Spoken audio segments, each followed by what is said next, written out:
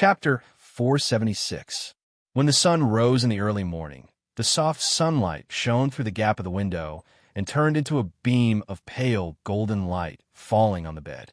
White Lotus was wrapped in the quilt, curled up into a ball, and slept. Her slender eyelashes flickered occasionally, and her face was slightly pale. She looked like a frightened kitten, slightly trembling in her dream. When the ray of sunlight finally moved to her eyes, perhaps it was because of the dazzling light, or perhaps it was because of the warmth, Bai Lian's body suddenly trembled. She cried out in surprise and sat up abruptly. She opened her eyes wide and looked forward. What came into view was the familiar furniture of the house, the white walls, the tables and chairs. White Lotus stared blankly for a while, and her originally rapid breathing gradually calmed down, as if she had broken free from that nightmare. She reached out her hand and gently touched her forehead.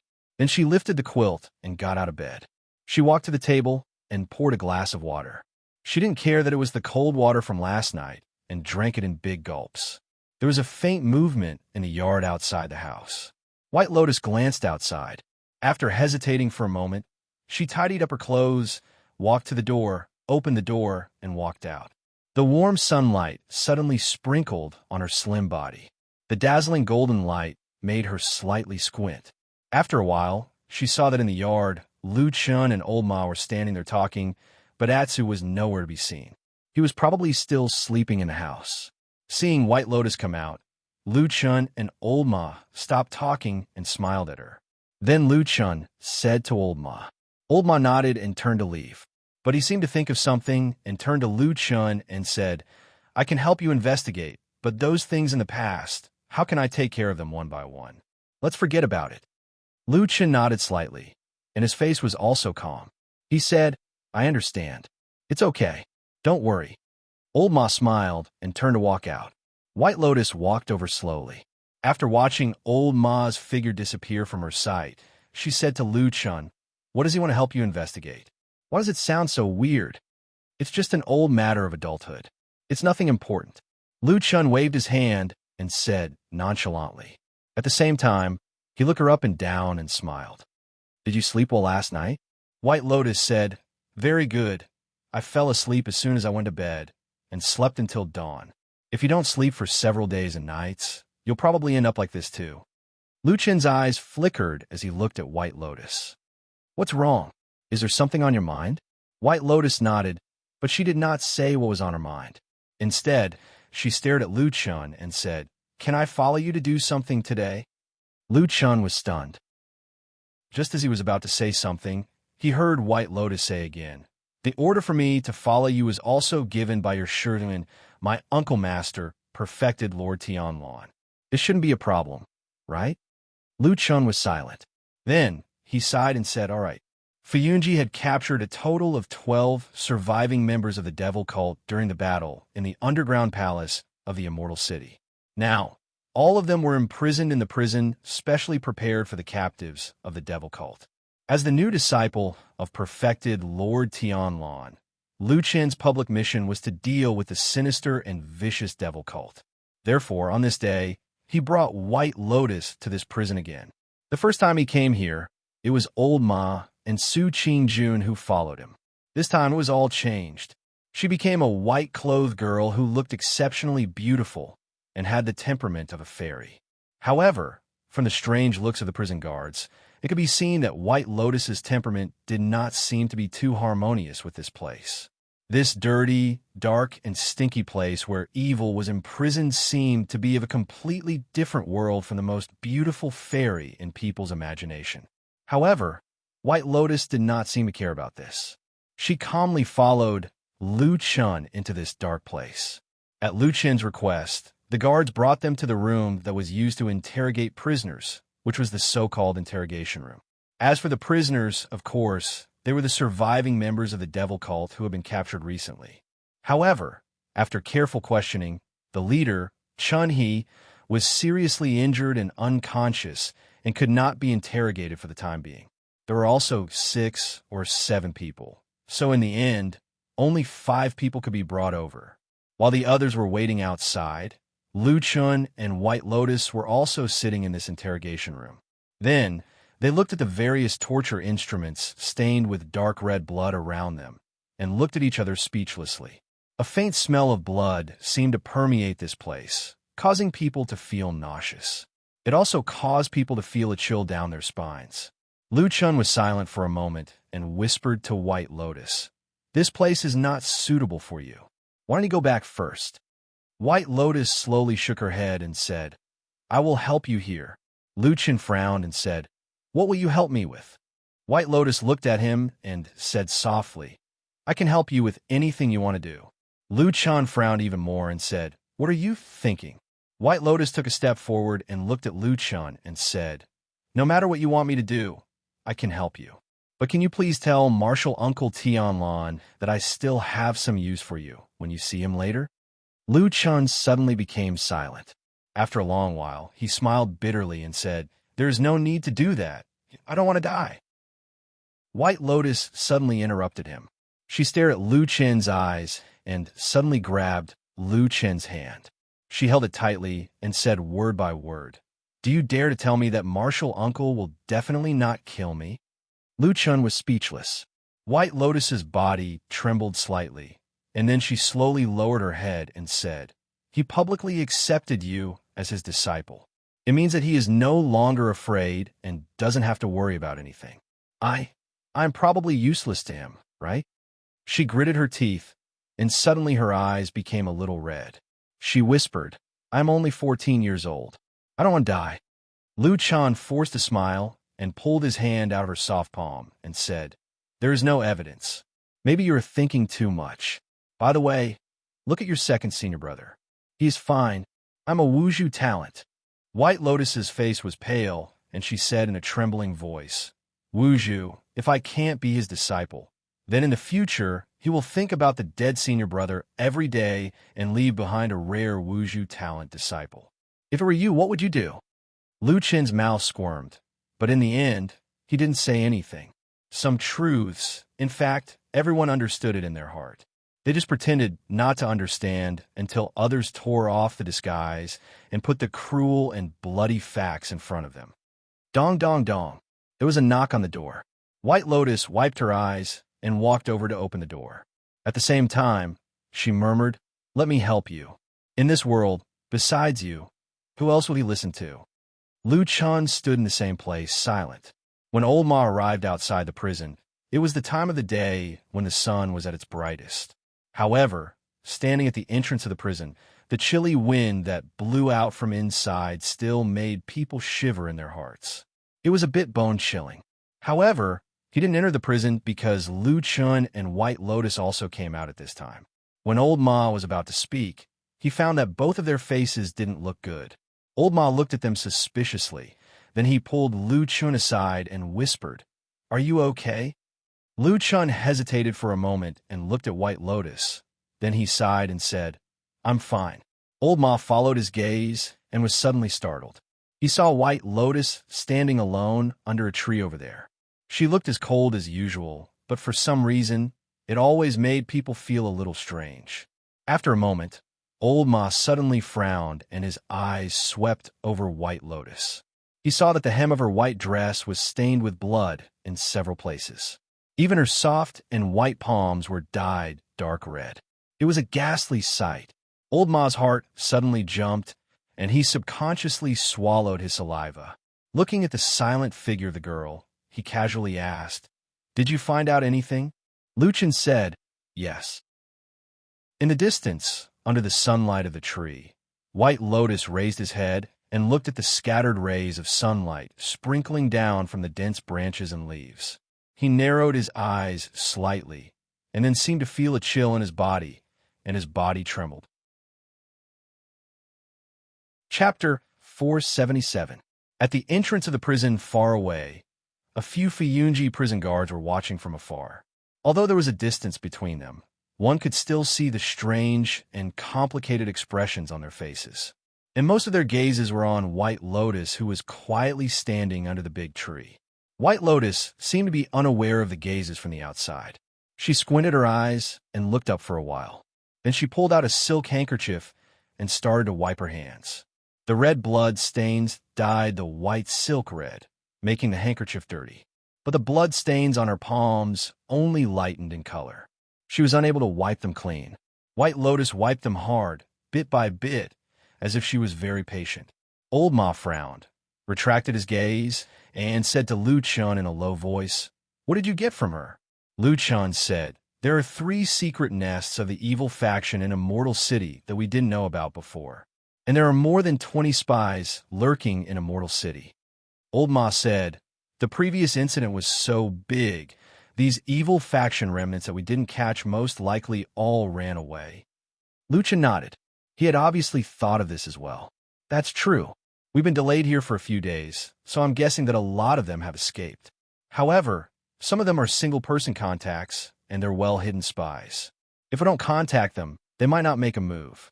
Old Ma nodded and said, "This is a good harvest. Usually it's hard to get information out of them." As he spoke, he turned his head to look under the big tree. After a moment of hesitation, he asked Lu Chun in a low voice, "How did she ask? Is her method very powerful?" On the word powerful, Old Ma intentionally or unintentionally emphasized it. Lu Chun also understood what he meant. He said in a deep voice, "Very powerful." Old Ma sucked in a breath of cold air. He looked surprised and said, "She is such a delicate little girl and grew up in an aristocratic family. How could she know this kind of method?" "Who knows?" Lu Chun shook his head and muttered. At the same time, the scene of him and Atsu meeting White Lotus for the first time on Kunlun Mountain suddenly appeared in his mind. At that time, in the deep forest, the wild beasts were covered in wounds and blood. It was a terrible sight to behold. Even now, when he recalled that scene, Lu Chun seemed to be able to smell a strong stench of blood. Old Ma saw that Lu Chun's expression was a little ugly, so he asked, "What's wrong?" Lu Chun was silent for a moment. Then he shook his head and said, nonchalantly, "I'm fine." Old Ma did not pursue the matter. He changed the topic and asked, "These are all trivial matters. What about Elder Gay? Did you find out the whereabouts of that person?" "No." Lu Chun said, "I did ask, but even in the evil faction, that old tortoise only contacted Chun-Hee. All the other evil faction, evil people, have never seen this person." Old Ma was taken aback. His face turned a little ugly and said, "This guy is very careful. These few years, the evil cult had been on the decline, and they were also being chased by the True Immortal Alliance and the Free Agency, these huge organizations. Therefore, it was not surprising that the only remaining elder ghost was exceptionally careful. However, as the highest-ranking elder in the entire evil cult, he was actually so cowardly that he only contacted one person. This still made one somewhat speechless. Then we can only interrogate Chun-Hee?" Old Ma asked. Lu Chun nodded and said, "Let's wait for him to wake up first." As he said this, he glanced at Old Ma and slightly raised his eyebrows. He said, "Didn't you say you were going to investigate that matter this morning? Did you find anything?" After hearing his words, Old Ma suddenly had a strange expression on his face. He first looked left and right, then pulled Lu Chun 2 steps to the side and whispered, "That woman's name, did you remember wrongly?" "Remember wrongly?" Lu Chun looked at him in astonishment. Then he frowned and thought carefully for a while. Finally, he firmly said to Old Ma, "Yes, it is the name Song Hui." Old Ma sighed and said, "There is no woman with this name in Zheng Xianmeng's name list." "No?" Lu Chen's expression changed. Old Ma nodded and replied with certainty, "I've looked through all the people with the surname Song, and there is no such name." Lu Chen fell silent for a while. It should be known that Zheng Xianmeng could almost be regarded as the most prosperous and powerful cultivator organization in history.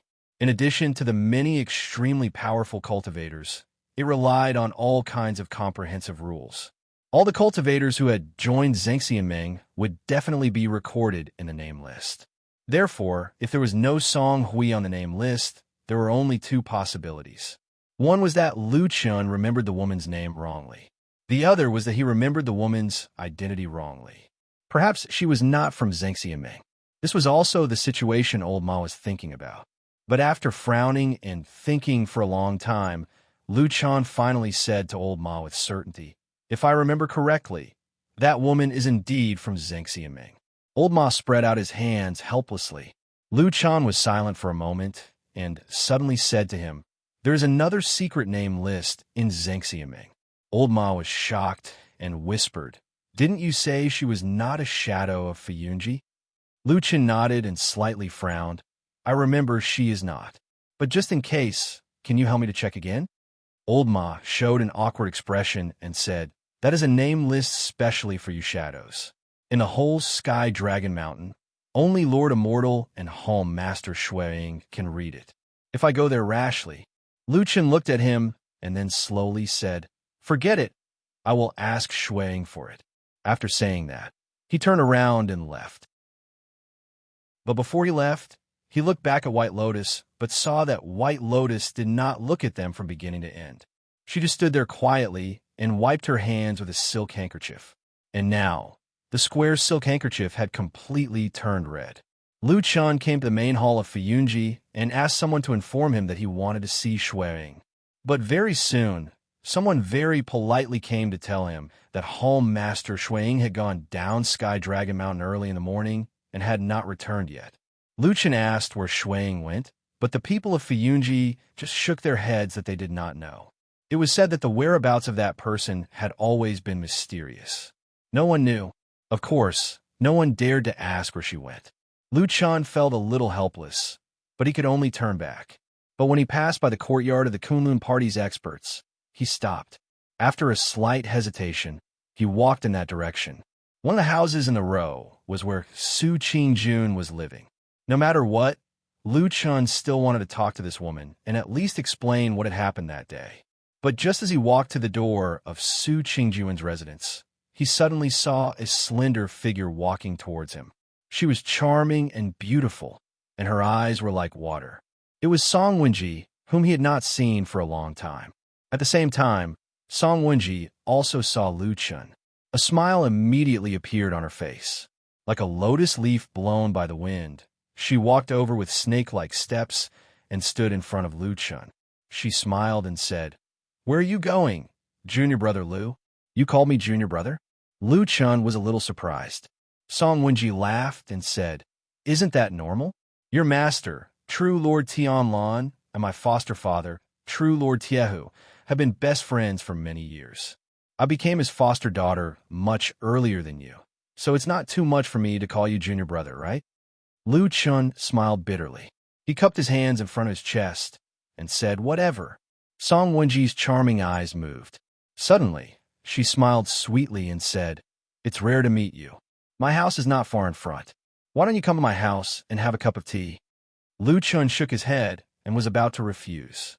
He said, "I'm sorry, Song Wenji covered her mouth and interrupted his words. She seemed to be in high spirits and in a good mood. She smiled and said, "I'll let you witness my tea ceremony skills. Oh yes, my tea is also good. Speaking of which, we are fated. It's your Kunlun Mountain's famous tea, Little Crane." Little Crane. Lu Chen's expression suddenly changed. After a while, he let out a long breath and said, "Then I'll have to trouble you." Song Wenji giggled like a coquettish spring flower blooming. For a moment, her beauty was unparalleled. It was as if her whole person had brightened up. She pointed her fair finger forward and said, "It's just in front. Follow me." Chapter 478. Just as Lu Chan and Song Wenji were about to leave, they suddenly heard a squeaking sound coming from the door not far away, and then it was pushed open. Then, Su Qingjun came out. There were 2 stone steps at the door. Su Qingjun was standing on the stone steps and was about to go down when she saw the figures of Lu Chan and Song Wenji standing together. There was a hint of surprise on her face. Her eyes lingered on Song Wenji's charming face and enchanting figure for a moment, and then fell on Lu Chan. Lu Chan didn't know why, but he suddenly felt a little embarrassed. He wanted to say something to Su Qingjun, but he didn't know what to say for a moment. He just smiled at her and nodded. Song Wenji, who was next to him, was also a smart and astute woman. At a glance, she could tell that the situation between the man and the woman seemed to be a little different. Her eyes flickered for a moment. Then she smiled at Lu Chan and said, "Senior Brother Lu, who is this?" Her words were spoken in an unusually gentle manner. Coupled with her watery eyes and gentle smile, she was truly charming but not obscene. She was a beautiful woman who could make anyone's eyes light up and feel tender affection for her. Lu Chun saw that Su Qingjuan's face quickly became cold and was speechless for a moment. After shaking his head slightly, he said, "Let me introduce you. This is Su Qingjun of the Kunlun Party. Qingjun, this is junior sister Song Wenji of the Heavenly Law Hall of Zhengxiaming. She is the adopted daughter of the Iron Pot Immortal. A while ago, she helped us track down the evil people in the Immortal City." He purposely emphasized the word help. It was obvious that Song Wenji's previous help was actually a hindrance. However, Song Wenji didn't seem to hear this at all. She smiled at Su Qingjun and said, "Shiji Su, this is the first time we meet. I don't know if you have time now. Why don't you go have tea with us?" "Tea?" Su Qingjun frowned and glanced at Lu Chun. Song Wenji laughed and said, "That's right. It wasn't easy for me to invite senior martial brother Lu to my place to drink tea. Moreover, the tea leaves are the famous little crane, tea produced by your Kunlun sect. Senior martial sister Su, you should come too." Su Qingjuan's face was indifferent. After looking at Lu Chun, she said with a trace of alienation, "Thank you, Miss Song, but I have something to do now. I will disturb you again when I have the chance in the future." With that, she turned to leave. But at this time, the two women suddenly heard a call from Lu Chun, and then they heard Lu Qingjun say, "Lu Chun Song Chun," to say I Lu Chun Lu Chun to say I you I to say I Chun Lu to Ching to say. There. I suddenly I Su to say I see Ching Su Chen's to say too. And let's wait for next time. I'm sorry. Song Wenji's smile froze for a moment. Then she looked at Lu Chun with a smile that was not a smile and said, "Senior brother Lu, you are really a busy man." Lu Chun laughed dryly and walked towards Su Qingjun while waving his hand at her. After that, he smiled apologetically and said, "I'm really sorry. I really do have something to do. I'll treat you to a good meal in Immortal City next time." Song Wenji looked at the two people walking away one after another. The surprise on her face did not disappear. Thinking about it, ever since she grew up, especially after she became the adopted daughter of Taihu deity, it had been a long time since someone dared to stand her up, and the excuse was not at all reliable. She glanced at Lu Chen's back, and after a while, she suddenly smiled. She didn't seem to be too angry, and only nodded thoughtfully. Then, her eyes fell on Su Qingjuan's back, and her eyes gradually brightened. "Why are you following me?" After walking for a distance and seeing that there was no one around, and only Lu Chun was walking beside her, Su Qingjun stopped and said to him with a slight frown. Lu Chun also stopped, and, after a moment of silence, said, "Qingjun, I have something to say to you." Su Qingjuan's face was a little gloomy and cold, but it was hard to tell whether she was happy or sad. She only said indifferently, "What are you talking to me about instead of drinking tea and chatting with Beauty Song? Besides, didn't you just say that you have an important prisoner to interrogate in Fuyunji prison?" Lu Chun said, "I was just brushing her off." Su Qingjun suddenly clenched her teeth, looking a little angry, and said coldly, "So you lied to her?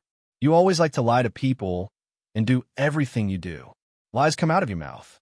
That's why you were able to deceive me on Kunlun Mountain and make me trust you so much." Lu Chun opened his mouth, as if he wanted to say something, but soon stopped. After a long while, he said with a bitter smile, "If you want to say it like that, it doesn't seem wrong. More than 10 years ago, I was a shadow lying in ambush in the evil sect, and I lived this kind of life of lying to people all day long." Saying this, he shook his head, and his expression suddenly seemed a little bleak. He sighed, "That kind of life is not easy." As a young boy, he had mingled with a group of vicious demons since he was young. He lived a precarious life, and no one knew when he would suddenly lose his life. How could such a life be easy? Just thinking about it made one's scalp tingle. Su Qingjun wasn't a stupid woman. She was very smart, so she quickly thought of Lu Chen's situation back then. This slightly moved her expression, and there was even a trace of pity in the depths of her eyes when she looked at Lu Chun. However, In the end, she was not a weak woman. After taking a deep breath, she shook her head and said in a low voice, I know it has not been easy for you, but today, the bitterness has finally come to an end. With that, she turned around and was about to walk forward again. Lu Chun took a step forward to stop her. Su Qingjun frowned. Is there anything else? Lu Chun gazed at her clear and bright eyes. Qingjun, it doesn't matter what you think of me, including that day in the prison. You feel that I was wrong for not saving that woman called Song Hui. That's up to you. But I only hope that you still remember there are many lunatics among those evil sect, evil people. In the future, when you meet with these people, you must be careful. You must not be soft-hearted. Otherwise, in the end, you will hurt yourself. Su Qingjun took a deep breath and looked at Lu Chun. Thank you for your reminder. I will remember it. But I don't understand. Don't you feel the slightest bit of remorse for that woman? Lu Chun fell silent. After a while, he said softly, To tell you the truth, I don't regret it. Su Qingjun glared at him angrily. Lu Chun heaved a sigh of relief and said, At that time, I was surrounded by demons of the devil cult. I couldn't save her. Even if I tried, I would have perished together with them. Moreover, I had another mission. Really, were you afraid? Su Qingjun said coldly. At that time, were you afraid of death? Lu Chun raised his head to look at Su Qingjun. He frowned slightly, and his expression sank. After a while, he said calmly, I don't think I'm afraid of death. If I was afraid of death, perhaps I wouldn't have stayed in the evil sect for so long and done so many things. Qingjun, you grew up in a peaceful family. You won't understand the situation of a shadow like me. If you were in that situation and saw me being captured and abused, then you would also, I will take action. Su Qingjun suddenly interrupted Lu Chun and said calmly, What? Lu Chun was stunned. I will save you, even if I have to die with you. Su Qingjun gazed deeply at him and walked forward without looking back. Chapter 479. A person's life is so long. There are bound to be crossroads. Sometimes you can choose, and sometimes you don't even have a chance to choose. When the moon was in the middle of the sky, the gentle moonlight shone on the quiet yard. Lu Chun and Old Ma sat opposite each other. Atsu was lying at Lu Chun's feet, and White Lotus was nowhere to be seen. She should have gone back to her room to sleep. After listening to Lu Chun's words, Old Ma didn't seem to care and said, I don't think so. When will we really have the chance to choose? Lu Chun picked up the wine pot and poured himself a glass of wine. He said, You see, I have two places to sleep. One is the magnificent and spacious Kunlun Temple on the mountain, and the other is this obscure place with you an eyesore. But I chose to live here. This is the choice we can make. You. Okay. Old Ma waved his hand and looked speechless. After a while, he suddenly asked, Don't you plan to talk to Su Qingjun? Lu Chun's hand that was holding the wine cup paused for a moment. Then he raised his head and drank it. He shook his head and said no. Old Ma asked, What? Everyone has different ideas. They can't be together. The corner of Lu Chun's mouth twitched. There seemed to be a bitter smile. Then he sighed and said, Like we said before, we have come to a crossroad. I chose this path, but she chose the other one. What else can we do? In addition, I killed her brother on the mountain in Kunlun a few years ago. If she is with me, she will not be accepted by her parents and the whole Su family. So let's forget it. Oma nodded. He didn't look too surprised. It seemed that he had expected this result. He said, This is also good. You two are not very suitable for each other. If you separate, everyone will be more relaxed. Lu Chun lowered his eyes slightly and slowly poured himself a cup of wine. After a while, he said in a low voice, Yeah, it's good to treat her this way. Anyway, all the women who were close to me are dead now. It was late at night, and the moonlight seemed to become a little cold. Old Ma yawned and stood up to go back to his room to sleep. Turning his head, he saw that Lu Chun was still sitting there in a daze. Old Ma patted him on the shoulder and said, What are you thinking? Go back to sleep. Lu Chun said, Nothing.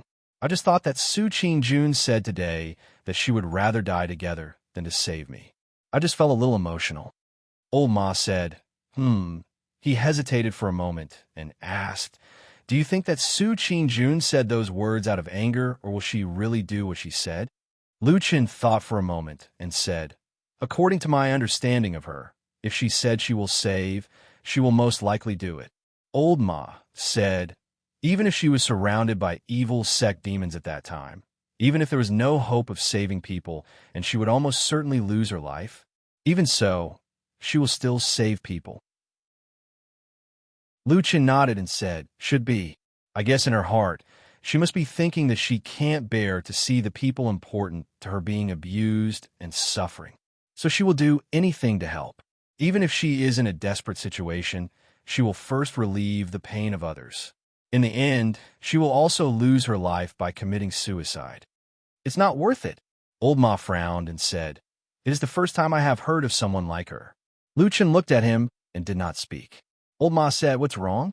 Could it be that after what Su Qingjun said to you, you also have some regrets about what happened that year?" Lu Qin was silent for a moment and said, "I have already told her during the day, even if I have to do it again, my choice will still not change. I will still hide in the evil sect without saying a word until the end." Old Ma smiled and was about to speak when he suddenly heard Lu Qin said, "But now I don't think that Su Qingjun is definitely wrong. Sometimes I will think, could it be that we have been shadows for too long? What we see, hear, and think are all the same. Everyone said to be calm, to be patient, to look at the overall situation, to do whatever it takes for the final success. Even if we have to sacrifice ourselves, it doesn't matter. Doesn't it matter if the person sacrificed is ourselves or others? Yes, until today, I still don't think I have done anything wrong, because the Battle of the Desolate Valley proved that my patience was worth it. But is Su Qingjun's way of thinking necessarily wrong? If I were the one being abused and suffered, would I look forward to having a friend like Su Qingjun? I don't know, Old Ma. I have never understood this matter." Old Ma was silent for a long time and said, "Forget it. Don't think too much. That Miss Su is after all not the same kind of person as us." Lu Qin nodded and said, "Yes, I also thought of this before I made up my mind. Qingjun is cold on the outside, but warm on the inside, kind-hearted, as if she has been standing in the light since she was a child. She is so different from me, a shadow."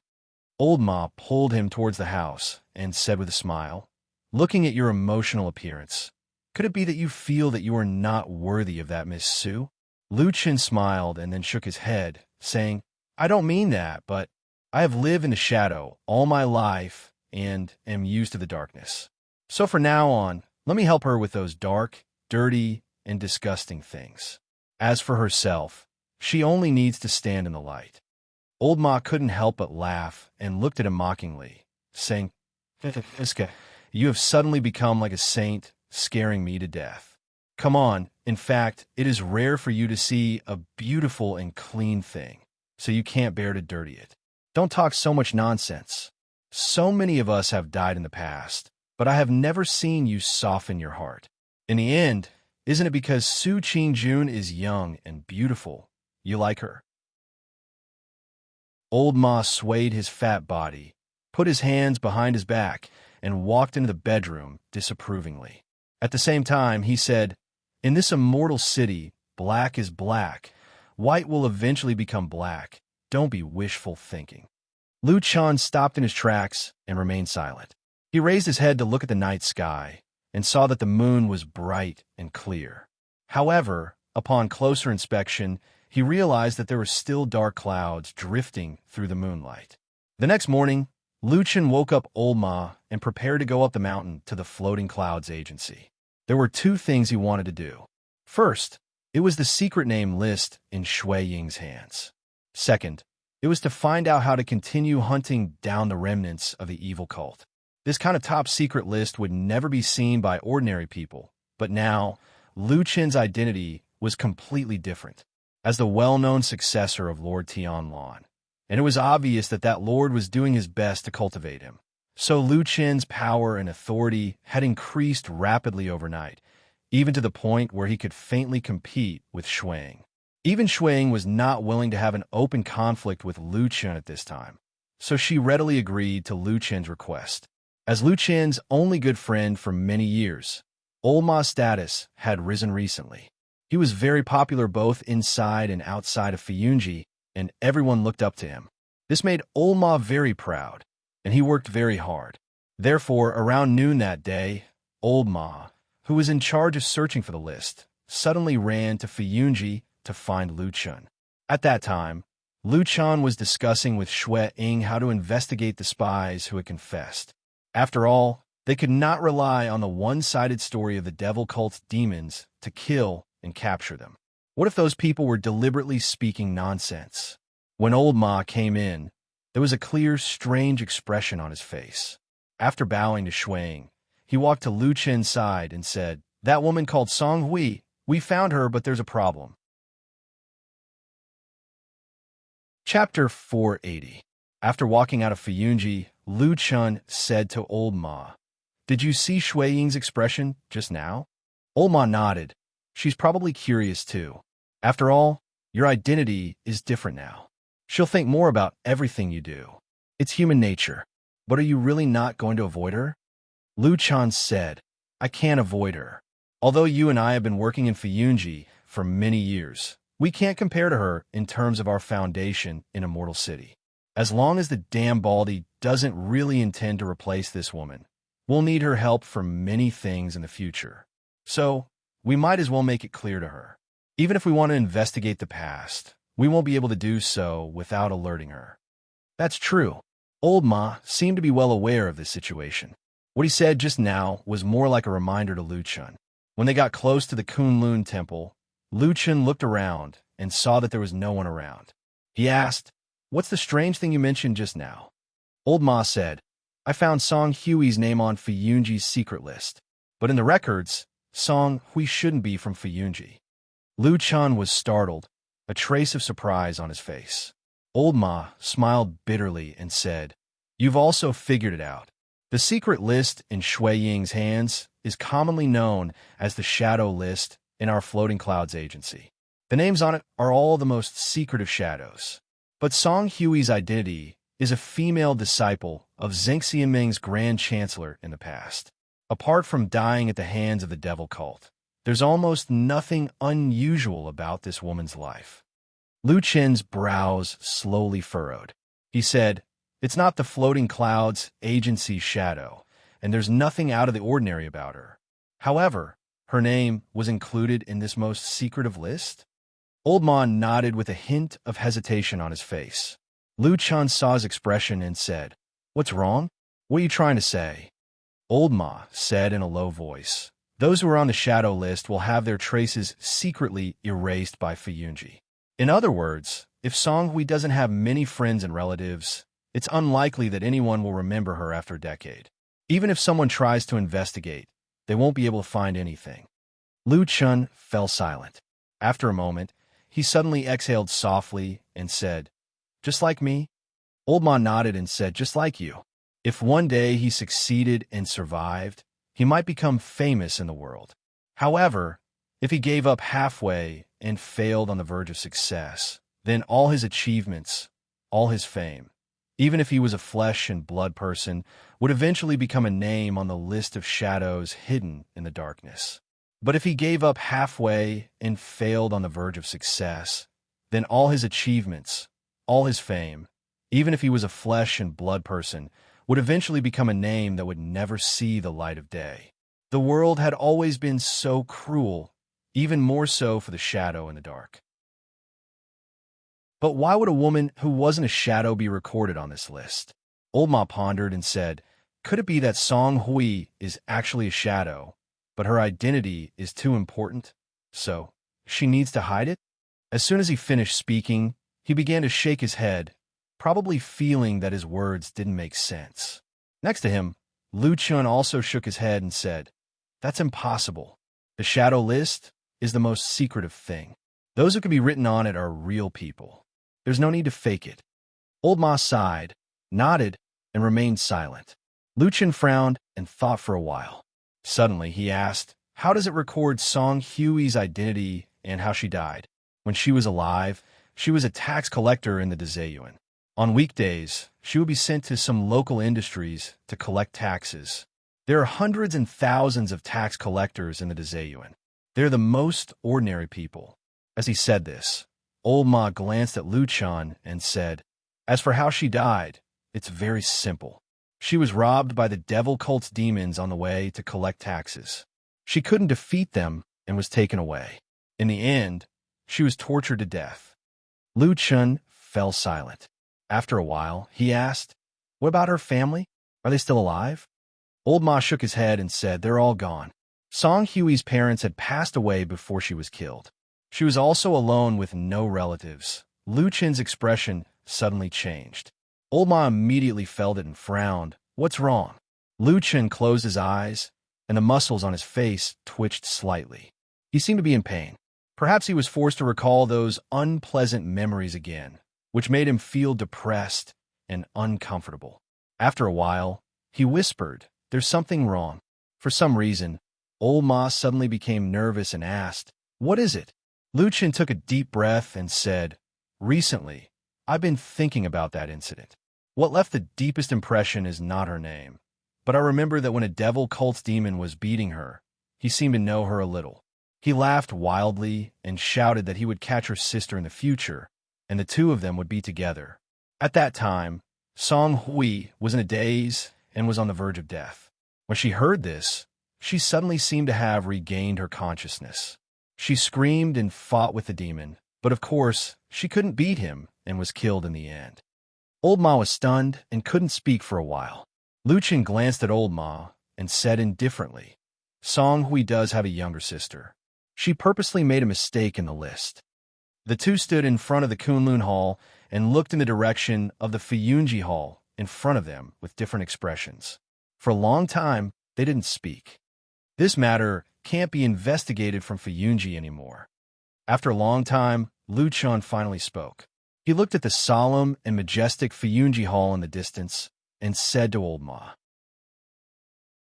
Old Ma stood beside him with a complicated expression.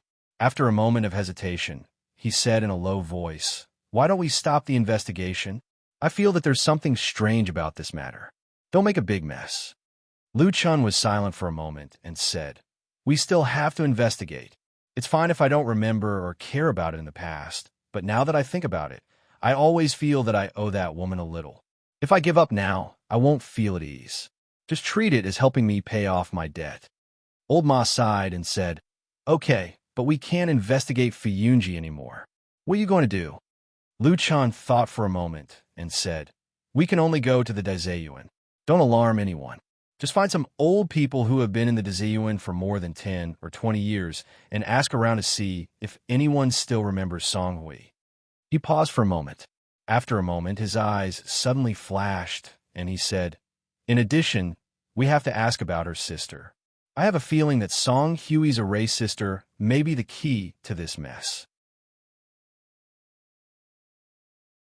Chapter 481. Everything was chaotic and noisy, but the general situation of the world was as calm as before. Even after the explosion in the Immortal City, the scene was fiery and the casualties were heavy. It made the evil cult, which had been on the decline for a long time, suddenly become the focus of attention again. But in fact, this did not change or help the evil cult's momentum and actual situation.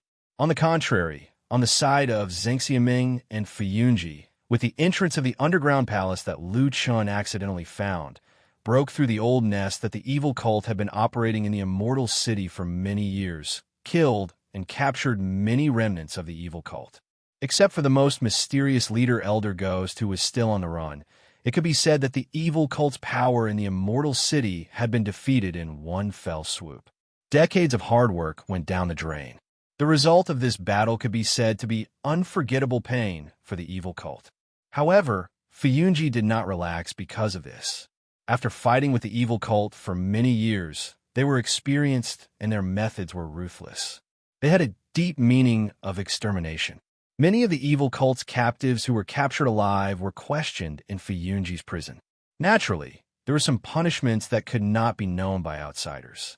In short, the result was that, after a few days of silence, Fuyunji once again launched a large-scale operation and carried out a thorough sweep of the remaining evil cult spies and hidden forces in the Immortal City. This was a swift, ferocious, and thorough sweep. During this period, there were even quite a few spies caught within the true Immortal Alliance. There were quite a few people who usually didn't reveal any flaws, but this time, they were exposed by the confessions of the captives. These spies were all over the halls of Zhengxiameng. Although the total number was not particularly large, there were only a dozen of them, but even so, it was enough to shock people. In this storm-like arrest process, naturally, there were people who cried injustice. Some people were filled with righteous indignation. Some people angrily rebuked, saying some heart-wrenching words, expressing their loyalty to their sex immortals. There were also some who accused Fuyunji of making a fuss, taking the opportunity to eliminate the strength of other immortals, and so on. In short, these words attracted quite a bit of criticism. Even though it couldn't be considered to be a raging storm, there were still undercurrents surging in the true Immortal Alliance. Many halls found the overbearing and domineering Floating Clouds office to be an eyesore. In the end, the storm subsided. It was said that the big shots at the top sat down and had a chat.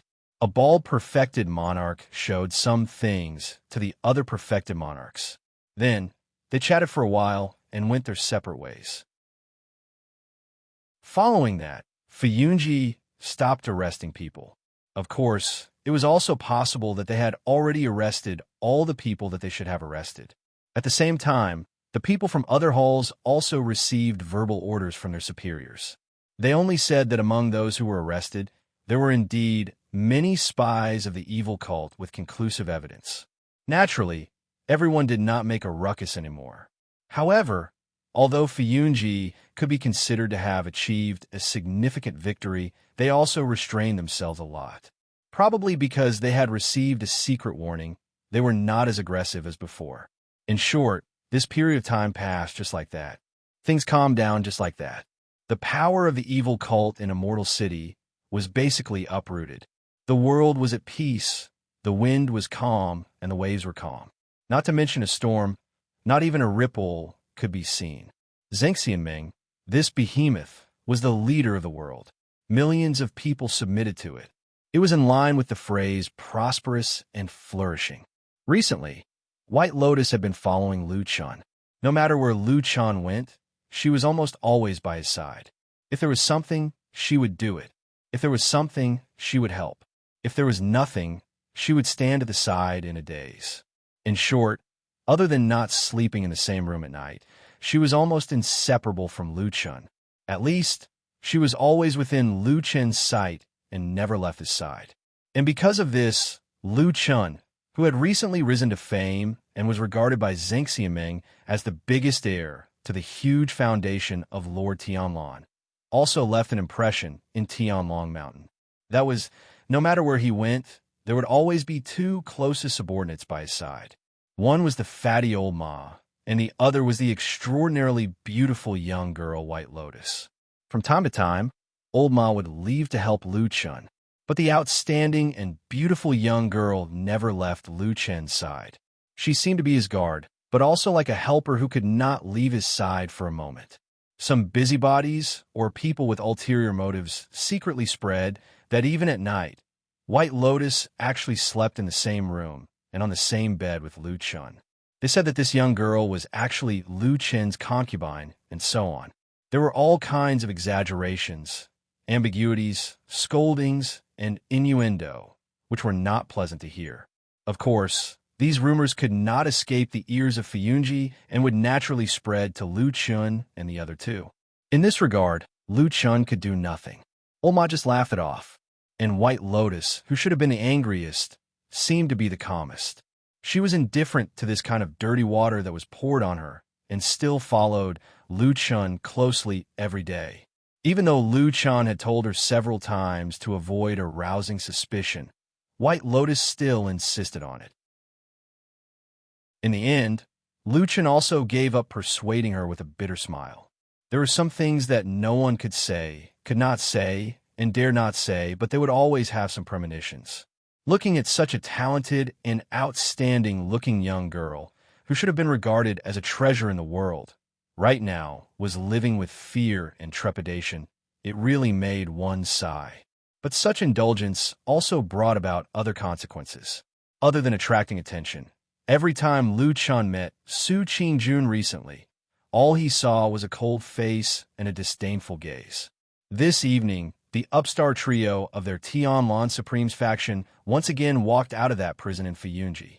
Perhaps it was because that kind of dirty and dark place always gave people a kind of gloomy mood. The expressions of the three of them did not look too good.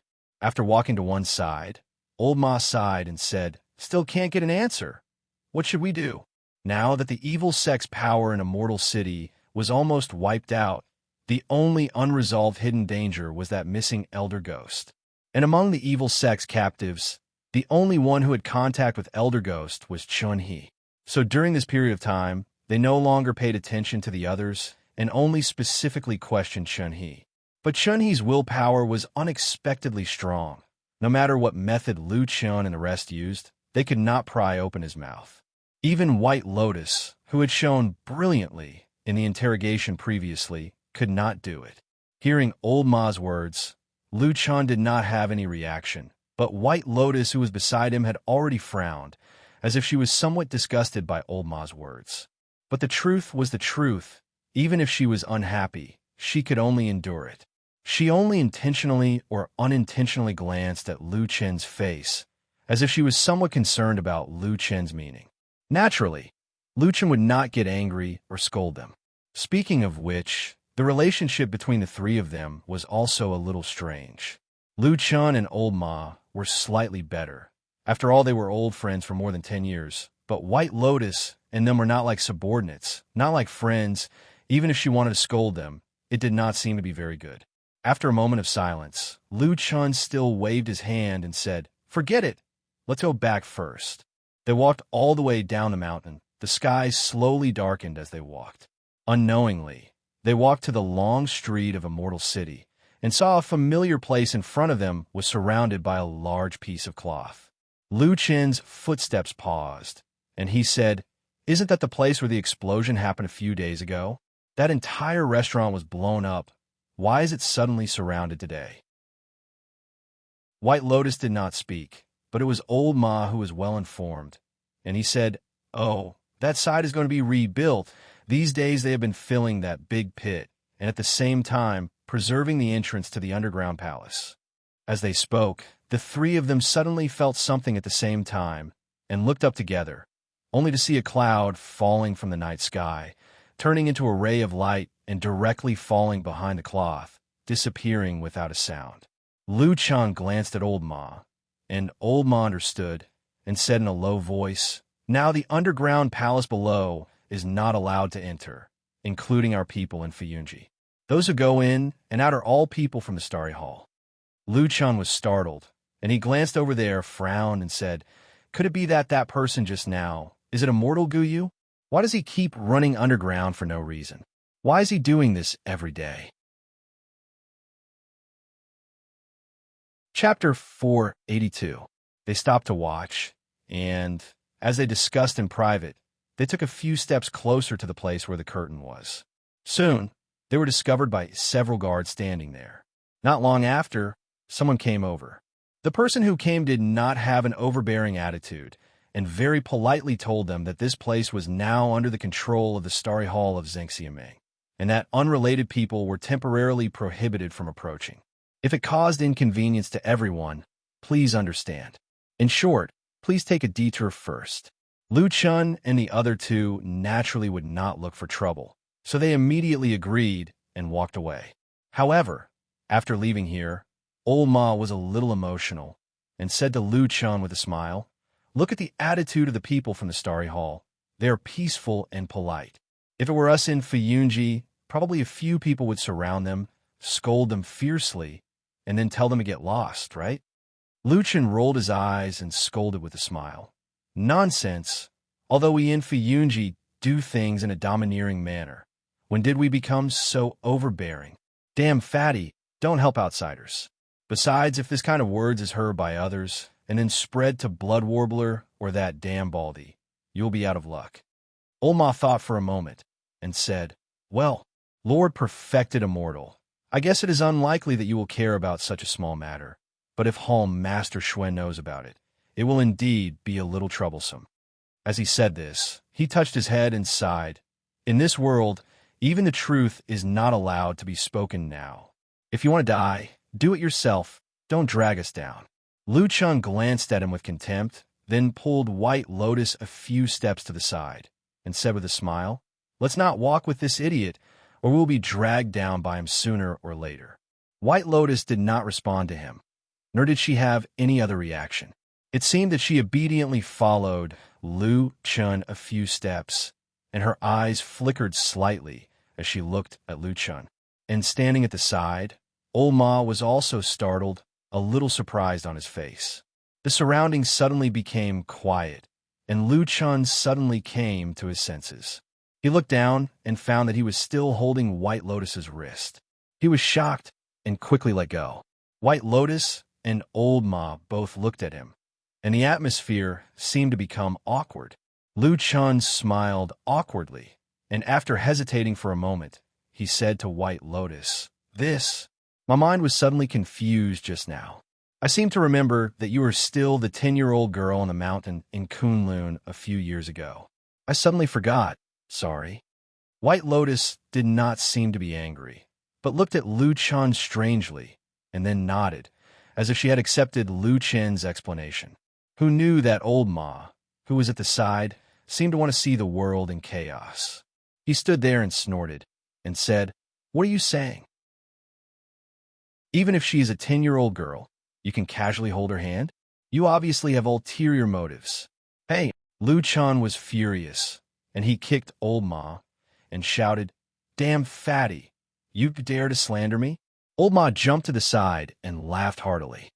"I'm just doing this because I can't bear to watch your evil deeds any longer.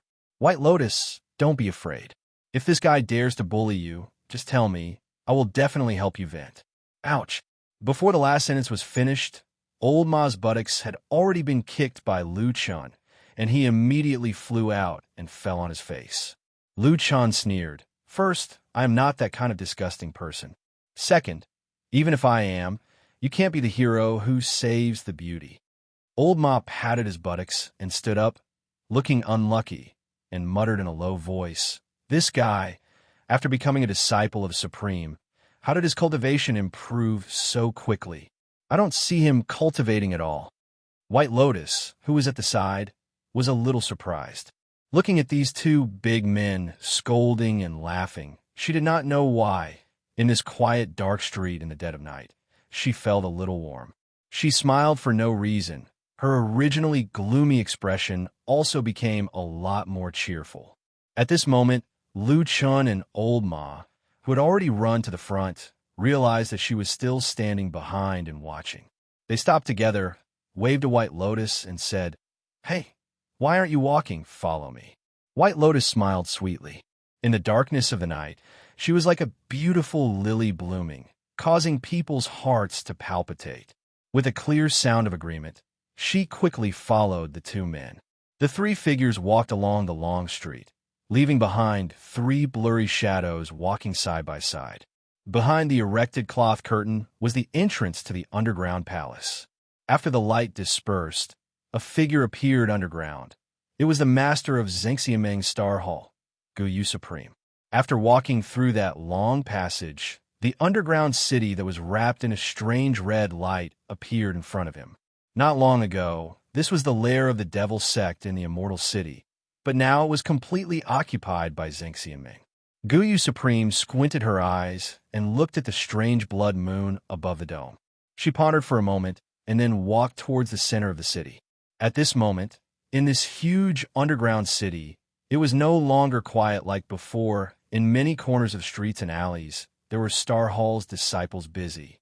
Looking from afar, they seemed to be arranging something in some specific places, but those people's positions looked messy, and for a moment, one could not tell what they were doing. Guyu Supreme seemed to turn a blind eye to the many busy subordinates around him, walked along the largest and longest street. all the way to the strange half-body statue in the center of the underground city, and saw the bald true lord sitting cross-legged in the center of the entire city, slightly frowning as he looked up at the blood moon. The blood-red moonlight shone on his body, refracted from the top of his head like a transparent gem, looking a little strange and funny. Guyu Supreme walked over and sat beside True Lord Tianlan. True Lord Tianlan turned his head to look at him, then said lightly, "Why do you look so bad?"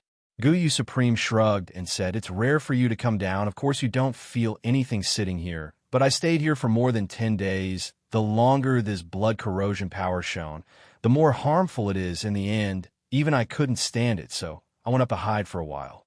True Lord Tianlan frowned, then turned to look at the other Star Hall's disciples in the city.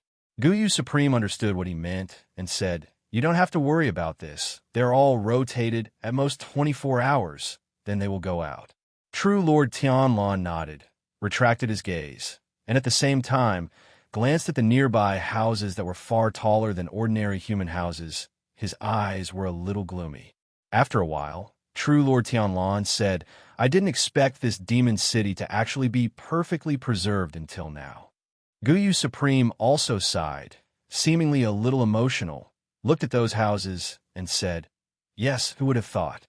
But it doesn't matter, they are just some empty houses, as long as the demons who lived here back then don't come back." "Come back."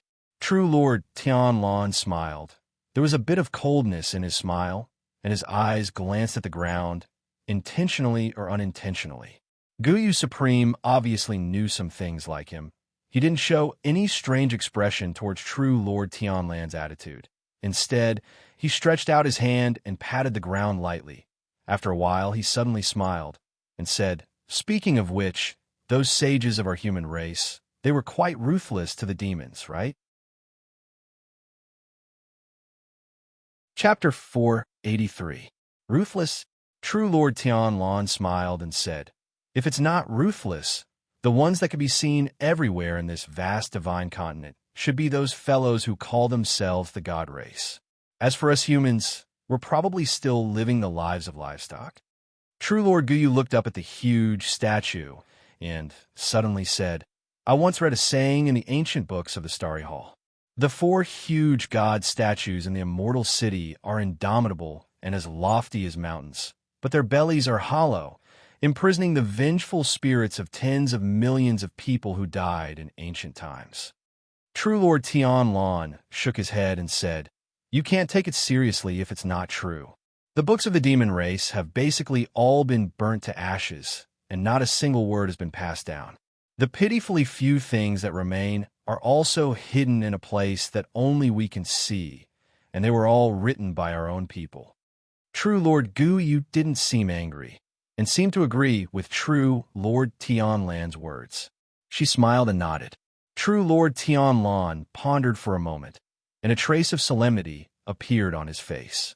He asked True Lord Guyu, "Now that the blood moon has appeared and the ethereal palace is shaken, although there are still restrictions down there won't be any accidents, right?" True Lord Guyu frowned slightly, and seriously pondered for a moment, as if going through all the possibilities she knew. Then, she also very seriously said to True Lord Tianlan, "No, as long as the restrictions at the exit of the ethereal palace don't move, there will definitely be no accidents. Moreover, the sages of the past also have a backup plan. Even if the formation at the exit of the ethereal palace is shaken, there's another more powerful restriction that can suppress all the demons and monsters." True Lord Tianlan raised his brows and said, "There's actually such a thing, and I actually didn't know about it." True Lord Guyu smiled and said, "It's been too long, and most people have forgotten about these things. Only my Starry Hall has passed down this restriction method since ancient times. It can be considered as a mission passed down by the ancestors, and I have always kept it in my heart, not daring to forget it." True Lord Tianlan's face revealed an extremely rare expression of respect. He tidied his clothes and slightly nodded towards True Lord Guyu, as if it was a respectful greeting. The usually easygoing Guyu, True Monarch, did not avoid it this time. She accepted the True Monarch's bow and said softly, "On behalf of the ancestors and sages, I accept your bow. Perfected Lord Tianla nodded. What's the second restriction formation? Can you tell me about it? True monarch Guyu said, I naturally trust you. I won't hide it from you, but the biggest backup plan is actually our human race's ancestor, the sage, relying on this Xiangshan immortal city, and using the 4 divine beast statues built by the demon race as the formation core, he set up an unprecedented huge formation. Normally, this formation is concealed and can't be seen, but it can suppress the earth veins and gather spiritual energy. That's why our immortal city is known as the #1 spiritual mountain in the world. Perfected Lord Tianlan took a deep breath of air and said emotionally, so that's the reason behind it. After a pause, he said in a low voice, but as far as I know, this outer formation has probably never really been used after it was completed, right? Perfected Lord Guyu smiled. This formation was originally meant to suppress the ethereal palace just in case, but all the unusual movements of the ethereal palace previously could not even shake the first restriction beneath our feet. So why would it need to be used? Perfected Lord Tianlan also smiled. After a while, he raised his head and looked at the source of the red moonlight above his head. He seemed to be deep in thought, then casually asked Perfected Lord Guyu, even when the blood moon is in the sky and the bloodlight is at its brightest, is it still fine? You must know that at that time, the magic power and cultivation of us human cultivators are all suppressed. It's considered the weakest time. Of course it's fine. Perfected Lord Guyu said without hesitation, I don't know how many times I've seen that formation. Its power is unimaginable. Suppressing the demon race is nothing difficult. Perfected Lord Tianlan clapped his hands and laughed heartily. His smile was carefree, as if he was finally relieved. Some time ago, in the Immortal City, Zheng Xianming and Fiyunji's attack against a demonic sect could be said to have shaken the entire city, especially the seizure of the demonic sect's underground lair. It could be considered as the greatest victory since the Battle of the Desolate Valley more than 10 years ago. After that, Fiyunji pursued after the victory, using the captured captives to interrogate the remaining members of the demonic sect. They carried out another round of arrests and wiped out the demons of the demonic sect that were entrenched in the dark corners of the Immortal City. The world was bright, the righteous path was prosperous. The reputation of Fiyunji reached its peak in history at this time of the year. Probably the only thing that's not perfect is that we didn't catch that elder ghost. Walking on Tianlong Mountain, Old Ma said to Lu Chun and White Lotus with some emotion, if we really caught that old tortoise, we might really be able to completely uproot the demonic sect. Then we can be considered to have completed the great cause that many generations of heroes have not been able to do. It's enough to leave our names in history. Lu Chun smiled. White Lotus, who was beside him, took a look at him and said with some surprise, You actually still want to leave your name in history? Hey. Old Ma rolled his eyes and said seriously, What's with that expression of yours? What do you mean I still want to leave my name in history? Let me tell you too, as long as it's a human, they all have the heart of fame and wealth. It's just a matter of how big or small it is. No matter what, I'm also an old man who has been fighting with the demonic sect for decades. If I really defeat these evildoers, it's not too much for me to ask for a name in the future generation, right? Lu Chun smiled and did not speak, and White Lotus for the past few days, for some reason, her mood suddenly improved a lot. Although she was still cold to outsiders, but towards Lu Chun and Old Ma, she was much closer. Hearing that, she smiled and said, But in the world of righteous path, who knows how many people are fighting with the demonic sect? Why do you say that others only remember you? Old Ma was speechless for a moment. After a long silence, he revealed a bitter expression and said, Then what can we do? There are indeed countless righteous people in this world. We don't have any benefits. Don't tell me we can't even have a name. White Lotus glanced at the person next to her, then pointed to Lu Chun and said, No, in the future he will be immortalized.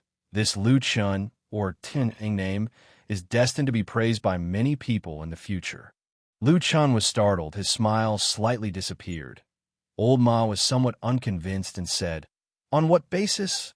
White Lotus shrugged and said, on the basis that he is the disciple of Hua Shun Jinjuan, on the basis that his natural position is higher than yours, on the basis that he now ascends to the sky in one step and holds great power, in the future everyone may say that the reason why we can defeat the demonic sect is all because of Tianlan Jinjuan and Lu Chen master and disciple pair of diligent efforts, risking their lives to achieve it. Old Ma was speechless. After a long while he murmured, this difference is too big, just because his reputation is greater than mine. Isn't it enough that his reputation is greater than yours? White Lotus sneered and said, you are the same as me, just an ordinary person among the masses, always just a shadow following behind him. You have nothing, no identity, no status, no achievements, or, even if you have achievements no one knows, then on what basis do you still have delusions of wanting to be immortalized? Enough! A shout came from the mouth of Lu Chun, his face a little dark, looking at White Lotus with a frown, and said, we were just having a good conversation. Why did we suddenly talk about this irrelevant topic? As long as we don't find that elder gay, the demonic sect will always be in danger of resurrection. How can we have so many thoughts of being immortalized? Let's quickly go ask that Chun-He again. With that said, he strode towards the prison that had already appeared in front of them. Behind him, Old Ma sighed, waved to White Lotus, and then followed. White Lotus pursed her lips, her eyes fell on the back of Lu Chun. After a moment, she snorted and slowly walked over, at the same time muttering in a low voice, it's just a guilty conscience. I don't believe you can catch that old turtle. If you really catch him, how many people in Fuyunji will? Chapter 484. Out of the three of them, only Lu Chun and White Lotus entered Fuyunji's prison. As for Old Ma, for the past few days, he followed them to this place to casually stroll around, and then left by himself. As for where he was going, he never told Lu Chun and White Lotus, and Lu Chun also did not ask him, as if he already knew. Currently, the number of evil sect demon captives imprisoned in this prison was already quite a lot, but to Lu Chun and White Lotus, most of them basically had no value to interrogate. The only thing they were interested in was the news of that missing ghost elder. And the only person who could provide a statement here was only one person, that was Chun-He. Chun-He's days were very miserable, and also very bitter. The Fuyun Sea and the devil cult had been fighting for so many years, so naturally, they also had many sinister and ruthless methods in the dark. And the fairy-like young lady from a few days ago was also a formidable character. She was so young and incomparably savage, torturing him until he hovered between life and death. Just that for some reason, he still did not speak and kept silent. However, in the past few days, he also noticed that those who came to interrogate him were usually those 2 or 3 people. The strange thing was the one who used his mouth to interrogate him was always that little girl, and the other man always stood at the side without saying a word, from the beginning to the end, looking at him but never said a word. Who was that person? He was tortured until he was a little delirious. Sometimes his mind was blank. Sometimes he felt that the man seemed somewhat familiar, but sometimes he also felt that he was very strange. Chun-He had already lost all hope towards his own fate. He even started to become numb from the day after day of torture, woodenly waiting for the arrival of the day of death and pain. Just that today, he was like a dog being dragged out of the prison by those fiendish prison guards. He thought it would be another day of unbearable pain, but very quickly, he discovered that today seemed to be somewhat different. The path he took today was different from usual. That disgusting and frightening interrogation room appeared in his sight as usual. But those guards still dragged Chun-He, who was already riddled with scars, still wearing heavy shackles and could not even walk on his own, and continued to walk forward. After walking past the interrogation room, they walked forward for a while and came to another room. They opened the door and then threw Chun-He in. Pump! Chun-He fell heavily on the ground. Those Fuyunji guards never had any sympathy for these evil sect demons, and then with another muffled sound, they closed the door. The room seemed to be very quiet and did not seem to have the usual blood stench and stench of this prison. Chun-He panted heavily, gritting his teeth as he struggled to prop his body up and looked around.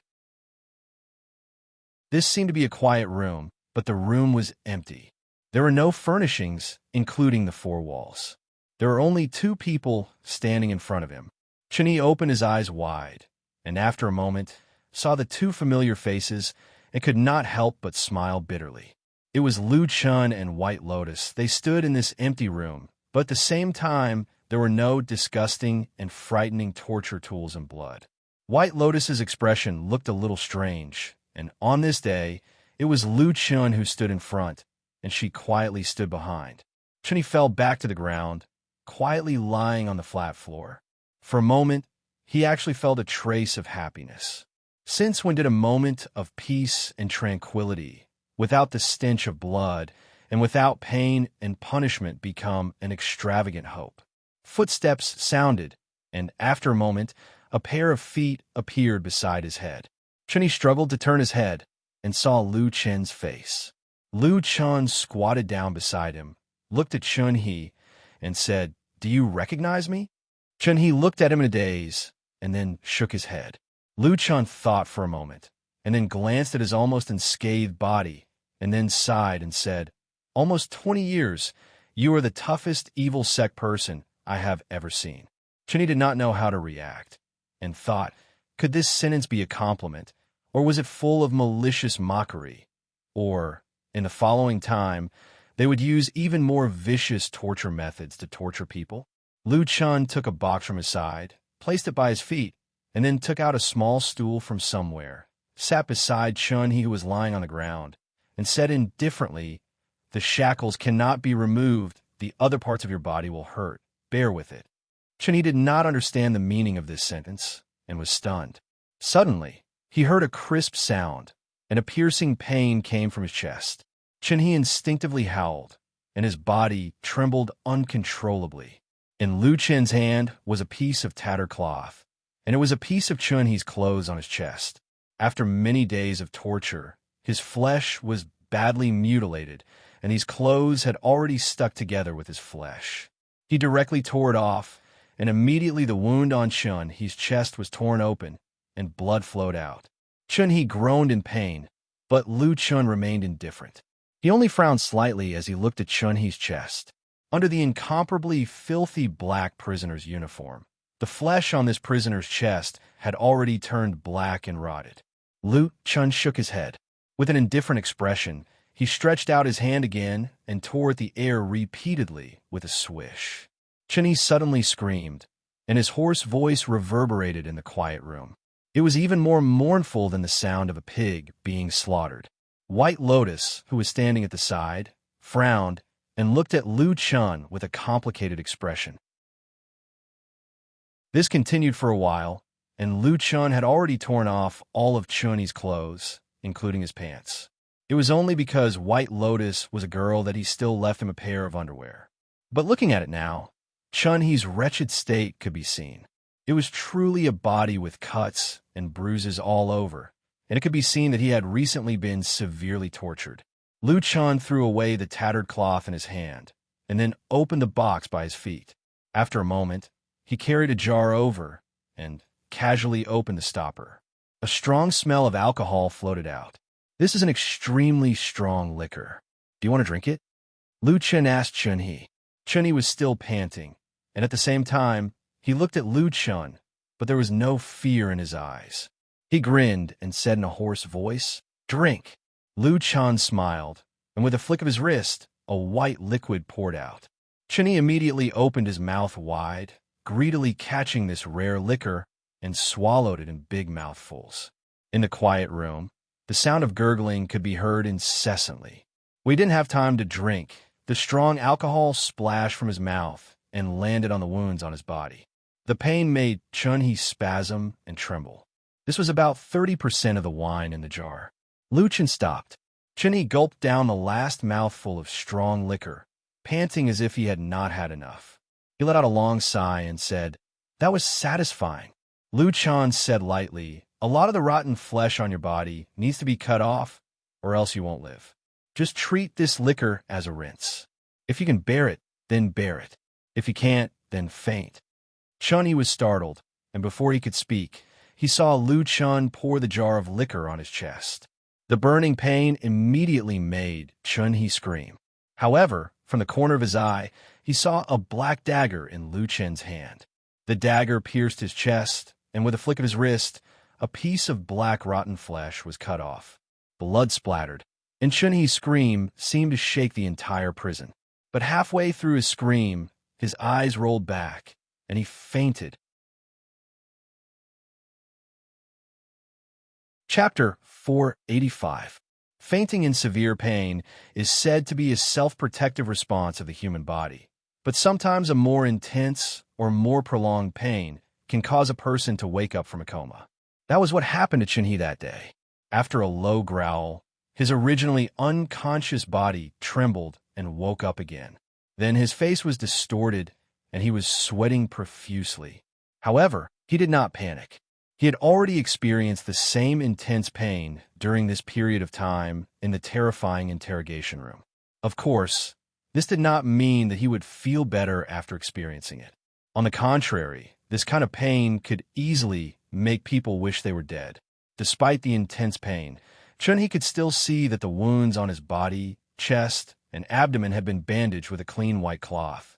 At the same time, the wounds under the white cloth were still painful, but they were much less painful. There was even a cool feeling coming from the wounds. This was clearly a sign that healing medicine had been applied on the wounds.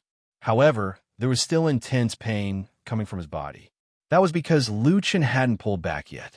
He was still holding on to Chun-Hee's right arm, calmly treating the wound. Chun-Hee endured the pain and looked at him. He found that Lu Chen's treatment method was abnormally rough and direct. He first checked the skin wounds, and if there was any rotten and smelly flesh, he would directly cut it with a black dagger. If the injury was slightly lighter, such as the skin being torn open, he would directly pour liquor on it and rinse it. These two methods were enough to make people wish they were dead. Even a tough person like Chun, he could not stop screaming and gasping for breath. His head was covered in cold sweat, and his body was trembling. Not long after, Lu Chen finished treating the wounds on his right arm. Then he took out some ointment from a box beside him and applied it to the wound. Then he took out a clean white cloth and bandaged it. Soon, the terrifying pain subsided a lot, and a cool feeling came from the wound. "What?" Chun-Hee looked at Lu Chen and asked in a low voice, as if he had finally managed to take a breather from the effective but excruciating healing. Lu Chen looked at him, then walked to the other side of his body with the tools in his hand and sat down. He picked up Chun-Hee's left arm and examined it. At the same time, he said faintly, "You are a person who is useful to me, but if you continue to be tortured like this, even if you don't die, you will go crazy." Chun-Hee was silent. Everyone's body and will had a limit. Once the last line was crossed, people would die, or if they were pushed too far, they would go crazy. Chun-Hee was very determined to keep the secret, but he really felt that he could not hold on any longer. No one could continue to endure such intense pain for a long time. Hiss! Suddenly, Chun-Hee let out a low groan and sucked in a breath of cold air. It was Lu Chen who had sliced off a piece of rotten flesh from his arm. Fresh blood gushed out. Chun-Hee's face was as white as paper, and he almost fainted again. He clenched his teeth and looked at Lu Chen calmly, treating the wound. Suddenly, a few words came out from between his teeth. "Thank you." Lu Chen looked up at him and said, "What are you thanking me for? Maybe I will make you suffer even more in the future." Chun-Hee sneered, panting as he leaned his head on the ground and said, "Just come." Lu Chen smiled. Seeing that the wound was almost treated, he took out the medicine and started to apply it. After a while, Chun-Hee suddenly asked, "Should I know you?" This time, Lu Chen did not raise his head. He calmly said, "More or less. I'm called Lu Chen. I used to stay in the evil faction. If you have stayed in the sect long enough and your position is high enough, you will probably know my other name." "What name?" Chun-Hee frowned and asked. "Black Wolf. Black Wolf." Chun-Hee repeated the name twice. Suddenly, his face changed. Then, the way he looked at Lu Chen was completely different. He stared at Lu Chen and said in a hoarse voice, "It's that barren valley. Yes, I did it." Lu Chen said cleanly. "Ah." Chun-Hee let out a beast-like roar. Suddenly, his body rose up, as if he was about to burst out with unimaginable power and pounce towards Lu Chun. But before he could raise his arm that was wrapped in white cloth, Lu Chun's palm had already slapped him on the cheek. Pa! A crisp and heavy slap directly slapped Chun He to the ground. A line of blood flowed from the corner of his mouth. His whole body was pressed against the ground, gasping for breath. However, the pain did not end. Without waiting for him to take another breath, suddenly, a heart-wrenching pain came from his thigh, causing Chun He to scream miserably, as if he had used all his strength to shout. White Lotus, who was standing at the side, frowned. She watched as Lu Chun stepped on the wound on Chun He's thigh with a deadpan expression. At the same time, he kept twisting and rubbing, causing Chun He's whole body to tremble. He looked like a mad dog. She then looked at the bandaged wounds on Chun He's upper body, and then looked at Lu Chen's completely different behavior from before. She couldn't help but think, is this guy a lunatic in his heart? After Chun He screamed for a while, Lu Chun moved his foot away from his wound and then squatted down in front of him. Looking at Chun He's face covered in cold sweat, his distorted and trembling face, he said calmly, "Do you know your situation now?" Chun He gasped, then looked up at him, nodded, and even gritted his teeth and smiled. Although the smile was uglier than crying, he said, "I understand." Lu Chun stared at him for a moment, then nodded and said, "You are a smart person." Lu Chun turned around and acted as if nothing had happened. As if nothing had happened, he began to help Chun He treat the wounds on his legs. But after being trampled by his vicious foot, the wound on Chun He's thigh was at least half as serious, causing Chun He to suffer a lot more. In the process of treating him, Lu Chun suddenly said, "Recently, when I watched you being tortured, I often thought of one thing. If I had exposed my identity in the devil cult, I would probably have suffered the same fate as you. At that time, would I be able to endure the pain like you?"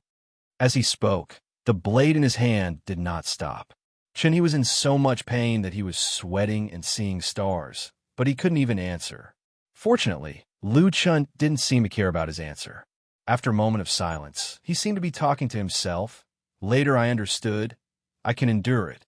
Although he was in extreme pain, Chun He still glanced at him with some contempt, probably because he didn't believe Lu Chun's words. Lu Chun didn't explain anything to him. He just calmly did his own thing, and then said calmly, "So, I asked myself, why do I feel that I can endure it?"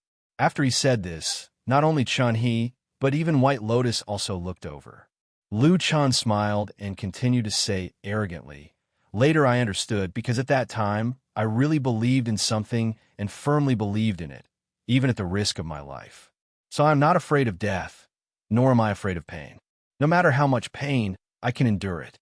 An ordinary person wouldn't be able to endure such intense pain. Those who are able to endure it and remain clear-headed must have some kind of belief in their hearts that supports them, making them unwavering. If they aren't even afraid of death, why would they be afraid of pain? Am I right?" Lu Chun looked at Chun He and said lightly, "So, I'm very curious. What exactly is in your heart that makes you so stubbornly endure until now, and would rather die than betray Elder Gay? Is it that old tortoise who has done you a great favor? Or do you have something on you, like a relative being held hostage? Or you firmly believe in the legend of the devil cult, and think that the three realms will be unified sooner or later, and the devil cult will be the final home of the human race, right?" Lu Chun smiled and said to Chun He, "Which one is it? Can you tell me about it?" Chapter 486. Chun He did not say a single word to Lu Chun. In fact, after Lu Chun said those harsh words to him, although his face changed and his expression was complicated, he did not say a word. Even his eyes were closed, like a living dead lying on the ground motionless. No matter how Lu Chun tormented him, there was no reaction. However, Lu Chun didn't seem to be angry. He still used the original method to deal with the wounds on Chun He's body with the kind of rough method that made people's teeth hurt. After bandaging, after everything was done, he stood up, clapped his hands, and said, "Today you will stay here first. Don't go back to the prison. I will come again tomorrow. I hope you will tell me the truth then." After speaking, he He called out to White Lotus, and then the two of them left the quiet room. When the door was closed, White Lotus glanced at Chunyi, who was lying on the ground, found that the prisoner's body was mostly wrapped in white cloth, looking very comical. At this moment, he was still lying on the ground motionless, as if he was indifferent to any movement in the outside world, a little like he had isolated himself. "Why are you so polite to this evil sect demon?" After walking out of the Fiyunji prison, White Lotus couldn't help but ask Lu Chun. Lu Chun looked at her strangely, said, "Do you have enmity with the evil sect? You look like you can't wait to torture them to death." White Lotus shook her head, said, "There is no enmity, even what I did a few days ago." She shook her head. Her face was a little sad, but she did not continue, only said, "But don't the whole world think that they are crazy demons who stir up trouble? Why do you have to be so polite to them and even treat their injuries? Wouldn't it be better to directly torture them?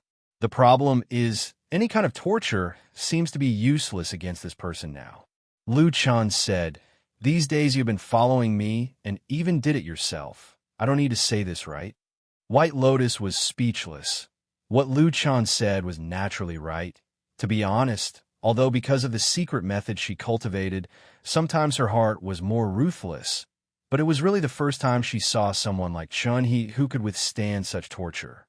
"If it was you, do you think you can survive this period of time?" Lu Chun asked her in return. White Lotus was silent. After a while she shook her head, said in a low voice, "No." Lu Chun nodded and said, "That's right. Since punishment is useless, let's try something else. Humans, no matter how tough and toughy gang is, the body will always like comfort. When it is comfortable, the spirit will be relaxed. We will wait until he relaxes. Maybe there will be a chance." White Lotus frowned, said, "Why so many twists and turns? Can it really work?" Lu Chun said with a smile, "Anyway, we can't ask now, right? Let's give it a try. At worst, I will let you beat him back to his original state later." White Lotus took a few steps forward, suddenly looked back at Lu Chun. A strange light flashed in her eyes. Lu Chun said, "What's wrong? Why are you looking at me like this?" White Lotus hesitated for a moment, but still shook her head and said, "Nothing." The two walked to the front of the Kunlun Hall. Lu Chun went over to ask and learned from the respectful guard at the door that Supreme Tianlan went out early in the morning and had not returned yet. Lu Chun walked back and said to White Lotus, "I have something to talk to Death Ray, my master. Now, I'm waiting for him here, but I don't know when he will come back. You don't have to accompany me here, or go home and rest first." White Lotus was obviously stunned for a moment, then said, "Oh," nodded to him, turned around and walked away. Lu Chun watched her walk away, then turned around to greet the guards at the door of the hall, and said with a smile, "I will wait in the hall." The guards all agreed with a smile. The identity of the person in front of them had now been announced to the world. He was the most favored disciple of Supreme Tianlan, and according to Supreme Tianlan's recent performance, there was a great possibility that this huge foundation would be handed over to him in the future. As the palace guards of a deity transformation stage perfected cultivator, it was natural for them to be highly skilled and loyal. With their status, they could be rude to most of the people in the alliance of true immortals, including some powerful nascent soul perfected cultivators. However, when it came to this young master, the guards were all smiles and hurriedly sent him in without the slightest intention of stopping him. However, when Lu Chun's one foot had just crossed the threshold, suddenly a call came from behind. He looked back and was startled for a moment. It was White Lotus who had returned and was standing on the stone steps of the Kunlun Hall. Lu Chun walked over a little puzzled and asked, "What's wrong? Is there anything else?" White Lotus's expression was complicated, and she said in a low voice, "I'm not tired, and I'm not in a hurry, and it's almost dark. I'll wait for you here, and when you're done, we can go back together." Lu Chun stared at her for a while, then nodded and said, "If that's the case, wait for me here for a while." "Okay," White Lotus replied, and then really sat down on the white stone steps. Lu Chun entered the main hall of Kunlun and looked around. He had come to this place many times, and every time he came, he felt that it was empty, especially this time when he was alone, there was a particularly cold and lonely feeling. That damn Baldy must have sat alone in this huge hall many times in the past. I wonder what his mood is like, and if he also feels a little lonely. Thinking of this, Lu Chun quickly shook his head and laughed, thinking, that damn Baldy is not a normal person. The thoughts and feelings that ordinary people have must not make sense to him. The tall lotus throne in the hall sat there conspicuously, and below it was a chair. Lu Chun went over and sat down casually, and then quietly waited. This wait went on for a long time, and he did not know where Supreme Tianlan had gone and did not come back. But the sky outside finally gradually darkened, and dark clouds gathered in the sky. Dusk was approaching, and there seemed to be a storm in the sky. Lu Chun did not seem to have any reaction to the change of the weather outside, and still quietly sat and waited. Finally, after the sky outside darkened, when the first thunder sounded, a tall figure appeared at the door and walked in. The guards at the door of the main hall seemed to have received an order, and one after another, they all retreated. After a while, the figure of Supreme Tianlan appeared in front of Lu Chun, looked at him with a trace of a smile, and very calmly said, "I heard that you have something to talk to me about?" "Yes." Lu Chun stood up and did not say too much nonsense, and very directly said, "It's about the matter of pursuing the evil sect Elder Ghost. Among all the evil sect demons that have been caught, only one called Chun he knows about Elder Ghost, but this person is very stubborn. Even punishment cannot make him yield, so I think—" Boom! A flash of lightning suddenly flashed. A sound of thunder exploded in the sky, suddenly interrupting Lu Chun's words, and then there was only the sound of water splashing, and it was raining heavily outside. In the darkness of the night, candles had not been lit in time in the main hall, and it seemed a little dark, and probably because Supreme Tianlan had given the order beforehand, so those servants did not come to light the fire. The master and disciple stood facing each other in the darkness. Lu Chun was just about to continue when he suddenly saw Supreme Tianlan suddenly raise his hand and stopped him, and at the same time turned his head to look at the main hall's entrance. Lu Chun followed his gaze, and his brows also slowly furrowed. Outside the empty main hall, amidst the sudden gale and bitter rain, there was a lonely and frail figure sitting on the stone steps when a flash of lightning occasionally illuminated the front of the hall. The figure curled up motionlessly, allowing the wind and rain to batter the figure, drenching his clothes and hair. He looked lonely and extremely pitiful. Supreme Tianlan turned around and looked at Lu Chun again. A trace of a bitter smile appeared on Lu Chun's face, and he sighed. Just when he was about to say something, he suddenly saw the cold expression on Supreme Tianlan's face, with some coldness, as he said, "This girl is pretending to be crazy, deliberately sitting there in the rain and wind, pretending to be pitiful for you to see, nothing more than to make you soft-hearted and protect yourself. At such a young age, her heart is detestable. She deserves to die." Boom! Another clap of thunder sounded in the sky. Lu Chun's expression was indifferent. Only his pair of eyes violently contracted. Chapter 487. Lightning tore through the dark sky and split the night sky in half like a huge lightsaber in the storm. It also illuminated the dark world at that moment. Lu Chun raised his head and looked at the person in front of him. Perfected Lord Tianlan stood in the dark hall. He was tall and burly and had a cold and angry expression on his face. He looked like a glaring Vajra and a demonic god, instilling fear in people. For so many years, he had always been high and mighty like a god, looking down on all living beings and holding the lives and hopes of countless people in his hands. His eyes were as deep as the ocean, and his gaze fluctuated like turbulent waves. He was also staring at Lu Chun. In this magnificent hall, there was a short period of time when it suddenly became quiet and no one spoke. The figure on the stone steps outside the hall was still sitting in the wind and rain, enduring the harsh wind and rain. "Is there need to do this?" "She's just a child," Lu Chun said in a low voice. Perfected Lord Tianlan looked at him and said, "You were also a child when you entered the devil cult. What did you do later?" Lu Chen's expression changed, and he said, "She's still young and can't be compared to me. Back then, I was taught by you. She won't be so ruthless. Who was the one who repeatedly tortured the captive of the devil cult these few days?" Perfected Lord Tianlan interrupted him and said with some mockery, "That method is much stronger than when you were at this age, right? She hates me and you."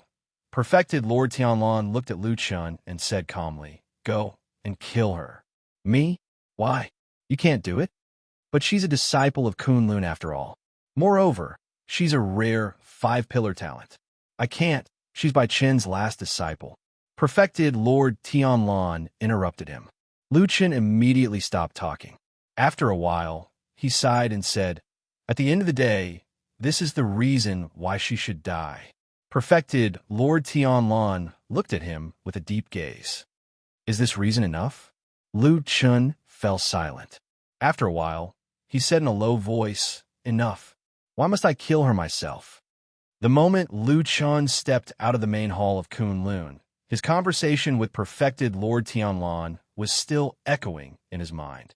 Even at that moment, even if he did not turn around, he could still feel the pair of cold eyes staring at his back. "You are my successor. If you don't do this, who will?" He knew that Baldy had always been paranoid. He knew that Baldy loved to play with people's hearts. He knew that this person was probably the most terrifying madman in the world.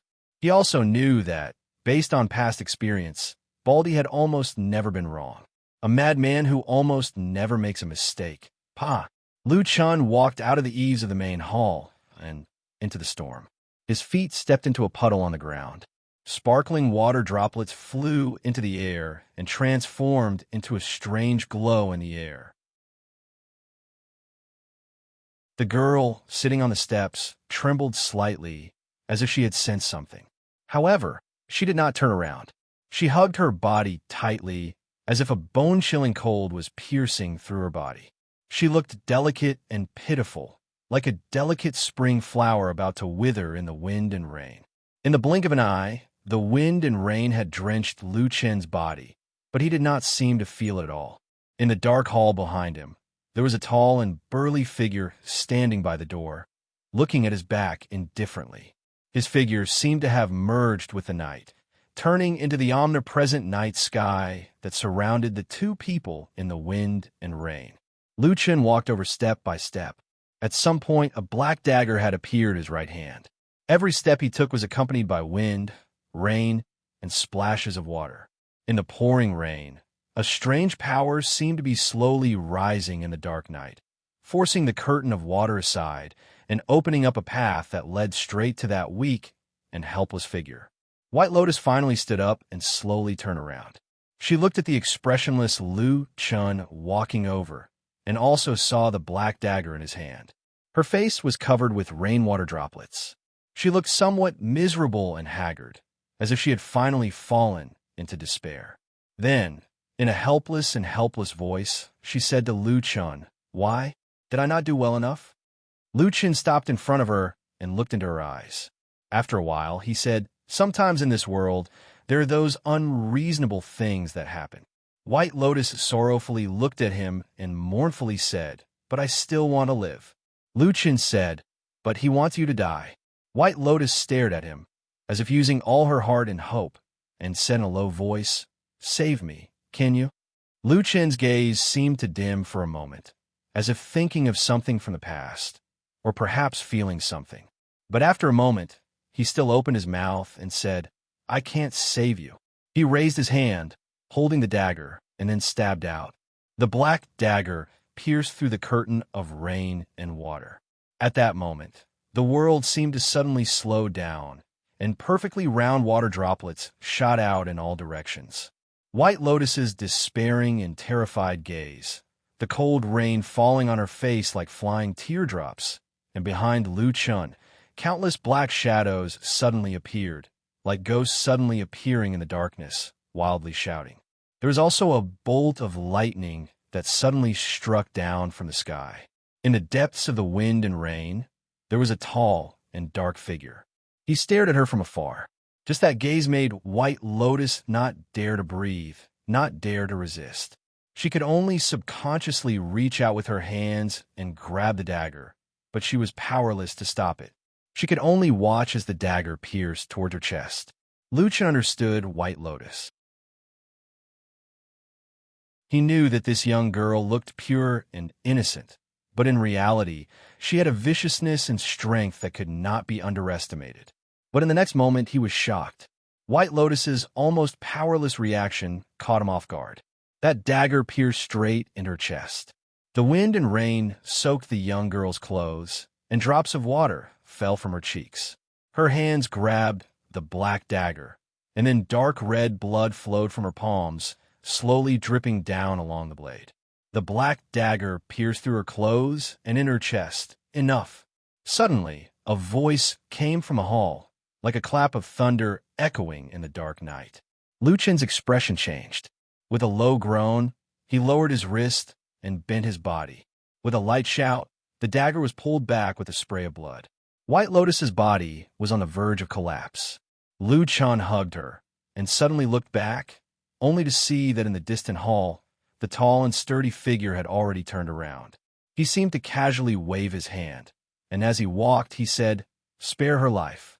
Before he finished speaking, his figure had already disappeared into the darkness. There was no reason, no explanation. Lu Chen stared blankly in that direction, and suddenly lowered his head, only to see that White Lotus's chest already had a wound, and blood was gushing out. The young girl's face was as pale as paper, and she was already unconscious.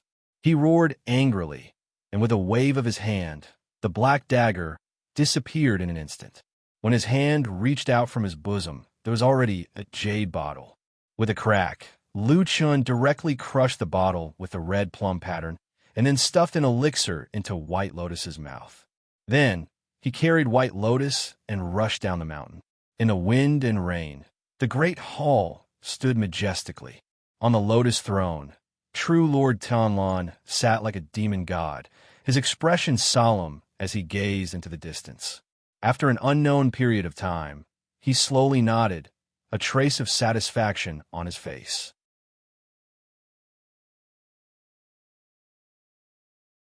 Chapter 488. Boom! Another clap of thunder exploded in the sky. There was no one in front of or behind the great hall. There was only the seemingly endless wind and rain beating against their faces, and further away, there seemed to be a boundless sea of darkness. Lu Chen followed the mountain path down the mountain, but just as he passed the Fuyunji Great Hall ahead, he suddenly stopped, looked down at White Lotus in his arms. Under the lightning that flashed across the sky, the ice-cold raindrops slapped against White Lotus's face, making her face pale like paper, without the slightest trace of blood. However, amidst this miserable wind and bitter rain, the young girl seemed to have suddenly lost all pretense. She didn't have that elegant and otherworldly temperament, nor did she have that vicious and ruthless appearance. She was like a weak little beast that only had pain and fear left, curling up and nestling in Lu Chen's embrace. White Lotus's clothes on her chest, there was still blood gushing out incessantly, as if it could not be stopped. Lu Chen frowned as he swept the surroundings with his gaze, and then he suddenly turned around and flashed toward another direction. Not long after, that familiar row of houses appeared in his field of vision, silently standing in the raging storm. Lu Chen carried by Lien and sprinted away, sweeping across the long street in the heavy rain. When he arrived in front of one of the houses, he suddenly stopped in his tracks and stopped his body. The remaining force of his footsteps suddenly splashed water on the flagstone road like a waterfall splashing into the air. And Lu Chen did not have the slightest hesitation. Exerting force with his feet, his entire body soared into the air, carrying White Lotus over that high wall, flying into that house, landing in front of the bedroom door. As soon as his feet touched the ground, water splashed everywhere, but his surroundings suddenly became quiet. Perhaps it was because the four towering walls blocked the outside world, or perhaps it was because a chilling aura suddenly filled the air. Lu Chen did not have the slightest hesitation, directly pushed the door, just that at this moment, in that already dark bedroom, Suddenly a light, low shout. That door abruptly opened. The miserable wind and rain outside the house instantly rushed into the darkness. But the next moment, together with that darkness, all of the rain and wind, in an instant, were all swept back. A blazing, bright, and dazzling sword light emerged from the darkness like a bolt of lightning. It was peerlessly swift and fierce, and it carried the momentum of a storm as it pierced towards Lu Chun from the darkness. Lu Chun took a step back, did not retaliate, did not evade, only whispered urgently, "It's me." The sword light shone brightly, breaking through the air as if to cut through everything, as if to kill all enemies. Lu Chen's pupil shrank, but he still stood where he was. In a flash, that sword light had already arrived, and then abruptly stopped. The light slowly dispersed. A long sword stretched out from that house, the body of the sword as bright as autumn water, the incomparably sharp sword tip pointing right at the space between Lu Chen's eyebrows. Inside and outside the house, the sound of the wind and rain, the cold wind blew past. It was as silent as before. Thunder rumbled in the sky. Lightning flashed, illuminating the dark night for a moment. Saw the girl standing behind the door, holding the sword, cold and beautiful, just like the day they first met. In a trance, it seemed that many years had passed. So imprinted in his heart, he had not forgotten. The two of them looked at each other. They could clearly see Su Qingjun standing behind the door, her surprised eyes and the complicated emotions that followed. After a while, she still slowly put down the sword in her hand. A little surprised said, "Why is it you?" Lu Chun did not have time to reminisce with her at this moment. Suddenly took a step forward and said in a deep voice, "It's urgent. Help me. Save someone."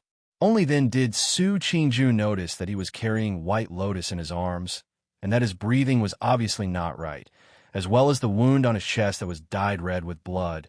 Immediately her expression changed, and she cried out involuntarily, "White Lotus? How did she suffer such a serious injury?" Lu Chun took a deep breath, pushed White Lotus into her arms, and said, "She is an unmarried girl, and the wound is in a private place. It is really not good for me to treat her. Otherwise, it would be sullying her innocence.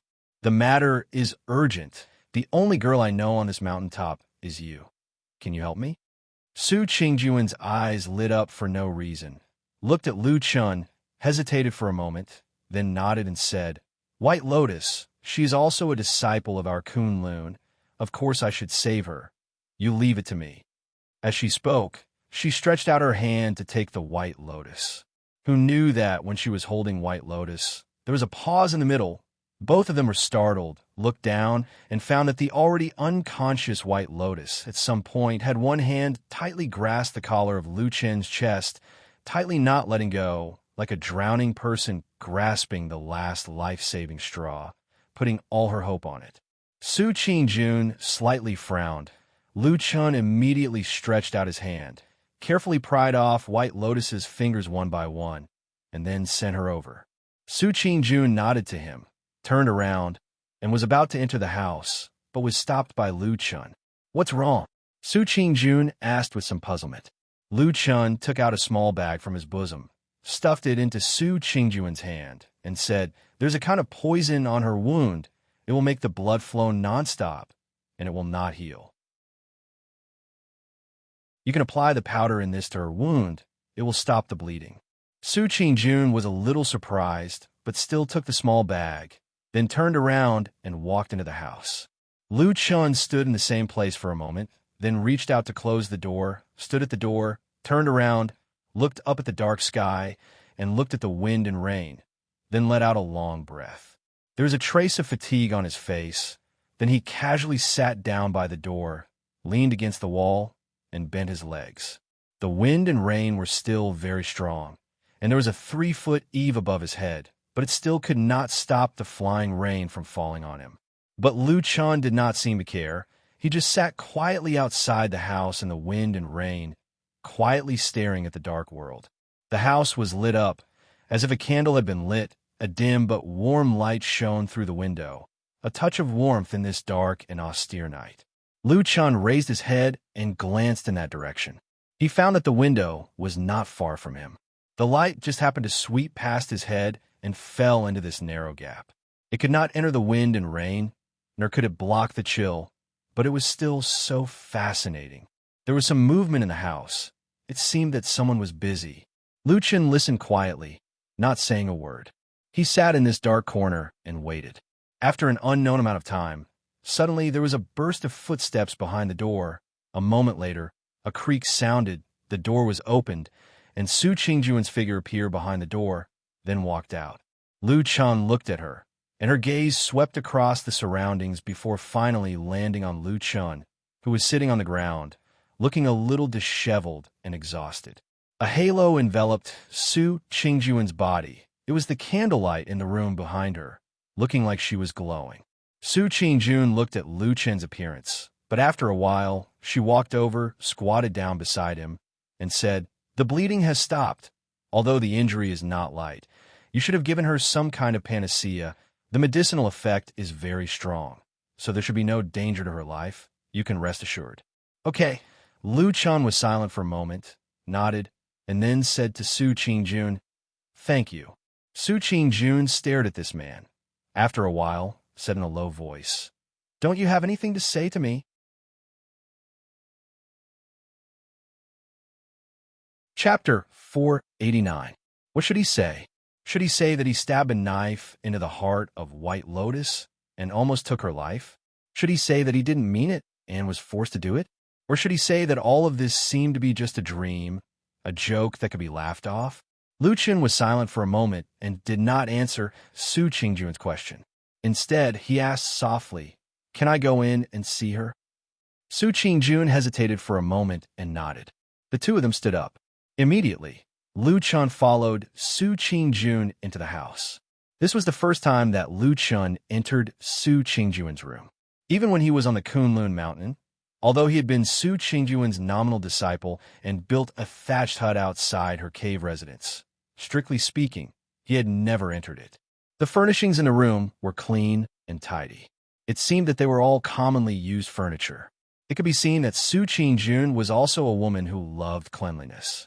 However, the bed in the room looked a little messy. It was probably because White Lotus was lying on the bed. It should have been messed up when Su Qingjun was busy saving her.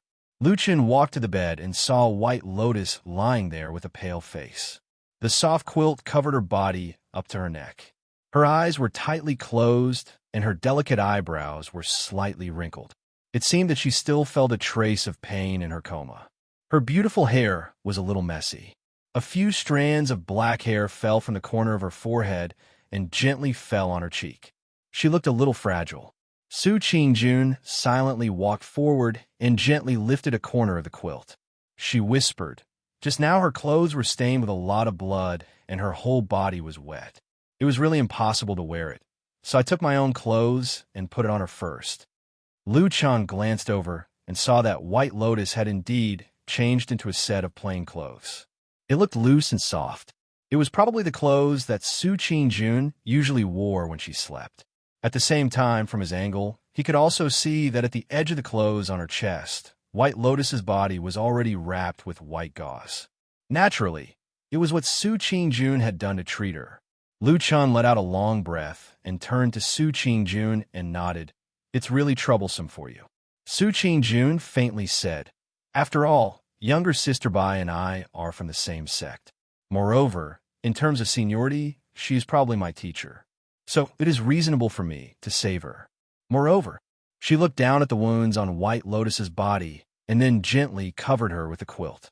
She said, "White Lotus is after all still a girl. It is indeed inappropriate for a man like you to treat her." Lu Chen nodded and said, "It's good that you understand me." But Su Qingjun suddenly turned around and stared at Lu Chen. The emotions in her eyes seemed a little strange. Lu Chen's heart couldn't help but thump when she looked at him like that. Thinking about it, he didn't seem to have done anything shameful. He was a little stunned and said, "Why are you looking at me like that?" Su Qingjun stared at him for a moment. For some reason, her cheeks first blushed slightly. Then it returned to normal. She looked at Lu Chen and said, "I thought of something and I don't understand." Lu Chen said, "What's the matter?" Su Qingjun glanced at the unconscious White Lotus on the bed and said, "She was injured and unconscious. You adhere to the boundaries between men and women and sent her all the way to me. But that year on the Kunlun Mountain, that time when I returned injured late at night, why didn't you do this?" But, speaking till the end, her cheeks slightly blushed again, and she didn't continue. But Lucien already understood what she meant. This time he was a little speechless and didn't know what to say. But looking at Su Qingjuan's unblinking eyes looking at him, it was obvious that she wanted to know the answer. Lucien felt a little helpless in his heart. After hesitating for a moment, he still sighed and said, "That year's matter, actually at that time, when you went out, you more or less violated the curfew of the Kunlun party. This matter can't be publicized, and I also didn't dare to alarm others." And, hearing Lu Chen's words, Su Qingjun nodded slightly. Indeed, when she left the mountain that time, she violated the Kunlun's ban for her family, so it was not suitable to be publicized. But when she heard the last two words and saw that Lu Chen wanted to say something, she couldn't help but ask again, "And what?" Lu Chen thought for a moment and finally said honestly, "And when I was on the Kunlun Mountain, I didn't know any other women I was familiar with. The only one I was close to was Yi Tuan, but she lived too far away. Distant water could not quench present thirst. Now it's different. You live close, and you are a woman I know familiar with. Plus, White Lotus is a girl, so I hurried to send her over. It's all thanks to you." Looking at Lu Chen's solemn last words, Su Qingjuan's heart warmed for no reason. Then, she felt an inexplicable sense of loss. She sighed softly and said faintly, "Anyway, I'm not as good as her. You were worried about her reputation, but you didn't have to worry about mine. When she was injured, you ran to her in the rain and fed her rare elixirs. Oh, that's right. When I was injured, you gave me the elixirs that you wanted from me. They were my own, right?" Lu Chen was dumbfounded and speechless for a moment.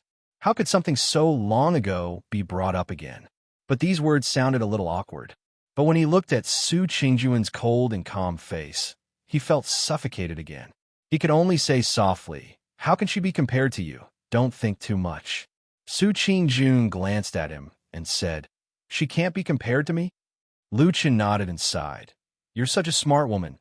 How can you not understand what I mean?" The light in Su Qingjuan's eyes seemed to flash for a moment, but then she restrained herself. The corners of her mouth slightly pursed, as if she wanted to scold him, but she quickly restrained herself. In the end, she just rolled her eyes at him and said, "You're full of empty words. Who knows which is true and which is false?" Lu Chen smiled and didn't argue. For so many years as a shadow, he had indeed lived the kind of life that Su Qingjun had just described. Sometimes, even he couldn't tell the difference between true and false, let alone others. However, Su Qingjun didn't continue on this topic. Instead, after a moment of silence, her expression suddenly became serious. She looked at Lu Chen and said, "Okay, let's not talk about this for now. Tell me first, on this celestial dragon mountain, how did White Lotus suffer such a serious injury?" Lu Chen became silent. Su Qingjun waited for a moment and asked again, "Also, when you brought her here just now, you really didn't turn over her clothes and wound. Then I'm curious, how did you know that her wound was poisoned and caused her to bleed nonstop? You have to know, when I was treating her just now, I couldn't recognize what kind of poison it was. Instead, you even took out an antidote that could detoxify it." She stared at Lu Chen with a trace of coldness on her face and said, "Why is that? What is your relationship with the person who injured her?" Lu Chen was silent for a moment. Then he smiled bitterly and said, "Okay, you're right. The person who injured her is me." Rumble. In the dark sky outside the house, there was a sudden clap of thunder. A gust of cold wind suddenly blew open the unlatched door and rushed into the house. The lit candle shook violently a few times and actually went out in an instant. The room was immediately plunged into darkness, and there were gusts of cold wind. It was also at this time, suddenly, Lu Chen and Su Qingjun, almost at the same time, turned their heads to look outside the room. Outside the open and shaking door, There seemed to be only a vast and boundless darkness in the cold wind and rain.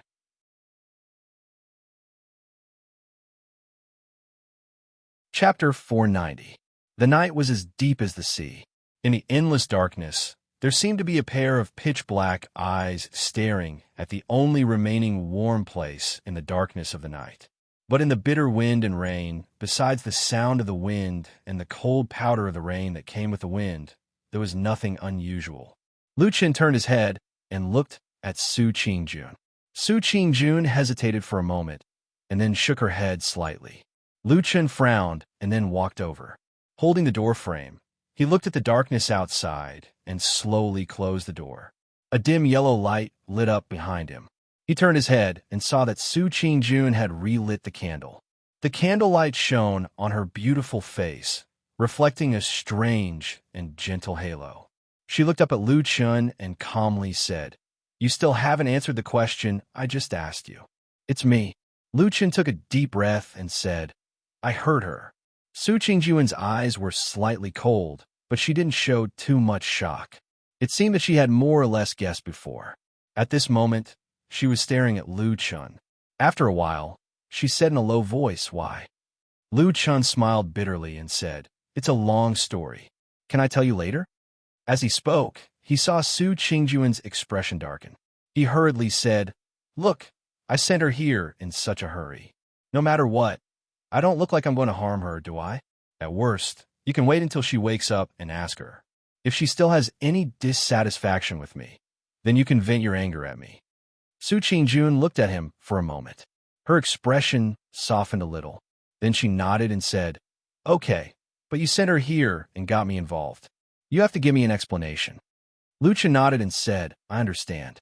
It's just that there are some things right now it's hard to say. I'll definitely explain to you what happened today, in the future." Su Qingjun nodded silently. It seemed that she had accepted Lu Chen's words. After a while, she seemed to feel a little emotional and murmured, "First it was EXN, then my family was in a mess, and now White Lotus has become like this. Lu Chen, oh Lu Chen, are all the women around you unlucky?" Lu Chen was stunned. He seemed to want to say something, but in the end, he smiled bitterly and remained silent. Su Qingjun felt a little strange. She looked at him and asked, "What's wrong?" Lu Chen silently shook his head. After a while, he sighed and said, "You are not the first person to say this to me." As soon as he finished speaking, he didn't say anything further. He just turned around and walked to the door. After pausing for a moment, he still opened the door and walked out. Su Qingjun looked at his back and revealed a trace of surprise and bewilderment. It rained for an entire night. In the early morning, when the sky was slightly bright, even though the rain had become slightly lighter, it still showed no signs of stopping, and it was still pattering down ceaselessly. It caused the heavens and the earth to become hazy, and it caused the entire city to seem as if it was enveloped in a misty rain. Old Ma turned over on his bed and muttered sleepily. But in his daze, his slightly opened eyes suddenly saw a blurry black figure not far away from his bed. Old Ma's body stopped for a moment, and he seemed to have not reacted. His eyes even closed, and he seemed to intend to sleep for a while longer. But after a short while, he suddenly frowned and opened his eyes to look. Shockingly, he saw a person sitting at the side of his bed. This time, Old Ma's shock was really no small matter.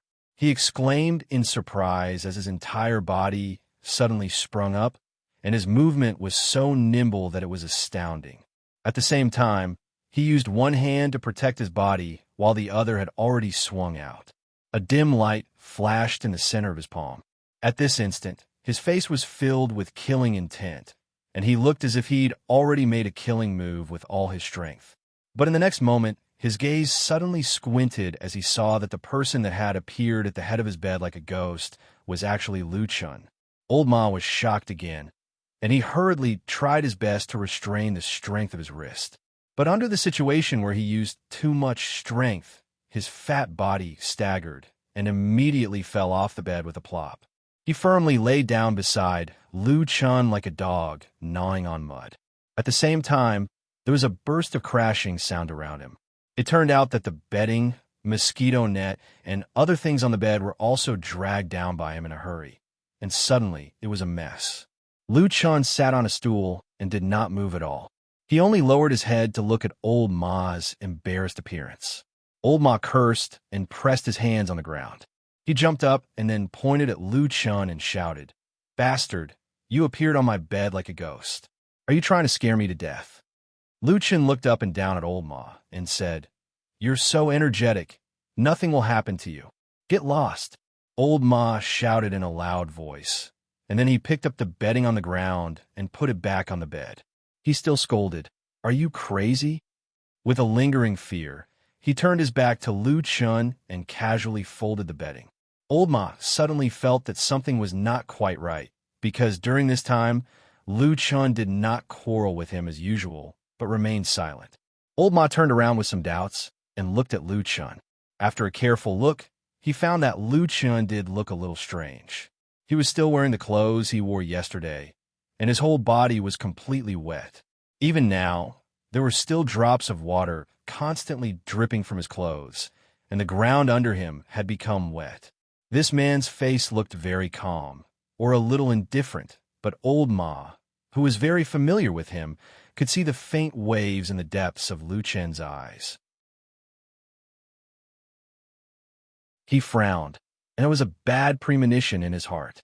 He asked in a low voice, "What's wrong? What happened?" Lu Chun slightly lowered his head, and, after a moment of silence, he said, "Old Ma, I think that damn Baldy, he may really be a madman." Old Ma coughed, sat down on the bed behind him, and frowned. "Don't talk nonsense to me so early in the morning. Can you make this kind of joke?" Lu Chun glanced at him and said, "I'm not joking." Old Ma was startled, and he stared at him for a while. Suddenly, he jumped up and strode to the window of the room. He pushed the door open and looked outside, then closed it tightly. Then he ran to the door and opened it to look outside. Finally, he turned around and locked the door again. Then, he took a deep breath, strode to Lu Chun, and growled in a low voice, "Are you crazy? You came to my bed early in the morning to say this?" Lu Chun said, "I'm not crazy. He's the one who's crazy." Old Ma said, "What's wrong with perfected immortal?" Lu Chun said, "He forced me to kill White Lotus." Old Ma shouted without hesitation, "What's so strange about that? If it were me, I would have already killed that woman. I asked you to do it, but it was just to test you. What's wrong with that?" Lu Chun was stunned. He looked up at old Ma, and the room suddenly became quiet. The two looked at each other. After a while, Lu Chun said in a low voice, "Do you think so too?" Old Ma sneered and said, "The person who should be asking is you. Since when did you not think so?"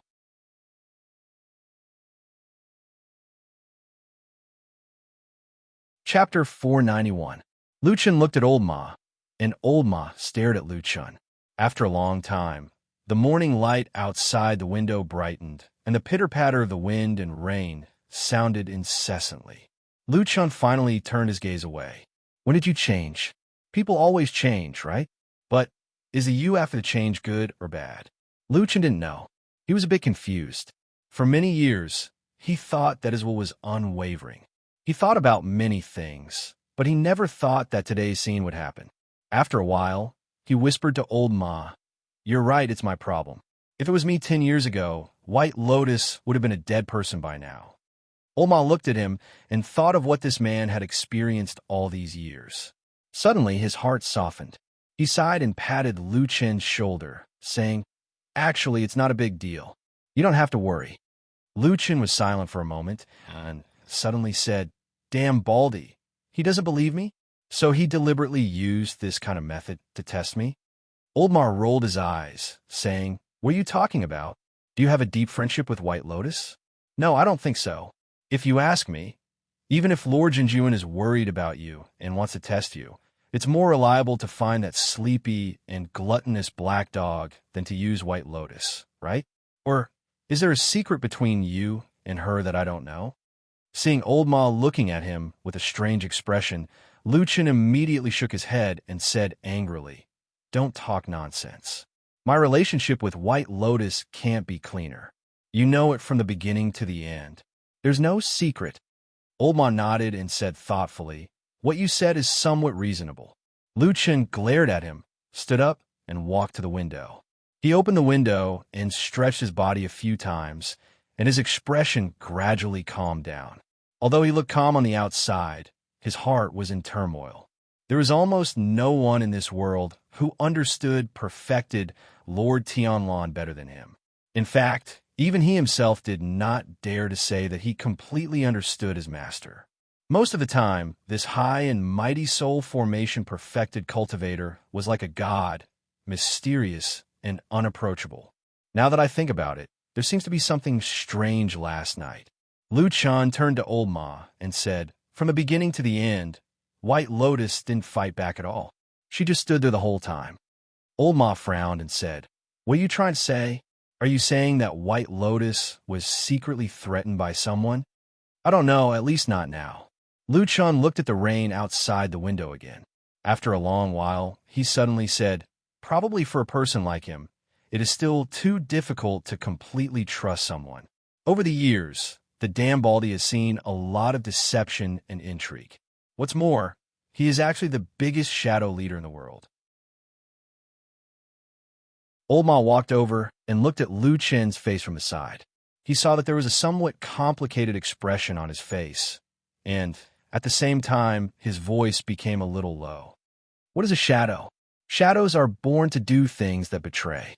They can betray all the people and things that can be betrayed for their original goal, and they will do anything to achieve their goal. After seeing this kind of thing too many times, they probably can't easily trust others anymore. Old Ma raised a hand and patted Lu Chen on the shoulder. It seemed that he wanted to comfort him, but when the words came to his mouth, no sound came out. In the end, it only turned into a sigh. The more outstanding the shadow, the more intense their betrayal. Just like me. You are different. Old Ma immediately interrupted Lu Chen's words and said in a low voice, even if outsiders don't know about your achievements, Lord Immortal will definitely remember it. He has always treated you differently from others. Otherwise, he wouldn't have accepted you as his disciple with such great fanfare and announced it to the world. Lu Chen nodded, smiled, and said, you're probably right. But if it were you, even if you view me in a different light, every time you see me, wouldn't you think that this disciple of yours once killed the master who doted on him the most and betrayed the sect that nurtured him with everything it had? Could he be thinking that this disciple of his might be a fickle person? Old Ma said with a bitter smile, don't say that. Otherwise, no matter what, you won't be standing here. Anyway, believe me, Lord Immortal is still willing to trust you. At most, he just wants to arrange things carefully and test you more. You have to know that the old man has such a huge foundation in this life. If he can't find a completely trustworthy disciple, how can he pass on everything to you? Old Ma's palm pressed on his shoulder tightened, and he whispered, listen to me, Lu Chen. Don't be too anxious. Lord Immortal really doesn't have any bad intentions towards you. Lu Chen glanced at him, and Old Ma looked at him calmly. After a while, the expression on Lu Chen's face also relaxed. He nodded slowly and then said, I know. Old Ma breathed a sigh of relief, and the tense expression on his face also relaxed a lot. However, with his chubby face, he turned around and muttered at the same time, it's so early in the morning. Only you have so many things to do. By the way, yesterday I also asked about some clues about that matter. In fact, but I still feel a little strange. Lu Chen suddenly said, forget about the damn Baldy. After hearing what you said just now, I also let it go. But if last night was a test for me, why was it White Lotus? Old Ma's expression slightly changed, and he said, what do you mean? Lu Chen glanced at him and said, you just said that if he really wanted to see whether I was completely obedient to him, it would be more useful to use Atsu to threaten me than White Lotus. But he just wanted to use White Lotus. Speaking of this, Lu Chen paused and then whispered, it seems to me that the damn Baldy thinks that if I make up my mind to kill White Lotus, I can prove all my innocence, and he will completely trust me in the future. But I have nothing to do with White Lotus. What secret does this woman, White Lotus, have on Earth? Why does the damn Baldy think that she is so important to me even more than all the people around me. He slowly raised his head and looked at Old Ma, his eyes full of doubts. Old Ma also had some doubts on his face, but then he shook his head and said, "Don't look at me like that. I'm not a person who knows everything. About White Lotus, in fact, when we were in Kunlun Mountain, I have already helped you investigate once. I have told you everything I know. She is a person from a distant branch of the Bai family. Because of her natural talent, she was accepted as a disciple of Hakushin Jinkuen. She has nothing to do with you at all." Lu Chen was silent for a long time and finally sighed. He could not think of a reason. After shaking his head, he temporarily gave up on this confusing mystery. Then, as if he thought of something, he frowned at Old Ma and said, "By the way, you just said that you have found something to tell me."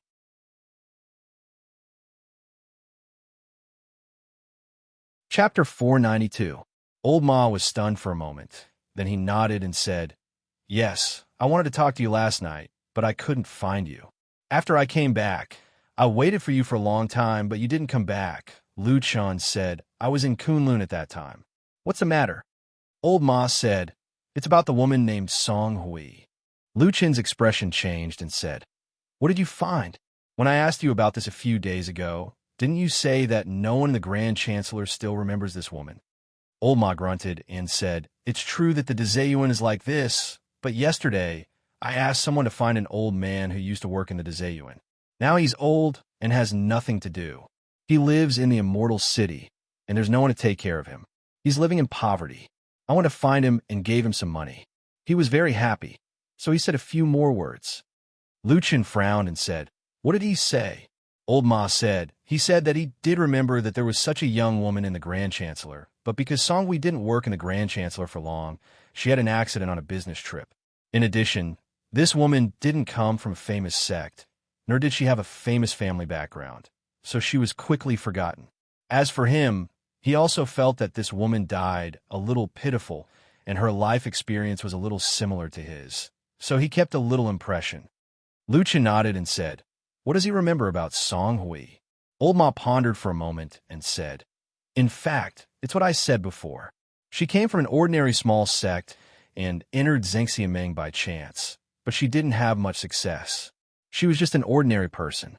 Of course, maybe there will be other developments in the future, but unfortunately, she passed away too early, so there's almost nothing left." This sounded a little depressing, but Lu Chen's eyes suddenly lit up and said, "Wait a minute, do you mean you know the name of that small sect?" Old Ma smiled and said with a slightly proud expression, "I've already been there." Lu Chen also said with a smile, "It seems that the sword is not old." "Not bad." Old Ma looked calm and said, "That sect is called Flying Goose Sect. It occupies a few rooms in the Celestial City. Once it is connected, it will be the headquarters. There are only about a dozen people in total. Moreover, their cultivation of Dao techniques and whatnot seems to be mediocre." Lu Chen nodded. There were countless cultivators in the vast land of the Divine Prefecture, and the number of cultivation sects were as many as the hairs on an ox. Apart from those famous sects with a long history and great influence, small sects like this were actually extremely common and not strange. Therefore, he quickly asked, "Who did you go to? Did you get any information?" For some reason, Old Ma sighed softly at this time. After a while, he said, "I went to ask, but it seems that all the cultivators in the Fian sect are young. They just joined the sect in the past 10 years, so they don't know Song Hui. In the end, the head is the oldest, so I have some impression of her." Lu Chen was silent for a moment and said with some emotion, "Life seems to be like a dragonfly skimming the surface of the water. There are only a few waves, but no one can remember." Old Ma glanced at him and said, "Most people in the world are like this." Lu Chen smiled bitterly and waved his hand to signal Old Ma to continue. Old Ma said, "The head said that when Song Hui was accepted into the sect, he took a fancy to her aptitude. But in fact, when Song Hui joined the sect, she was already a little old. If she was slow in building her foundation, her future achievements would not be too high. But she is a small sect, so they really don't care so much, so they took her in." The head said that when Song Hui was accepted as a disciple, her parents had already passed away. Her own life was also difficult, So Song Hui was very happy to be accepted into the Fian sect. Later on, she was also very respectful to the head.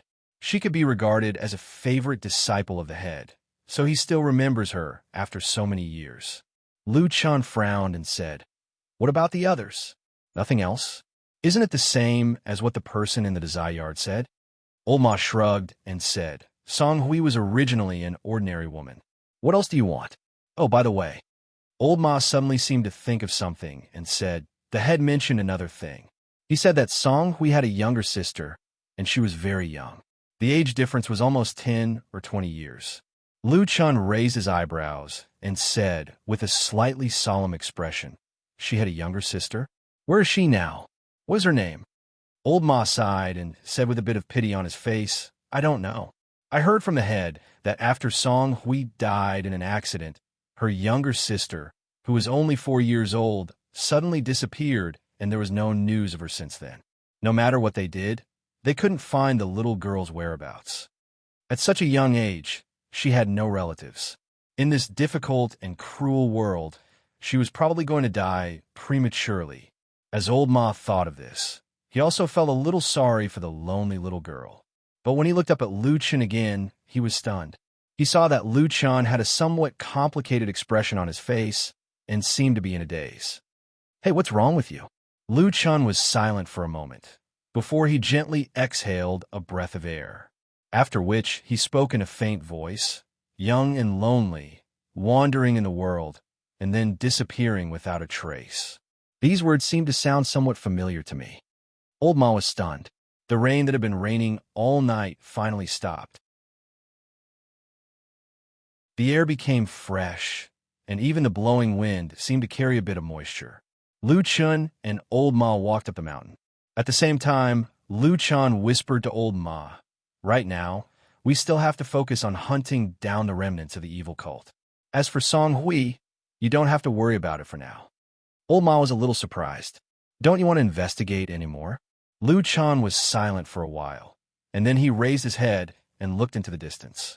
He saw the towering and majestic celestial dragon mountain standing towering between the heavens and the earth like a giant, and there were countless clouds coiling around the mountain. He retracted his gaze and said, "Don't investigate anymore."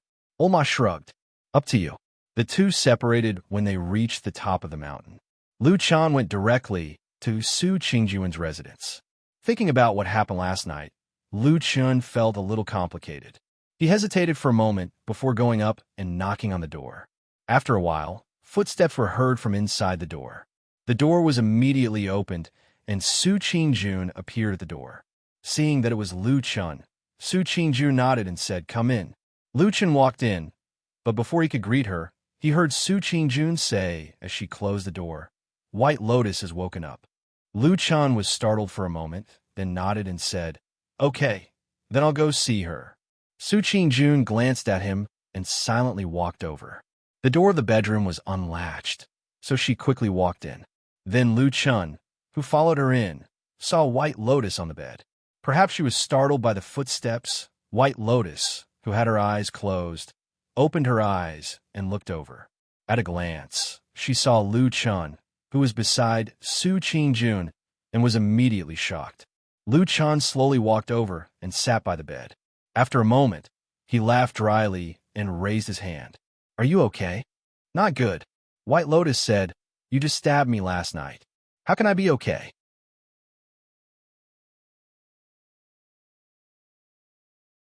Chapter 493.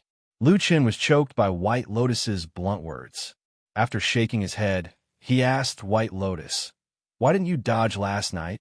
"I didn't really use my full strength." "You could have," White Lotus interrupted him and asked, "Then why did you want to kill me?" Lu Chun wanted to say something, but hesitated. He couldn't really tell the two women in this room that it was Supreme Tianlan's order. It was up to him whether he believed it or not. Once he said it, it would probably cause a lot of trouble. White Lotus had already fallen into it, but Su Qingjun obviously had nothing to do with these things. Lu Chun didn't want to add this kind of trouble to Su Qingjun at all. At this moment, he even regretted bringing White Lotus to Su Qingjun last night. However, it was useless to say this now. Lu Chen pondered for a moment and then stared at White Lotus's weak and pale face lying on the bed, saying, I know it's a little strange to say this now, but I really don't want to kill you. Let's talk about it later. White Lotus turned her head away and said, Anyway, you can't answer my question, so I don't need to say anything more to you. Lu Chen sighed. At this point, there was basically no way to continue the conversation. Speaking of which, no matter how good-tempered one was, it was unlikely that one would be amiable to a person who had just stabbed him not long ago, right? Lu Chen softened his voice and said, Last night, I brought you here with the intention of keeping a distance between men and women. I couldn't treat your injuries, and I was afraid that it would ruin your reputation. So I came to find Qing Jun for help. Now that your injuries have almost stabilized, why don't I take you to another place to stay? Su Qing Jun, who had been silent since entering the door, had a trace of surprise on her face at this moment. She glanced at Lu Chen. White Lotus, who was in front, said without hesitation, I'm not going. I'm staying here and not going anywhere. Lu Chen frowned and said, This is Qing Jun's house. If we continue to stay here, it will be bad if we bring trouble to her. White Lotus snorted and said, I don't trust you now. Lu Chen wanted to persuade her again, but at this moment, Su Qing Jun, who was standing at the side, walked over and said to him softly, Forget it. If she wants to stay here, then let her stay. It's not a big deal. Lu Chen raised his head and was about to speak when White Lotus smiled at Su Qing Jun and said, That's great. Thank you, Sister Su. Su Qing Jun smiled and shook her head, saying, We are all from the same sect. Such a small matter is not worth mentioning. Also, you are Hakushin Jinkuin's last disciple. In terms of seniority, you are a generation older than me. I don't deserve to be called sister by you. Ba Yin chuckled and said, My master passed away a long time ago. What use do I have for this useless seniority? Sister Su, you were my great benefactor last night. It is only right for me to call you sister. Su Qingjuan's heart shook for no reason. She subconsciously looked to the side and saw that Lu Chen's expression suddenly became a little gloomy, as if he had thought of something unpleasant. Walking out of the house and all the way to the door, Lu Chen stopped and turned to face Su Qingjun. Su Qingjun also stopped beside him and looked at him with a pair of bright eyes. Lu Chen's face showed a bit of apology and said in a low voice, I'm really sorry. I didn't think that she would actually stay here today and not leave. If I had known, I wouldn't have troubled you last night. Now that things have become like this, Su Qingjun shook her head and said, I just said, it's nothing. You don't need to take it to heart. After a pause, she said again, Besides, she is staying here with me. I don't see any big trouble. Is there something you haven't told me? Lu Chen was speechless. After a while, he smiled bitterly and said, It's not big trouble. Don't worry. Su Qingjun responded indifferently.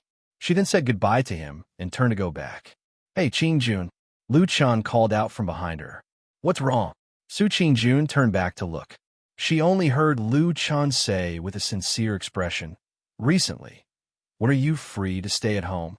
I want to come over every day to see White Lotus.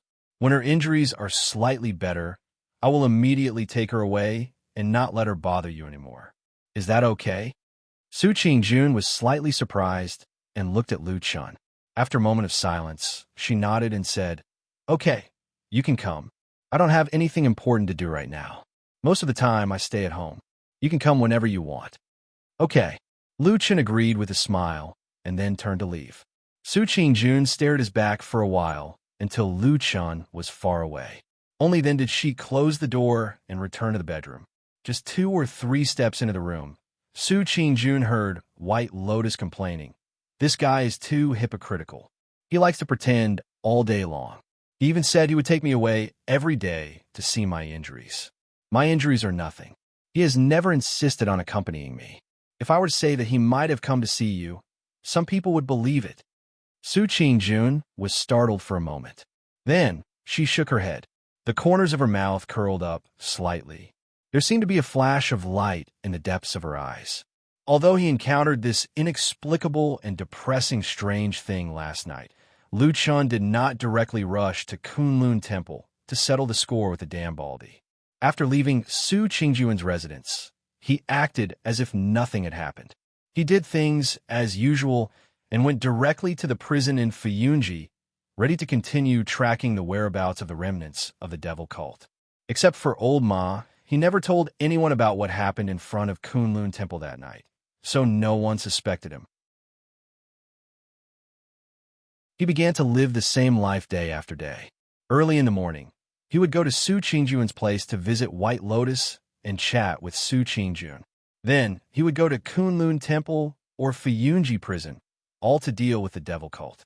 It could be said that now, many people could see that perfected Lord Tianlan had gradually placed the heavy responsibility of dealing with the devil cult on Lu Chen's shoulders. At the same time, a strange rumor began to spread in the Fuyun Department's prison. It was said that the esteemed Supreme's disciple was only interested in hunting down the Ghost Elder. In order to achieve this goal, only one person could speak up, and that person was Chun-He. After Lu Chun brought Chun-He to the quiet room and locked him up alone, no one was allowed to go in to see him. And Lu Chun himself would go to Chun-He alone for 2 to 4 hours every day. As for what they did and what they said in between, no one knew. Many prison guards who had interrogated Chun-He sneered at Lu Chen's actions. Of course, this was said behind his back. No matter what he did on the surface, he still had to give perfected Lord Tianlan face, right? Even they could not pry open Chun-He's mouth. What right did Lu Chun, a newcomer, have to open his mouth? If he really got the information out so easily, wouldn't it seem that the prison guards were all idiots? But about 5 days later, another rumor suddenly spread from the prison, shocking everyone. It seemed that Chun-He had opened his mouth and told Lu Chun all the secrets and information he knew. For a moment, undercurrents were surging inside and outside of Fuyunji. Everyone in the prison was even more shocked.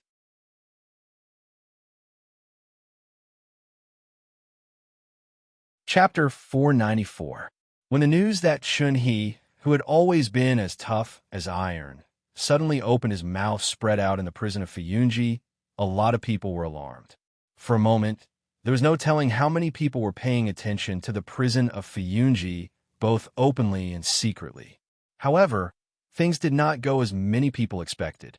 On the day that Chun-He's mouth was leaked, Lu Chun had taken the important criminal away from the prison of Fuyunji in an odd way. This instantly shocked countless people.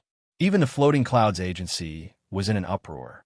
It must be known that although the Floating Clouds Agency was founded by true Lord Tianlan, and they had been loyal and devoted to this famous true lord for many years, ever since Lu Chun suddenly ascended to the position and became true Lord Tianlan's only successor and disciple. The relationship between the Floating Clouds Agency, which was led by Shuang, and this upstart who had ascended to the heavens in a single step was rather subtle. On the surface, everybody was still polite and close to each other when they met. After all, they were all on the same side. However, in private, inside Fuyunji, many voices were already spreading to Shui Ying's side, expressing their dissatisfaction. For so many years, it had been Fuyunji that had fought against the devil cult with mountains of corpses and oceans of blood. It was widely acknowledged in the world of cultivators that Fuyunji was the leading force against the devil cult too. However, right now, although it did not seem to have been announced to the public, Lu Chun, who had not joined Fuyunji yet, had begun meddling in the hunting of the devil cult and was showing signs that he was going to seize all the power. In the decades since Lord Tianlan founded Fuyunji, it had gradually developed into a powerful organization that was powerful enough to look down on the entire Zhengxianming. With such a development, there was no telling how many people had benefited from it. Although Lu Chun looked polite on the surface, his actual actions showed that he was going to seize the fruits of benefits. Even though he was Lord Tianlan's disciple, his subordinates quickly disliked him. Of course, Lord Tianlan's position was too high and his reputation was too great. Nobody dared to say anything to him. However, Lu Chun was just an ordinary person. Who would listen to him so easily? As a result, the Floating Clouds Company quickly responded. While sending people outside to politely ask for Lu Chen's release, the Floating Clouds Company's internal leaders, led by Shuang, grabbed the people from the prison and scolded them harshly. Everyone said, "Have you prison guards stayed in that dark dungeon for too long? Have you all become stupid?" The safest place in the world to imprison the devil cult's evildoers was the prison in Fiyunji. How could they just let it be taken away so easily? Not to mention that Shun-He was probably the only captive who knew the whereabouts of Elder Goei. What if something happened to him if he was taken away? What if the trail was cut off and they could never catch that old tortoise again? Can you idiots who look after the prison bear this responsibility? This series of questions that came like a barrage of bullets frightened the prisoners and guards. One by one, they knelt on the ground and complained. Then, one of them boldly told the truth. He said that they had tried to stop him that day. How could they dare to let such an important criminal go? If something happened to him, would they still want to live? But what?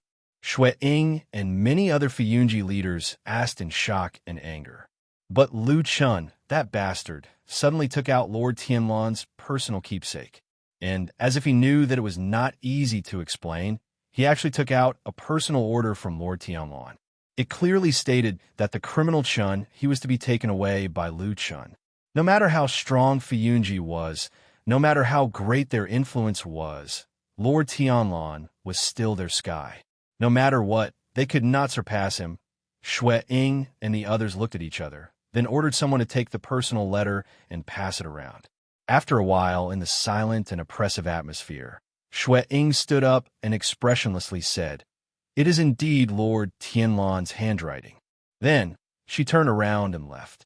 Zhengxiaming was the most powerful organization in the vast cultivation world of the Divine Continent. There were many experts and countless cultivators. What was interesting was that in such a powerful alliance, it was like a wall with holes in all directions. There were almost no secrets that could be kept. What happened in Fiyunji spread very quickly. Of course, this kind of thing was not particularly open to the public. Some people with hidden power and great abilities naturally knew about it. As for many people who were not powerful enough, they did not know about it. In the news that spread, there were some vivid descriptions that made people feel as if they were there. In particular, the Fiyunji leaders who held high positions, especially the group of old ministers and old confidants led by Shui Ying, made people feel that there was a gap in conflict between these powerful people and Sky Shadow, who was very likely to inherit Lord Tianlan's huge foundation in the future.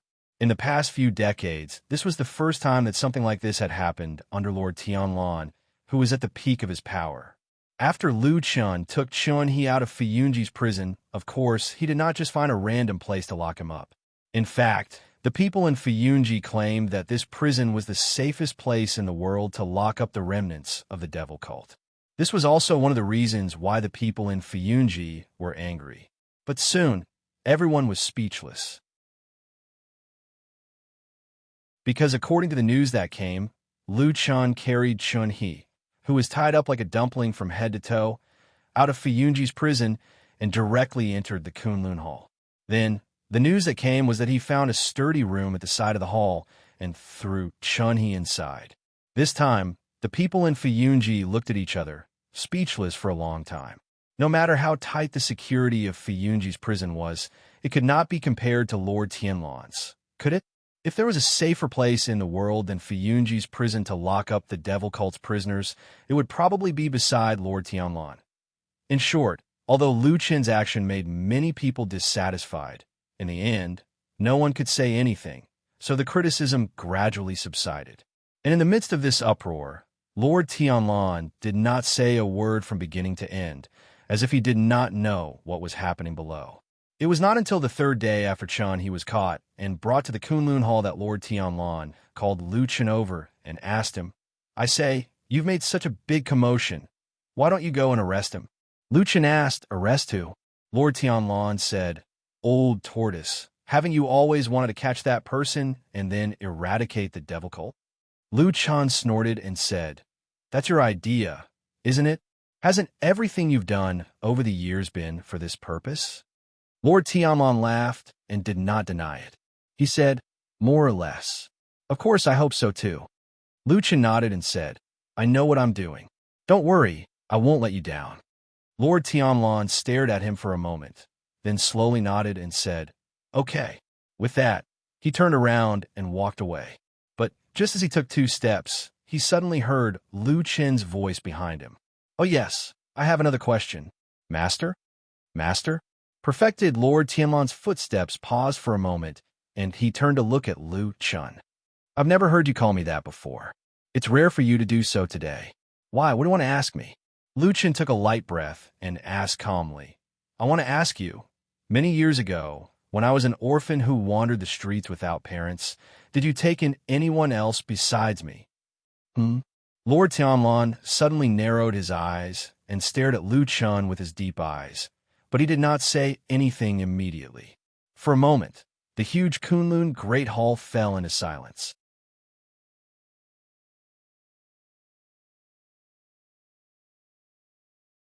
Chapter 495. Yes. After an unknown period of time, perfected Lord Tianlan opened his mouth. His tone sounded extremely calm and gentle, as if he was talking about a trivial matter. "You're the first orphan that I've taken in and nurtured. Over the years, I've nurtured a few more people. My method of nurturing them is similar to yours." Lu Chen took a deep breath and looked at perfected Lord Tianlan. "I've never heard you mention these things before, including the people in Fuyunji, Old Ma, and Shuang. You didn't mention them either." "They don't know either," perfected Lord Tianlan said indifferently. Lu Chen was rather surprised. "Why?" Perfected Lord Tianlan raised his head and looked at the distant sky outside the hall. "They're all dead. What's there to mention? Other than me, no one else knows about this. You're the second person to know about this." "They're all dead?" Lu Chen was stunned. Perfected Lord Tianlan nodded. His expression was rather indifferent as he said, "Life and death are just a thin line for those who work as shadows. There's only 1 in 10,000 people who can be as outstanding as you. Be it in terms of cultivation talent or temperament, you have to be the best and most unyielding. Otherwise, you'll either not be able to overcome the difficulties that you have to endure in cultivation, or you'll die a violent death due to carelessness and hiding. There are too many such cases." At the end of his sentence, his expression finally revealed a hint of regret as he shook his head slightly. The corners of Lu Chen's eyes twitched slightly. He seemed to still be in disbelief. "Other than me, everyone else is dead?" "They're all dead." Lu Chen fell silent. After a while, he said, "Do you still remember their names?" "I don't remember." "Dead people don't need names." Perfected Lord Tianlan looked at this disciple of his calmly. "You're not a newbie. After being a shadow for so long, you should understand these things. Even if it was you, if you had unfortunately exposed yourself and died in the evil sect, today, no one would mention you again." Lu Chen was silent. After a while, he said in a low voice, "I understand. It's just that when I occasionally think about these things, I still feel that it's a little unfair." Perfected Lord Tianlan turned around and walked into the depths of the hall. At the same time, his voice rang out. "How can there be so much true fairness in this world? You've seen those who were born with good lives, but you've also seen those who had worse luck than you. They were all orphans, but how many of them died on the streets back then? So don't think too much. Now that you've made a name for yourself, just enjoy your life. Don't think about those unhappy things in the past." As the voice gradually weakened, perfected Lord Tianlan's tall figure walked into the shadows in the depths of the hall, seemingly about to become one with the darkness. Lu Chen looked at his back and suddenly shouted, "What about that matter? What should we do next?" Perfected Lord Tianlan's figure disappeared. Only his voice floated over. "Just do as you think." "Oh," Lu Chen responded indifferently. Lu Chen's act of forcibly taking away a wanted criminal from Fuyunji's prison had attracted a lot of criticism, and it had also caused undercurrents to surge in Zhengxianming. However, these disturbances and dissatisfactions, both overt and covert, ceased after people found out that Lu Chen had actually thrown the criminal into the Kunlun Palace Hall. It was not an exaggeration to say that perfected Lord Tianlan was the most famous perfected lord of the divine transformation realm in Zhengxianming. Why would people offend such a great god? In short, if there was any dissatisfaction in their hearts, they would hide it secretly. This matter would wait and see, who told him to have a good master. Correspondingly, Lu Chun soon decided not to live in the house at the foot of the mountain at Shima Bridge and directly moved into the Kunlun Palace Hall. His decisiveness was simply a case of sailing with the wind. He did not care about the issue of face at all. Even old Ma was amazed by his decisiveness. As for the black dog at the foot of the mountain, old Ma might have found a large cart to transport it over. Anyway, in the Kunlun Palace Hall perfected Lord Tianlan and his disciple were the most powerful. Even if perfected Tihu personally issued the no-dog order, it could not control this place. The Kunlun Palace Hall was naturally much larger than the house at the foot of the mountain. Atsu seemed very satisfied with this place. It was very excited to come here and strolled around. After Lu Chan warned it not to leave the scope of the Kunlun Palace Hall, he took Old Ma to the place where Chun He was imprisoned. "Where is White Lotus?" Old Ma, who was walking on the road, asked Lu Chun, "Is she still living with Su Qingjun?" "Yes, she's staying there and not leaving. She probably found that although Su Qingjun is cold, she is actually more reliable than the two of us." "What are you talking about? I'm different from you." Old Ma complained, then said, "Now, there's a lot of talk outside, guessing what Chun He said to you. What are you going to do next?" "Wait to catch him." They arrived at the quiet room in front. Lu Chun walked over with Old Ma, pushed the door open, and walked in. At first glance, Old Ma saw Chun He, who was lying on the ground, tied up like a dumpling and unable to move at all. He was staring at Lu Chun with an angry and vicious gaze. But even his mouth was stuffed with something, so he could not make a sound. Lu Chun walked over, and Old Ma hurriedly closed the door of the quiet room behind him. Then he frowned and looked at Chun He and said with some doubt, "Didn't he agree to cooperate with you? Why do you still look like you have a blood feud?" Lu Chun squatted down in front of Chun He, looked at him with a smile, and said, "Probably, except for you, everyone in the world knows that you have turned to me and my master, Lord Tianlan." After a pause, he deliberately added, "Of course, this also includes your devil cult companions." Chun He's body twisted and wriggled, looking like he was about to go mad with anger. Old Ma saw this and was suddenly shocked and said, "I say, could it be I was talking nonsense to the outside?" Lu Chun admitted what he had done in an unusually straightforward manner and said, "Otherwise, why would I be in such a hurry to move him from the prison to here? But Chun He, don't blame me. I am actually saving your life. Otherwise, now that the outside world is talking about you betraying your master for glory, who knows when you will suddenly die in that prison?" Old Ma looked at him with some disbelief. Fuyunji prison had been famous for many years, but such a thing had never happened before. Lu Chun pretended not to see and seemed to have no intention of interrogating Chun He. He only said indifferently, "How is it? Have you thought it through? You're also a smart person. The current situation is that I have splashed dirty water on you, and I will continue to do so in the future, more and more, until your whole body is dirty and wet, and no one in the devil cult will believe you anymore. You can go back." Lu Chun said to him, "We have all stayed in the devil cult for more than 10 years, and know how those people treat traitors. And with this matter, even if you have a whole body full of mouths, you can't clear your name. No matter what, the people in the devil cult will not open their hearts to a suspected traitor, right? You see, you have no way out." Chun He made a weak but shrill hissing sound. His eyes were red, as if he was about to go crazy. Lu Chun did not care about this, and said calmly, "You see, compared to other people who only know how to use brute force to interrogate, I am the one who truly knows what is the most important in the heart of a believer of the saint cult. Those people that you are not afraid of death to protect actually hate you to the core and want to grind your bones and scatter your ashes if you still have a family. Undo you?" Lu Chun looked down at him and said calmly, "If you do, what will happen to them? We all know in our hearts, right?" He reached over and gently removed the cloth from Chun He's mouth. Chun He stared at Lu Chun, and after a while, he hissed in a low voice, "Shameless." Lu Chun raised his eyebrows, squinted his eyes, looked at him for a while, and said, "So, you really do have a family?"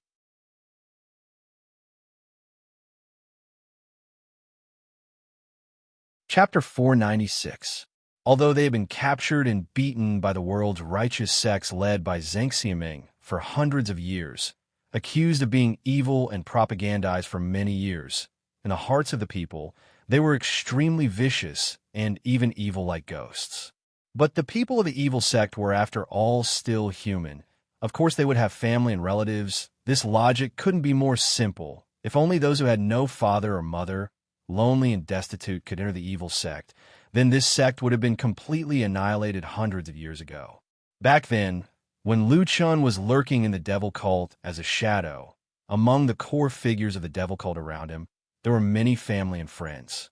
For example, Master Elder Yun, who was closest to him, had a son and a daughter, and they had a very good relationship with Lu Chun. The elder brother, Yun Jian, was a good friend of Lu Chun, and the younger sister, Yun Shaoqing, grew up with Lu Chun. They had developed feelings for each other, and in the future, Elder Yun had even thought of matchmaking them. Unfortunately, in the far-reaching battle of the Barren Valley, not only did the world's righteous and demonic sects completely change, but even the fate of the insignificant individuals. Everyone came to an abrupt end on that night, and then embarked on a different path. When Lu Chun woke up from the pain of being burned by the black fire, Yun Jian and Yun Shaoqing had already died in that battle. In the chaos, even their corpses could not be found, and from then on, everyone was separated from each other. Hey! A voice suddenly sounded in his ear, and, at the same time, someone pushed his shoulder. Lu Chun was shocked and turned to look, only to see Old Ma frowning at him, a puzzled look on his face, and asked, "What's wrong with you?" Lu Chun was silent for a moment, then shook his head and said, "Nothing." Throwing the past memories from his mind, Lu Chun took a deep breath. The past was over.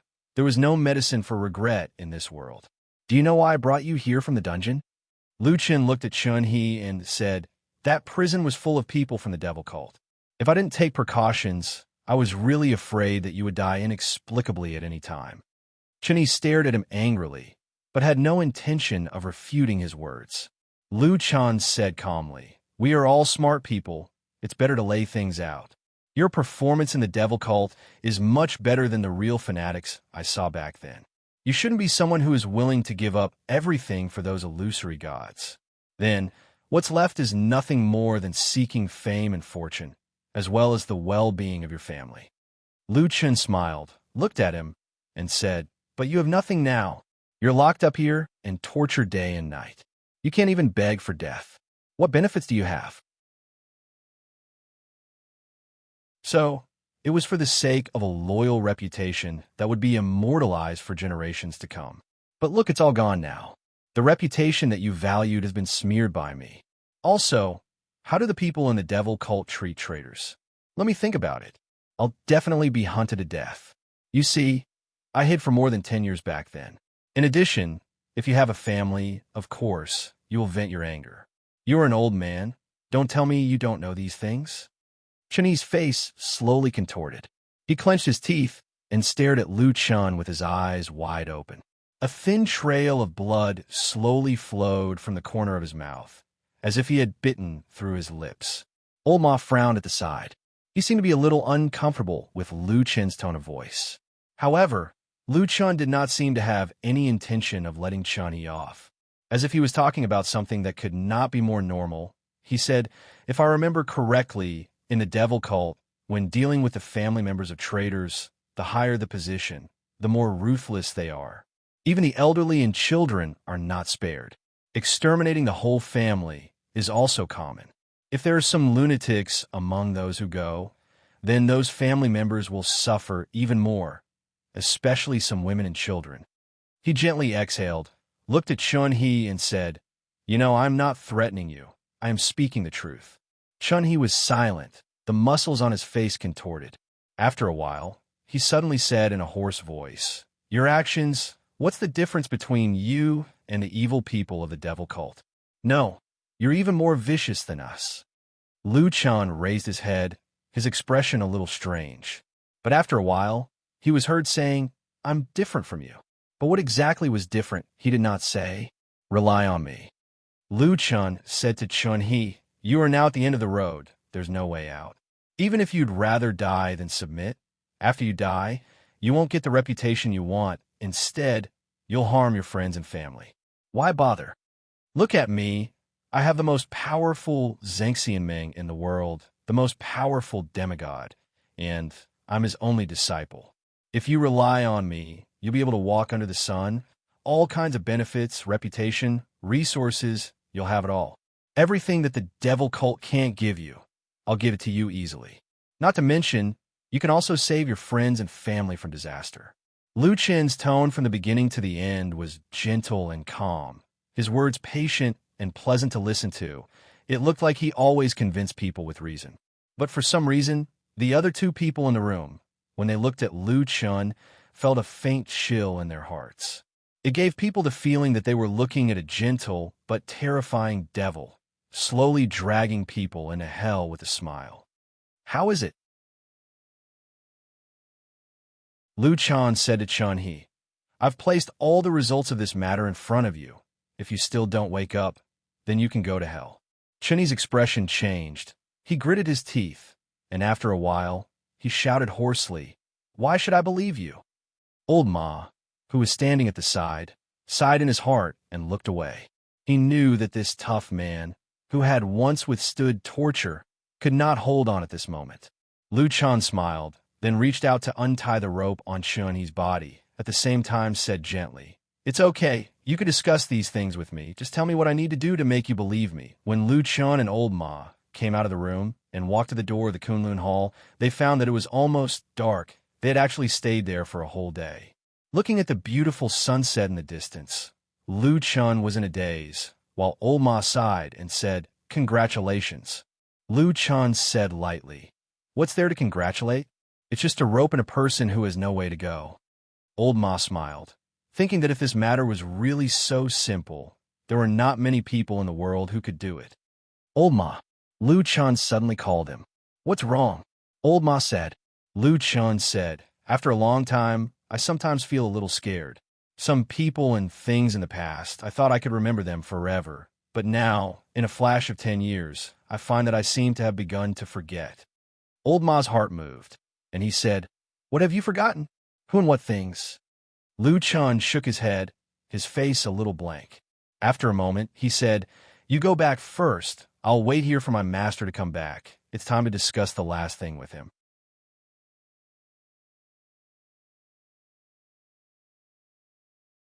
Chapter 497. In the dark and humid night, a cold wind blew past. Unbeknownst to him, it started to rain again. The rain hit the eaves and flowed down, gradually forming a transparent wall of water hanging on the eaves. The water droplets floated down in the dark and dripped on the ground, making a low and sweet sound. Sister Sue, in the originally dark and quiet room, there was suddenly a call. With some caution, it floated over from the bed. It was White Lotus's voice. On another bed, not far from the other side of the room, Su Qingjun turned over and responded. Then, she seemed a little surprised and said, This is the first time you call me that, right? Is it? White Lotus thought for a moment and seemed a little embarrassed. We weren't familiar before, but now that you saved my life and are older than me, I still have to call you sister. Su Qingjun smiled in the dark and said, Although I helped to treat your wounds, the person who really saved you is actually Lu Chen. I can't take this credit. White Lotus snorted and said, He stabbed me first. If I still have to be grateful to him, then I can't do it. Su Qingjun smiled and said, That makes sense. After a pause, Su Qingjun looked at where White Lotus was and said, White Lotus, when I heard you talking to Lu Chen a few days ago, I had a question that had been puzzling me.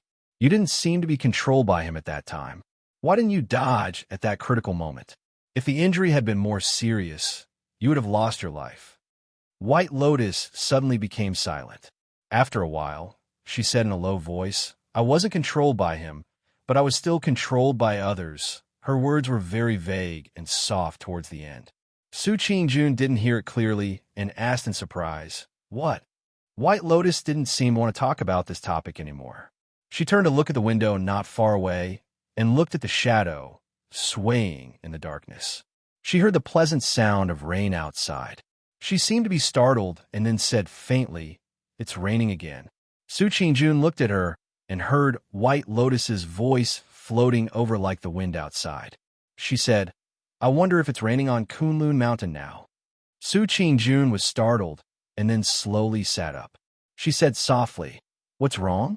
Do you miss home? White Lotus shook her head in the darkness and said sadly, I don't miss home. I just miss the things on Kunlun Mountain. Sister Su, you've been out for so long. Do you miss home? Su Qingjun was silent. After a while, she said, Of course I still miss home. After all, my parents are still there. But I heard that they seem to have some resentment towards you. White Lotus said, When I was still on Kunlun Mountain, I'd already heard such rumors. Su Qingjun was lost in thought. Then she smiled bitterly and said, They're my parents. I didn't completely live up to their expectations. But that place is still my home. You're so good. No matter what, you still have a home that you miss, unlike me. White Lotus suddenly sneered. After a pause, she said, My master who died probably practiced that kind of ice and snow martial technique. He practiced it too deeply, and as a result, his temperament became as cold as ice. So I don't feel that he was passionate towards me. But like what you said, we were still master and disciple. Although he died inexplicably, he also caused me a lot of trouble. Su Qingjun was shocked and said, Are you saying that Hakushin Jinkuan, he harmed you? I was a person who hid under a big tree. I planned to enjoy the shade, but suddenly the tree fell. Of course I was embarrassed. White Lotus said snappily, On the contrary, look at Lu Chun. He's so glorious now. Not to mention me, even you compared to when we were in Kunlun Mountain, it's like heaven and earth. Although she knew that this kind of thing wasn't a happy thing. But when Su Qingjun heard White Lotus's word for the first time, she couldn't help but laugh in her heart. After a while, she stood up and walked to White Lotus's bedside and sat down. White Lotus turned her head to look at her in the darkness. Even in the darkness, Su Qingjun seemed to be able to see the girl's unusually bright eyes. Don't hate Lu Chun too much in your heart, Su Qingjun said softly. Why? White Lotus asked. Su Qingjun sighed and said, In the past so many years, he has been a dangerous shadow who licks blood from the tip of a knife. I don't know how many lives he has taken. In other words, I don't know how high his cultivation is now, but his means of killing are definitely not bad. She turned her head and stared into White Lotus's eyes, saying in a low voice, Think about it. If he really wanted to kill you that night, would that knife have missed? White Lotus was silent. After a while, she suddenly turned over and faced the wall, looking like she was about to fall asleep. In front of the main hall of Kunlun, perfected Lord Tianlan had already dismissed the guards who guarded the Kunlun Hall. Then, he and Lu Chun, master and disciple, sat on the ground at the entrance of the main hall, casually, with their backs against the tall doorsill behind them. Facing the rain that kept dripping from the eaves, they chatted and drank casually, as if this was a casual and carefree life. Except for the sound of the wind and rain, there was no other sound. It seemed that only the two of them were left in such a huge hall. Perfected Lord Tianlan stared at the boundless dark sky in the distance and did not speak for a long time. That was until Lu Chen's voice rang in his ears, as though he wanted to confirm it with him. So it's decided then? Perfected Lord Tianlan nodded and said, Let's do it. Okay. Lu Chen also looked at the dark night outside. After a while, he suddenly said, You know, I once called you a lunatic in front of old Ma. Perfected Lord Tianlan was stunned, as if he did not expect Lu Chen to suddenly say such a thing. At that moment, he only smiled and did not say anything, obviously not taking Lu Chen's words to heart. However, there was no smile on Lu Chen's face. It seemed that he was not just bickering with perfected Lord Tianlan. He said in a low voice, Back then, I scolded you to vent my anger. In fact, I didn't really mean that. However, is what you want to do now really okay? Perfected Lord Tianlan said calmly, It's okay. If you believe me, help me. If you don't believe me, you can also leave the immortal city. No one will stop you. After a moment of silence, Lu Chen said, Actually, I'm also a lunatic. To think that I chose to believe you. Perfected Lord Tianlan laughed out loud and threw a wine gourd over. Lu Chen caught it and raised his head to take a big gulp. Then, he let out a long breath and sighed. Awesome. As he said that, he turned to perfected Lord Tianlan and asked in a deep voice, "How much time do we have?" Perfected Lord Tianlan hesitated for a moment and said, "I can't be sure. It depends on the situation of the blood moon." Lu Chen nodded as if expressing his understanding. Then he turned around and looked at the water droplets that were dripping down from the top of the hall like a waterfall. After a while, he suddenly said to perfected Lord Tianlan, "Speaking of which, I've been feeling a little puzzled about something recently." "What is it?" Lu Chen said. "It's about you, Master. For so many years, you've always treated the fiend cult as your #1 target. You've been involved in so many battles and killings, wanting to get rid of them as soon as possible. However, the strange thing is that you don't seem to care about it, even though I've brought news that we might be able to capture Elder Gui this time. Isn't that a very strange thing?" Lu Chen turned around and stared at perfected Lord Tianlan, saying softly, "Isn't that so, Master?"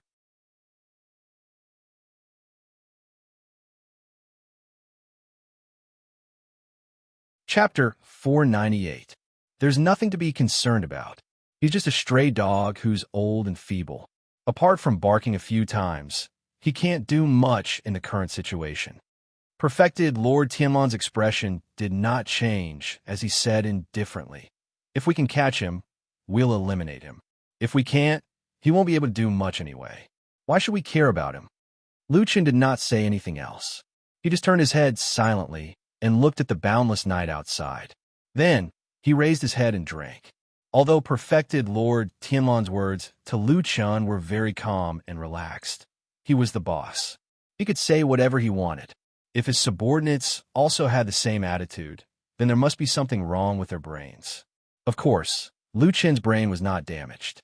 Therefore, he very wisely pretended that he had not heard perfected Lord Tianlan's words. He did not neglect any of the arrangements and preparations that should be made. Chen had been forced into a dead end. In the end, he still lowered his head in the face of reality. He was originally a person who was not even afraid of death. In the end, he found that he could not bear to die with a stain on his name.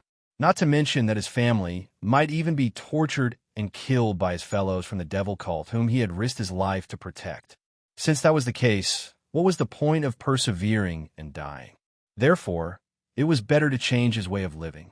At this point in life, there was no turning back. There was only one path in front of him. Just thinking about it made him feel a little sad. Since there was such a gap in his mind, the remaining desires quickly broke through all his defenses like floodwaters. His past perseverance seemed to be worthless at this moment. However, before he completely defected, Chunyi only had one last insistence and request for Lu Chen. He wanted to see his family. Lu Chen agreed. Of course, this matter could not be separated from the all-powerful Fiyunji. Lu Chen directly found Shuang. These two were now the most powerful nobles under perfected Lord Tianlan. Regardless of whether their previous relationship was a little delicate, after Lu Chen explained the situation to her, Shuang immediately agreed and began to act without hesitation. Chunyi's family was not settled in the most flourishing immortal city in the world. Even though there were many people here and it was as vast as the ocean, the True Immortal Alliance and the Floating Clouds Agency, which had a deep foundation, might really be searching for a needle in a haystack in this huge city. Therefore, Chunyi's family was settled in a small city 300 miles north of the Immortal City. When Chunyi made this request to Lu Chen, it was during the day. That night, a group of Fiyunji elites arrived at the small city called Hohat. This group was personally appointed by Shuang, but the leadership was given to Lu Chen. No matter how you looked at it, this seemed to be a tactful expression of goodwill from Shuang.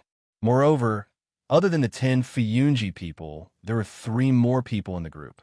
They were all experts that the Kunlun party had recently dispatched. It could be seen that Shuang seemed to be slowly integrating these new forces. However, he did not know if it was a coincidence, but among these 3 people, Lu Chen knew 2 of them. One was Su Qingjun, the other was He Yi, and the last person was a complete stranger to him. Her name was Kai Jingyi. and she was also a Kunlun party expert who had cultivated to the Jindan realm. Including Lu Chun, this group had a total of 14 people, but only Lu Chun knew the final destination. In reality, even in Fuyunji, there might be a few people who knew about tonight's operation, but the only one who knew the final goal was Shuang. Lu Chun led the group along the way. Although he did not say the final goal, everyone understood that this was an extremely important matter, so no one asked too many questions. However, on the way, Lu Chen's gaze would occasionally sweep over the two people he was familiar with. Su Qingjuan's expression was calm, as if there was no emotion on her face. Occasionally, when her gaze met Lu Chen's, she would also nod slightly in acknowledgement. In comparison, He's attitude was very complicated and ambiguous. Basically, he also kept a cold face throughout the journey, but when Lu Chen saw him, his reaction was very different from before. At first, he ignored him, cold and indifferent, but later on, who knew what he thought of along the way, his attitude gradually softened, and in the end, he even took the initiative to smile at Lu Chen. Even with Lu Chen's rich experience, in front of this he still could not guess what this person was thinking. After rushing all the way, they finally reached the outskirts of Hohhot City at night. Only then did the group know that this was the destination of their trip. For the first time, Lu Chen told everyone the goal of this trip, which was to find and rescue Chunhee's family, and then return to the immortal city of Fuyunji. Recently, many people in Xingxiaming had heard about the legend of the stubborn Chunhee, although no one had really come out to confirm it, and it seemed to be an unfounded rumor. But today, after hearing this news, everyone knew that Chunhee had actually been instigated by this new disciple of perfected Lord Tianlan. The attitudes of the 10 people in Fuyunji immediately changed.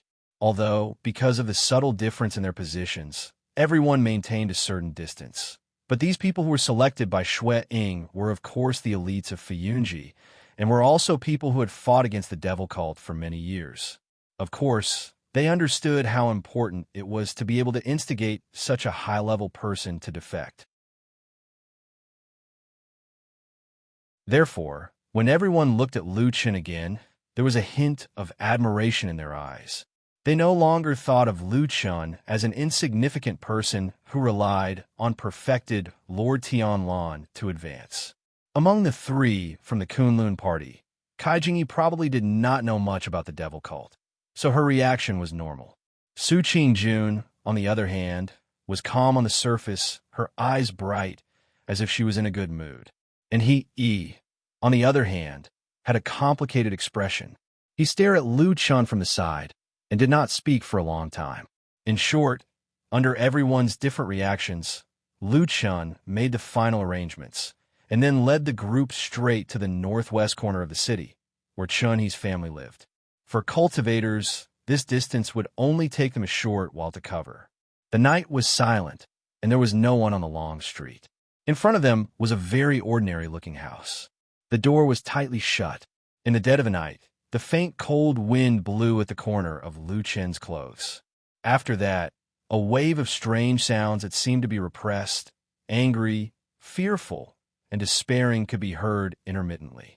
It was low and deep as it drifted through the darkness of the house. If it wasn't for the extraordinary hearing of a cultivator, it would really be difficult to hear it. Lu Chen stood in front of the door. Just as he was about to push it open, he suddenly raised his head and looked at the top right corner of the wooden door. To his surprise, he saw that in the dark corner, there was a bloody handprint. His face suddenly darkened, and his gaze turned cold.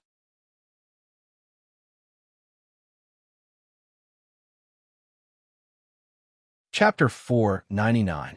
Lu Chen silently pondered for a moment, retreated back from the door, and then directly summoned the 10 Fuyunji men over, quietly instructed a few words, at the same time pointed to the bloody handprint on the main door. The members of the Floating Clouds division turned their heads to look. However, they did not reveal any surprised expressions. At most, a few of them frowned slightly before nodding their heads in agreement. Following which, the 10 Fuyunji men silently dispersed, started to sweep towards the 4 corners of the house. Looking at their direction, most likely very soon they would be able to surround the house tightly. almost not leaving any gaps. This was a very strange feeling. It looked like there were only 10 of them, but it felt like there were hundreds and thousands of them. Those who were not sent out by Lu Chen were the 3 Kunlun party men. Right now, they were still standing behind Lu Chen. Towards Lu Chen's decision, the Fuyunji people did not express any objections. Among the 3 Kunlun people, Su Qingjun and He Yi did not speak. Instead, that Kai Jingyi quietly spoke, indicating that he could also help.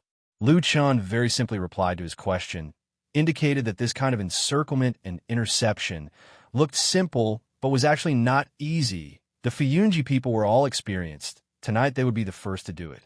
As for the remaining 4 people, including himself, of course they would not just stand there and watch. Just based on their skills, the 4 of them were actually the strongest, therefore directly breaking the door. This kind of crude and simple, but at the same time dangerous matter was left to them.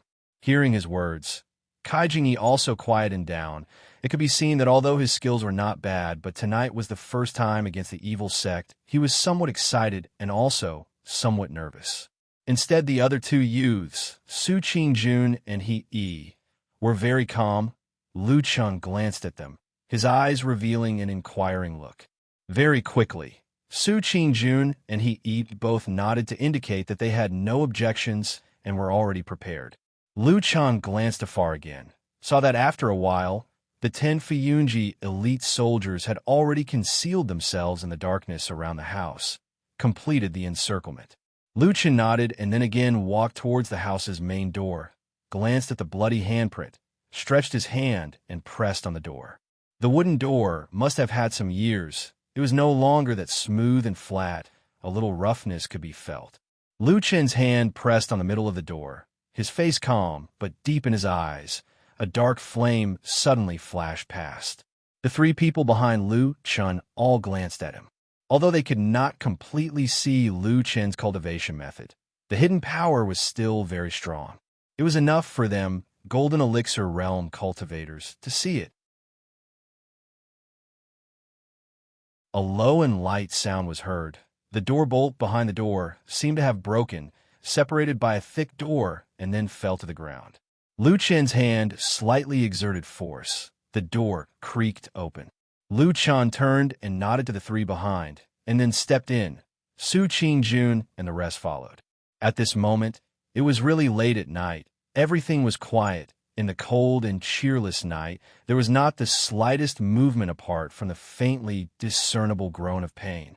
However, in the next moment, Lu Chen, who looked abnormally calm, suddenly rushed forward. His speed was so fast that there was even a sharp whistle on the spot, startling the 3 behind him.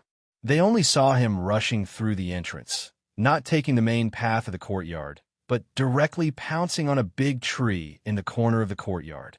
A moment later, an angry roar came from the tree, but Lu Chen's figure instantly disappeared into the shadow of the tree, followed by a shrill scream that echoed through the night.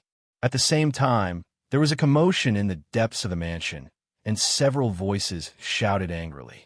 Lu Chen floated back to the ground, and without even looking back, he waved his hand and rushed into the mansion with the other 3 people.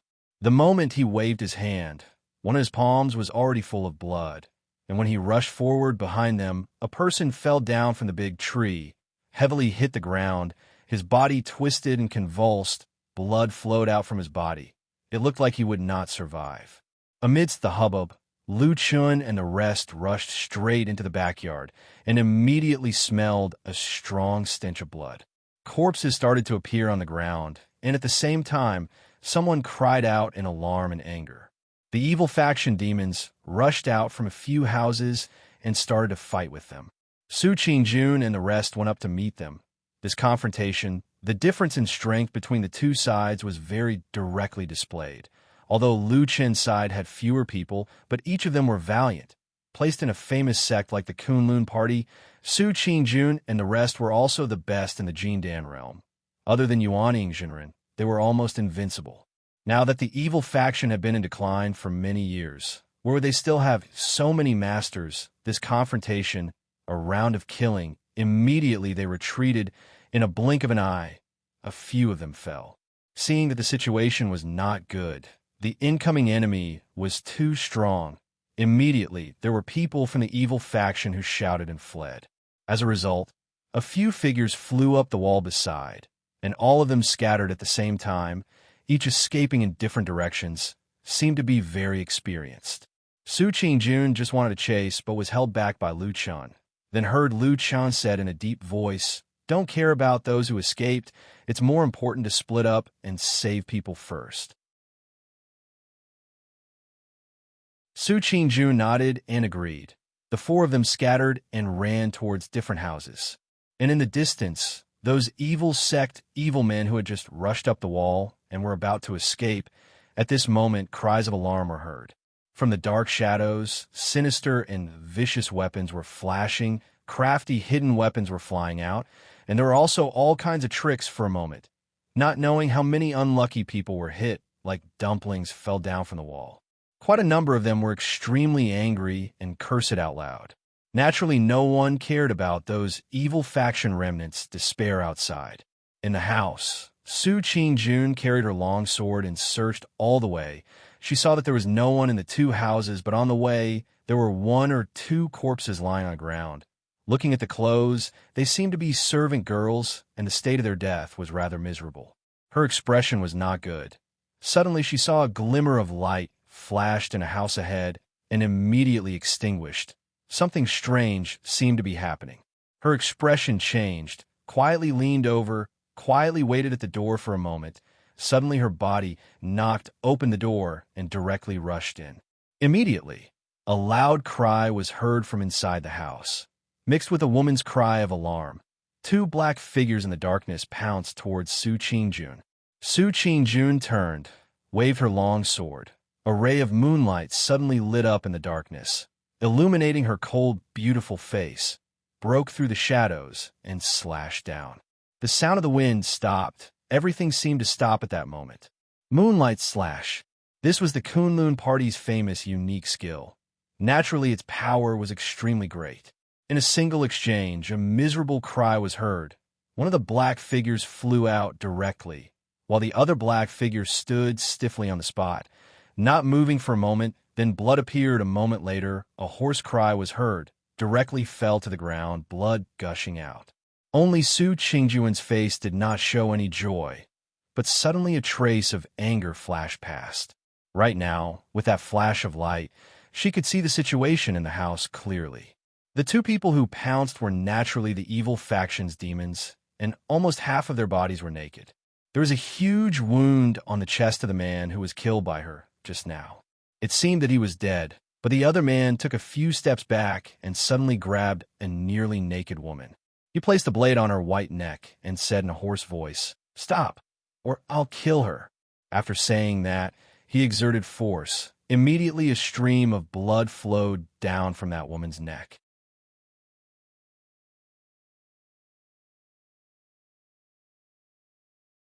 Chapter 500. There was only a glimmer of light in the dimly lit room, but one could vaguely see that the woman's appearance was rather beautiful. Probably because of this, she was humiliated, but at the moment she was struggling at death's door. It seemed that she was still not out of danger and could die at any time in the hands of this exasperated and desperate evil cult heretic. Su Qingjun blocked the way out of the door, but did not step forward. Facing this situation, she was somewhat at a loss. When the evil cult heretic saw that Su Qingjun had no intention of giving way, he became even more anxious and angry. He stretched out his hand, and the knife made a cut on the woman's body. Immediately, a wound appeared on her smooth shoulder, and blood gushed out. The woman immediately screamed. Following that, the evil cult heretic roared, "Get lost! This slut is Chun-Hee's wife. If you don't move, just wait to collect her corpse." Chun-Hee's wife? Su Qingjun was shocked and could not help but take another look at the woman. Her heart suddenly hesitated. This group of people had hurriedly marched from afar and rushed here overnight. Wasn't it to bring Chun-Hee's family back? If there were any accidents and the people they brought back turned into corpses, then Lu Chen's plan would all be in vain. The long sword in Su Qingjun's hand slowly drooped down. Although her face was filled with disgust, her body still subconsciously started to slowly retreat. The evil cult heretic saw this and was overjoyed. He laughed wildly and grabbed the woman and ran out. He did not care that the woman's clothes were tattered and she was in an extremely sorry state. However, when they were near the door, the woman suddenly cried and struggled, as if no matter what, she did not want to walk out of the room. The evil cult heretic was furious and waved his hand. Papa! 2 slaps, causing the woman to cry bitterly. Su Qingjun was so angry that her face turned white. She raised a long sword in her hand and was about to stab. However, at this moment, the evil cult heretic was extremely vigilant. He turned and grabbed the woman's throat, glaring at her, and said, "If you want her to die, then come over." Su Qingjun could only forcefully stop her body. The anger and grievance in her heart almost overflowed. Her pair of bright eyes stared fixedly at the vicious thief. That devil cult sorcerer seemed to have noticed Su Qingjun's current state of hesitation and became more and more savage. Facing Su Qingjun's murderous gaze, not only was he not afraid, but he even looked at Su Qingjun with a lascivious gaze. Then he licked his lips and said, "Little girl, you're lucky today. I'll remember you." As he spoke, he let out a maniacal laugh. As for the unspoken meaning in his words, no one could think about it. Just that Su Qingjun was an intelligent girl. This time, her chest almost exploded with anger. At the same time, her cheeks were crimson red and her face was filled with murderous intent. She could not wait to immediately rush up and dismember this person's body, but in the end, she could only stand there powerlessly. That evil cult heretic sneered and dragged the woman out of the door. Just as he was about to escape, suddenly at this moment, in the darkness outside the door, in the corner beside the door, a black dagger that almost completely blended in with the surrounding darkness silently pierced out from the darkness. It went straight into the chest from the back, piercing through the heart. That evil cult heretic's body shook greatly. His entire body suddenly stiffened. A moment later, a shadow flashed out from the darkness. It was the expressionless Lu Chun. He stretched out his hand and pushed. Immediately, that evil cult heretic together with the woman fell back into that house. That woman screamed and rolled on the ground twice. Suddenly, she realized that she had left that scoundrel's control and immediately crawled forward with all her might. Su Qingjun, who was at the side, rushed up and first stood in between the woman and the evil cult heretic. Then, she slashed her sword towards that person. The moonlight suddenly appeared, lighting up a cold halo. Following that, blood blossomed. That evil cult heretic's entire body was sent flying by this sword. In midair, one could see that his flesh and blood were already badly mutilated. It could be seen how powerful Su Qingjun's sword was. With a bang sound, that mutilated body hit the wall at the side and then rolled down. At the same time, Lu Chun, who was at the door, had just walked in. Su Qingjun hatefully looked at that evil cult heretic who could not be more dead. Then, she heaved a sigh of relief and turned to look at Lu Chun. If it wasn't for Lu Chin's sudden appearance and ambush outside the door, she most likely would not have been able to do anything to this person. So, Su Qingjun revealed a rare smile. Just as she was about to speak, she suddenly saw that Lu Chun had just walked into the house and immediately turned his back. His first action was to directly close the door. The room suddenly became a few degrees darker. Su Qingjun was still in shock. Lu Chun, instead, maintained a posture of facing the door with his back facing them.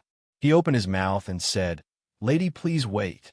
Su Qingjun was startled, and then she was horrified.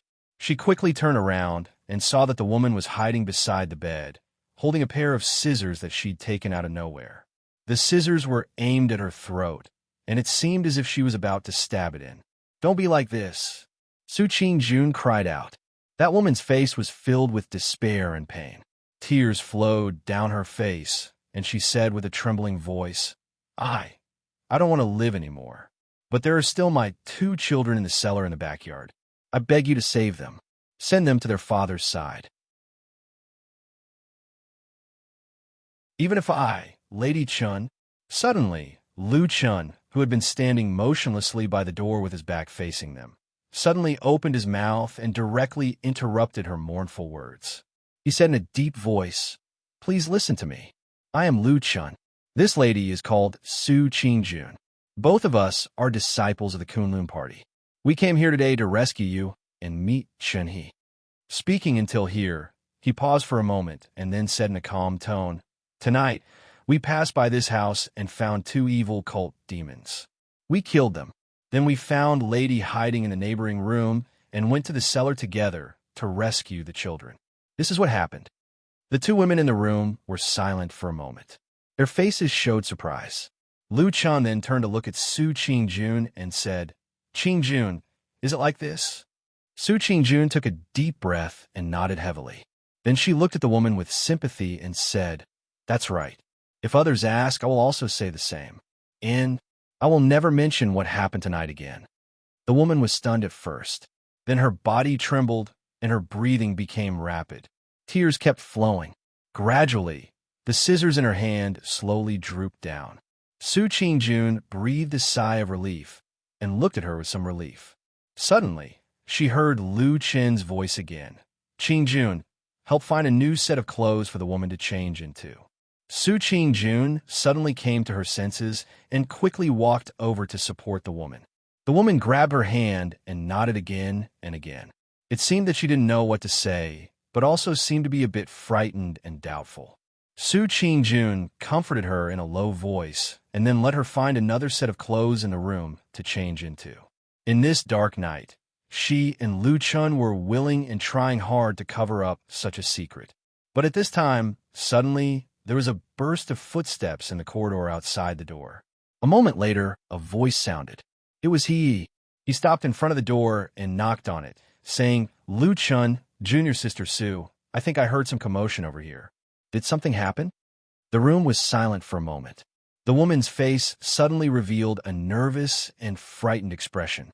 Su Qingjun looked back and found that Lu Chen's brows were wrinkled. His eyes were staring deeply, as if he wasn't looking at the wooden door, but the figure standing in the darkness outside the door.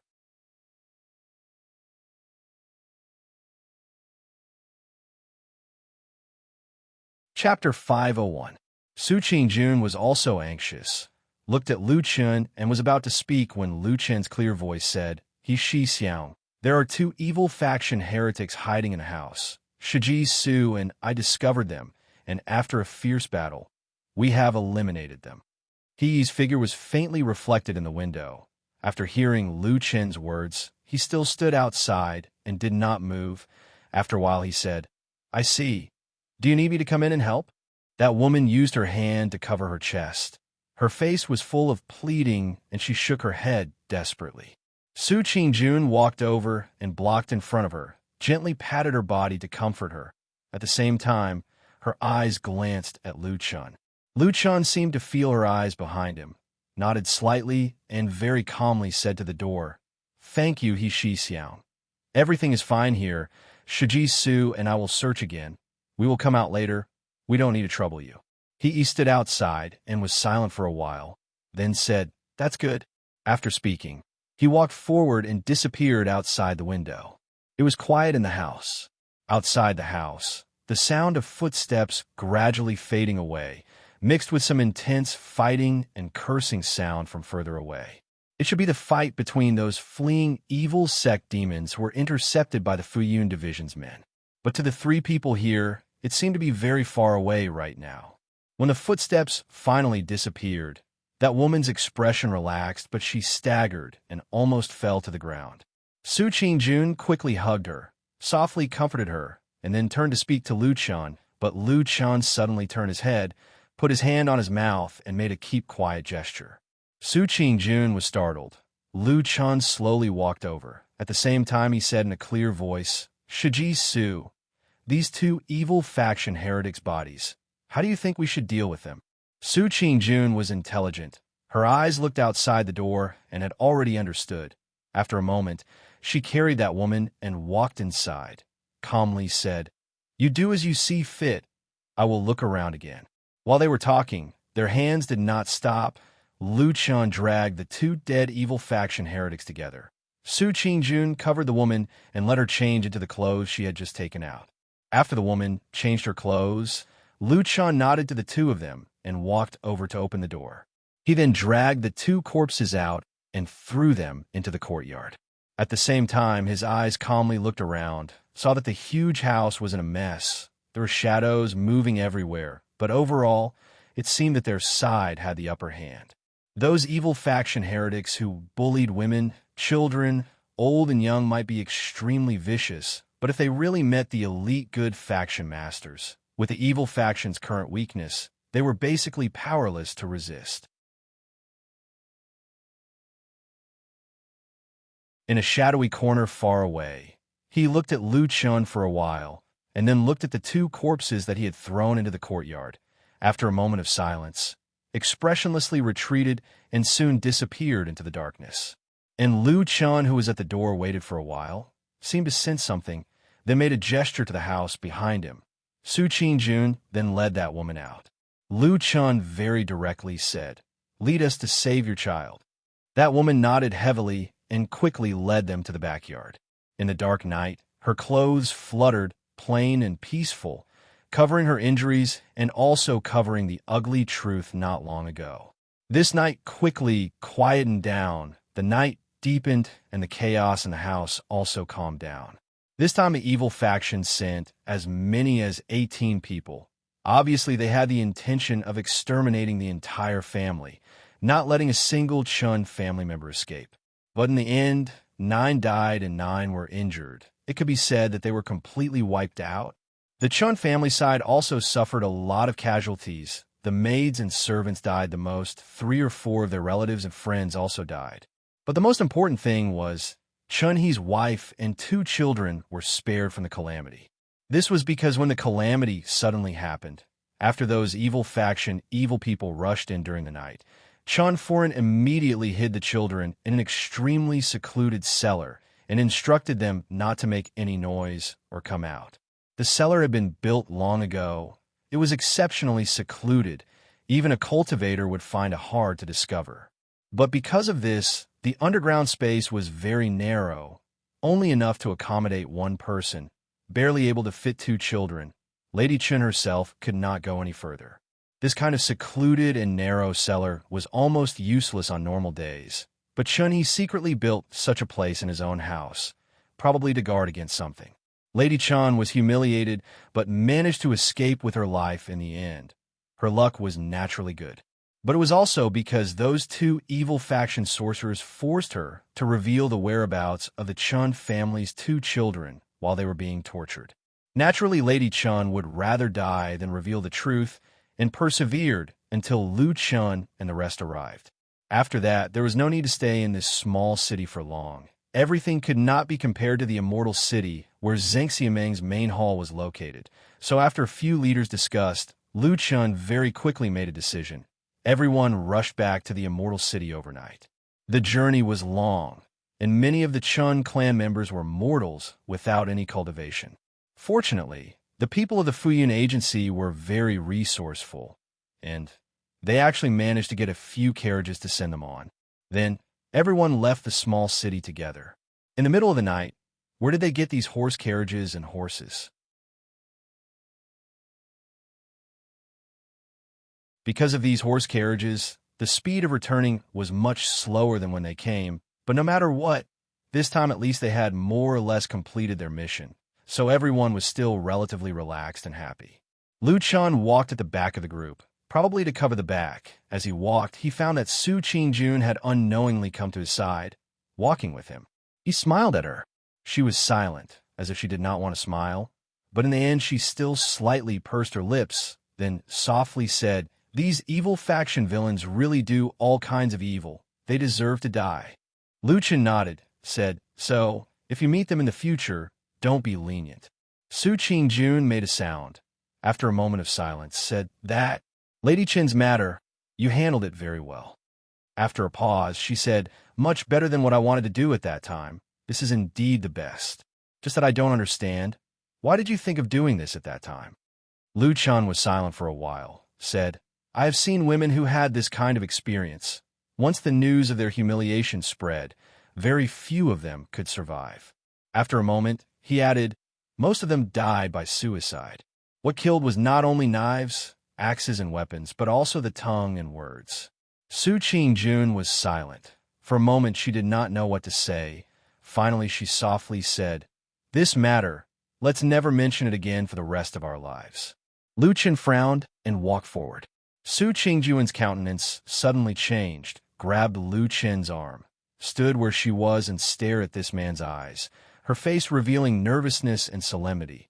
She lowered her voice, using a voice that only she and Lu Chen could hear, said word by word, "Tell me, you did this good deed to save her." Lu Chen looked at Su Qingjun's bright and clear as the bright moon eyes. After a moment, he slowly nodded and said, "I am." Su Qingjun heaved a long sigh of relief, slowly loosened her grip on his arm, and then smiled sweetly. This was the first time in this dark night that she smiled happily.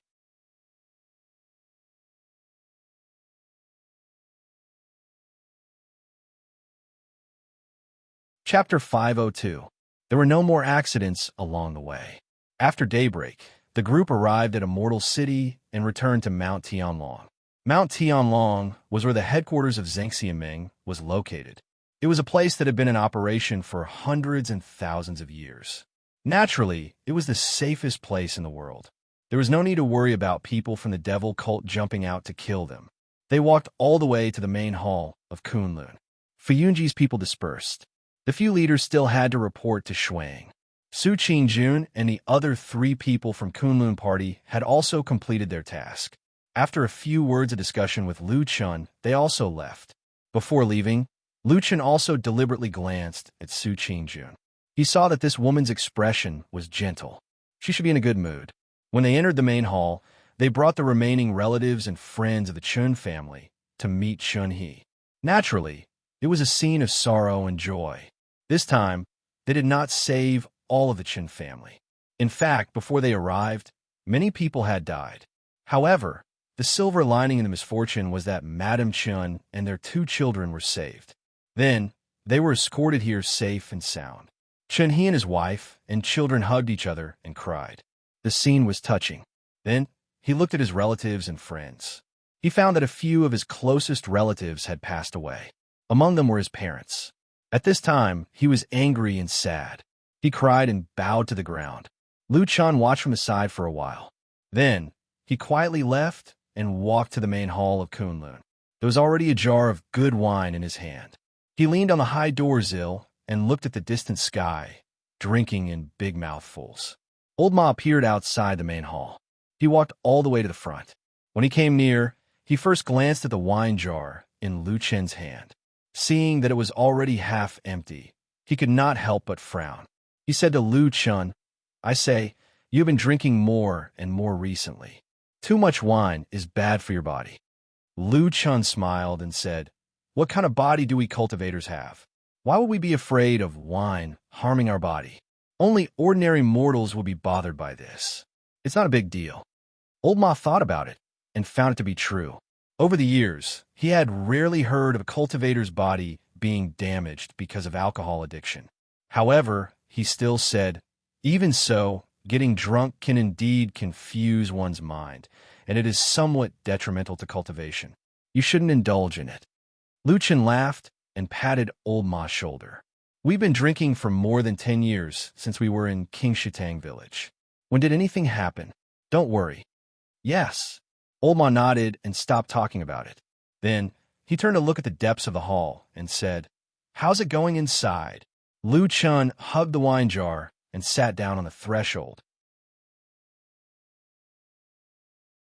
After a while, he said, "They're probably still comforting those who just escaped from the gates of hell." Old Ma sighed and also sat down beside Lu Chen. He looked up at the sky in the distance and suddenly said after a while, "For people in our line of work, it's probably better not to have family." Lu Chen took a sip of wine and didn't respond. Old Ma didn't care and just said lightly, "Without family and friends, there's nothing to worry about.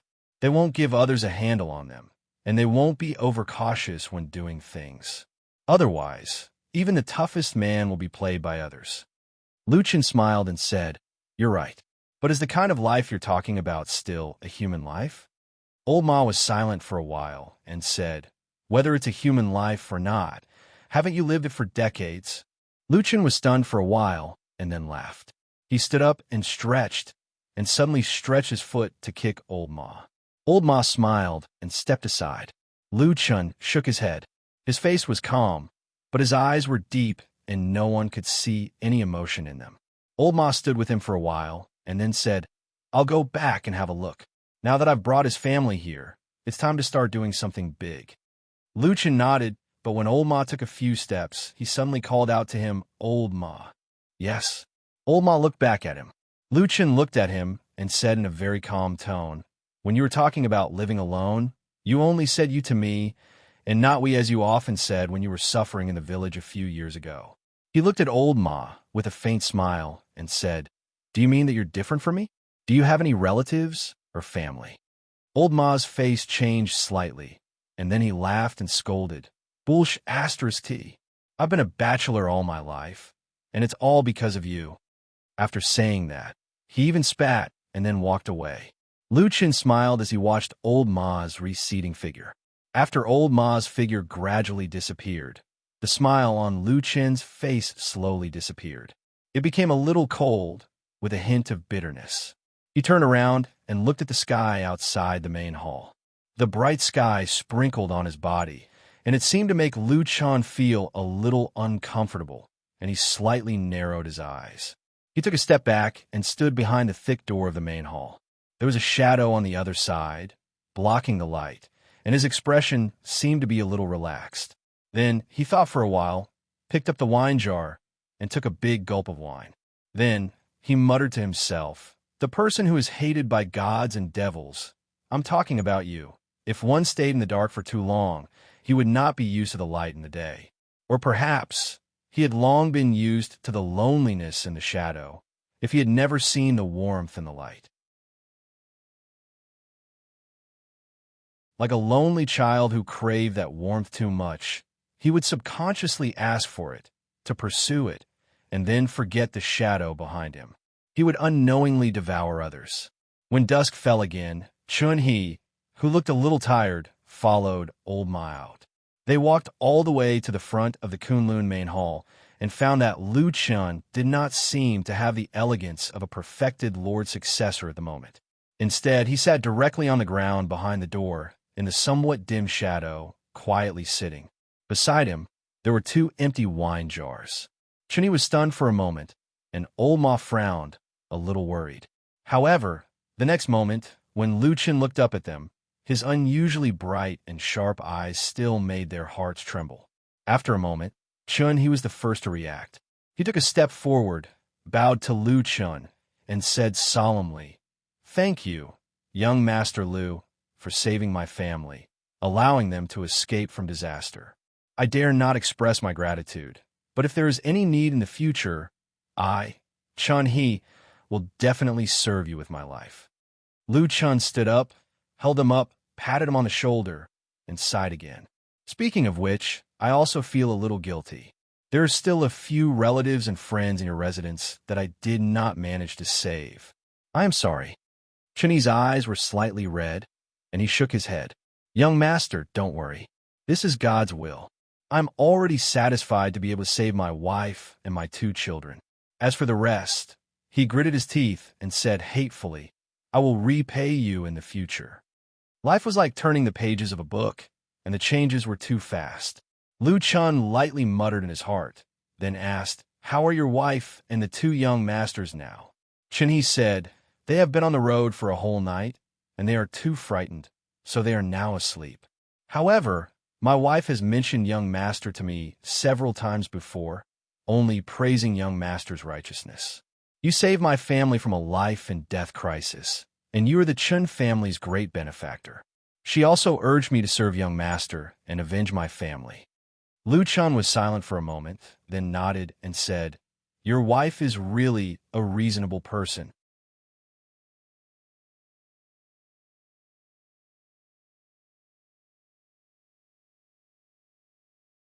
Chapter 503. In the huge underground city of the Immortal City, the days seemed to be similar to the past.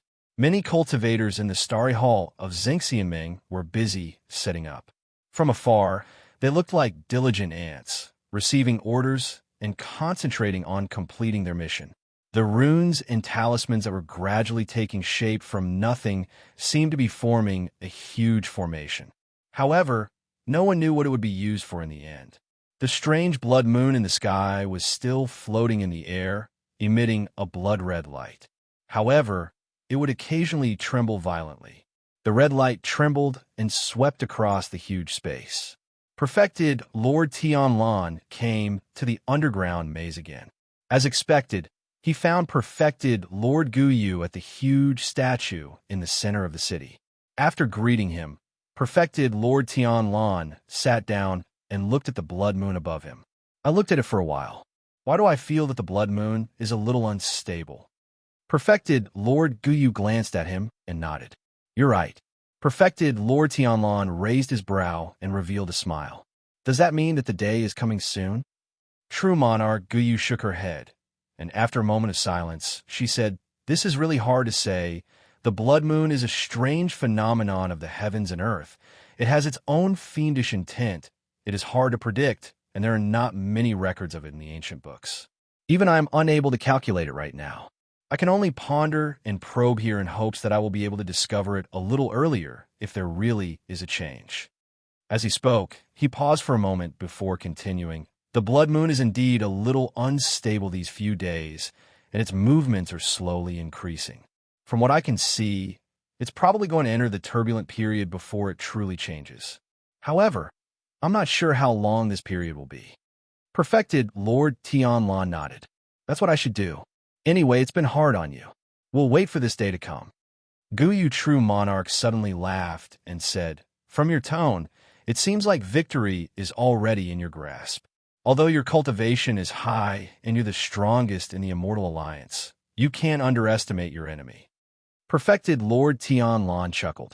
He didn't have any intention of being humble. They're just some useless chickens and dogs. We'll act according to the plan. There's no reason we can't win. Perfected Lord Guyu laughed and pointed at him. He shook his head and didn't say anything else. After a while, he seemed to have thought of something and asked Perfected Lord Tianlan, Oh right, how are your subordinates doing with the demonic cult? I heard that your new disciple is doing quite well. Perfected Lord Tianlan said indifferently, What do you mean by doing well? It's just young people messing around. Perfected Lord Tianlan said indifferently, What? It's just the young people messing around. As for the demonic cult, they're doomed. The devil sect and our true immortal alliance have been fighting for 1,000 years, but now they have declined to such an extent. As he spoke, he revealed a sorrowful look, probably thinking of the heyday of the evil sect. Comparing the two, he could not help but despise the current evil sect.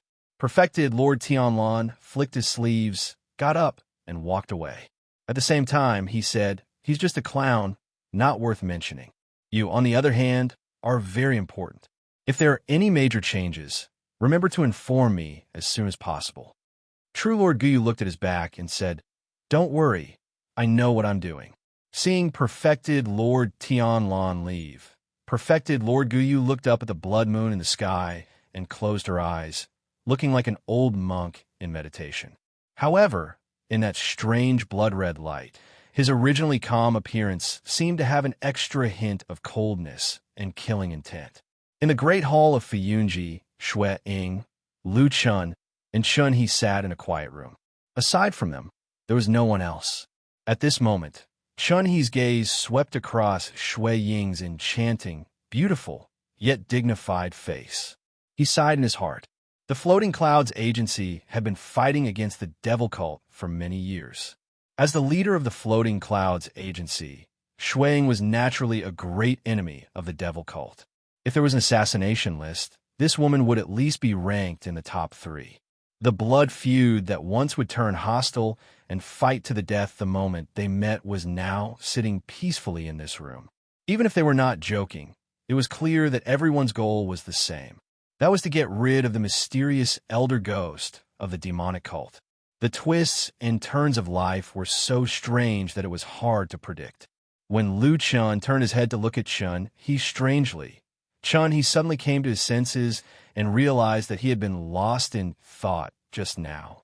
He nodded to the man and woman who held great power in front of him, then stretched out his finger and pointed at the map on the table in front of them. Elder Ghost's whereabouts are mysterious, and he is naturally suspicious. He almost never meets with ordinary demonic cult members. Instead, every 5 to 7 years, he will train a messenger to take charge of the demonic cult in Immortal City. Of course, I am one of the messengers, Chun, he said in a low voice. Lu Chun and Shui Ying looked at each other, a trace of excitement in their eyes. Chun's position was indeed unique. After inciting this person, it could be said that they had the demonic cult's throat in their hands. Come to think of it, these few years the evil faction was too weak. The only person who could be on the stage was the mysterious Elder Ghost. If it was in the heyday of the past, how could there possibly be such a person? Where did he meet you? Lu Chun asked. Shui Ying, who was sitting on the side, also stared at Chun-He, obviously very nervous. Unexpectedly, Chun-He smiled bitterly and drew a big circle on the Immortal City map on the table, saying, other than the Azure Dragon district of Sky Dragon Mountain where your Xingxia Ming is, I have been called by him to meet the other 3 places, White Tiger, Vermilion Bird, and Black Tortoise. Counting carefully in these few years, I have met him at a total of 63 places. Lu Chun and Shui Ying were both shocked and looked at Chun-He in disbelief. Chun-He continued, as far as I know, Elder Ghost has a unique characteristic. Even when the divine sect, evil sect was still flourishing and the other elders were running amok in the world, he was still lurking in the Immortal City. For decades, no matter how the world situation changed, no matter how dangerous it was, he still refused to leave the Immortal City. Lu Chun's heart suddenly moved, and Shui Ying seemed to have thought of something. After pondering for a moment, she asked Chun-He, do you know the reason? Chun-He shook his head and said, I don't know this, and I feel that other than Elder Ghost himself, no one else in the demonic cult knows the reason. Shui Ying nodded and said no more. Lu Chun then asked, then can you find Elder Ghost? Chun-He thought for a moment and said, in the past, he used a secret technique to tell me where to meet him. Now, it is naturally impossible. But if we check the 63 places we met in the past, we should find. Those 63 places, he probably gave up after seeing them once or twice. Shui Ying suddenly interrupted him. Her gaze hidden deep, looked at Chun-He and said, but you remember all of them? Chun-He's expression did not change, and he said calmly, I have a very good memory. Lu Chun smiled and said, it's a good thing to have a good memory. Come, tell us how we can find that old turtle from these places. You're tuning in to the Romance Rendezvous YouTube channel. We're so grateful for your support, and don't forget to subscribe to join us on this incredible journey through captivating stories. Your generosity through donations truly makes a world of difference, as it's the primary source of revenue that allows me to expand and enhance this channel for you. Thank you from the bottom of my heart for being a part of this adventure.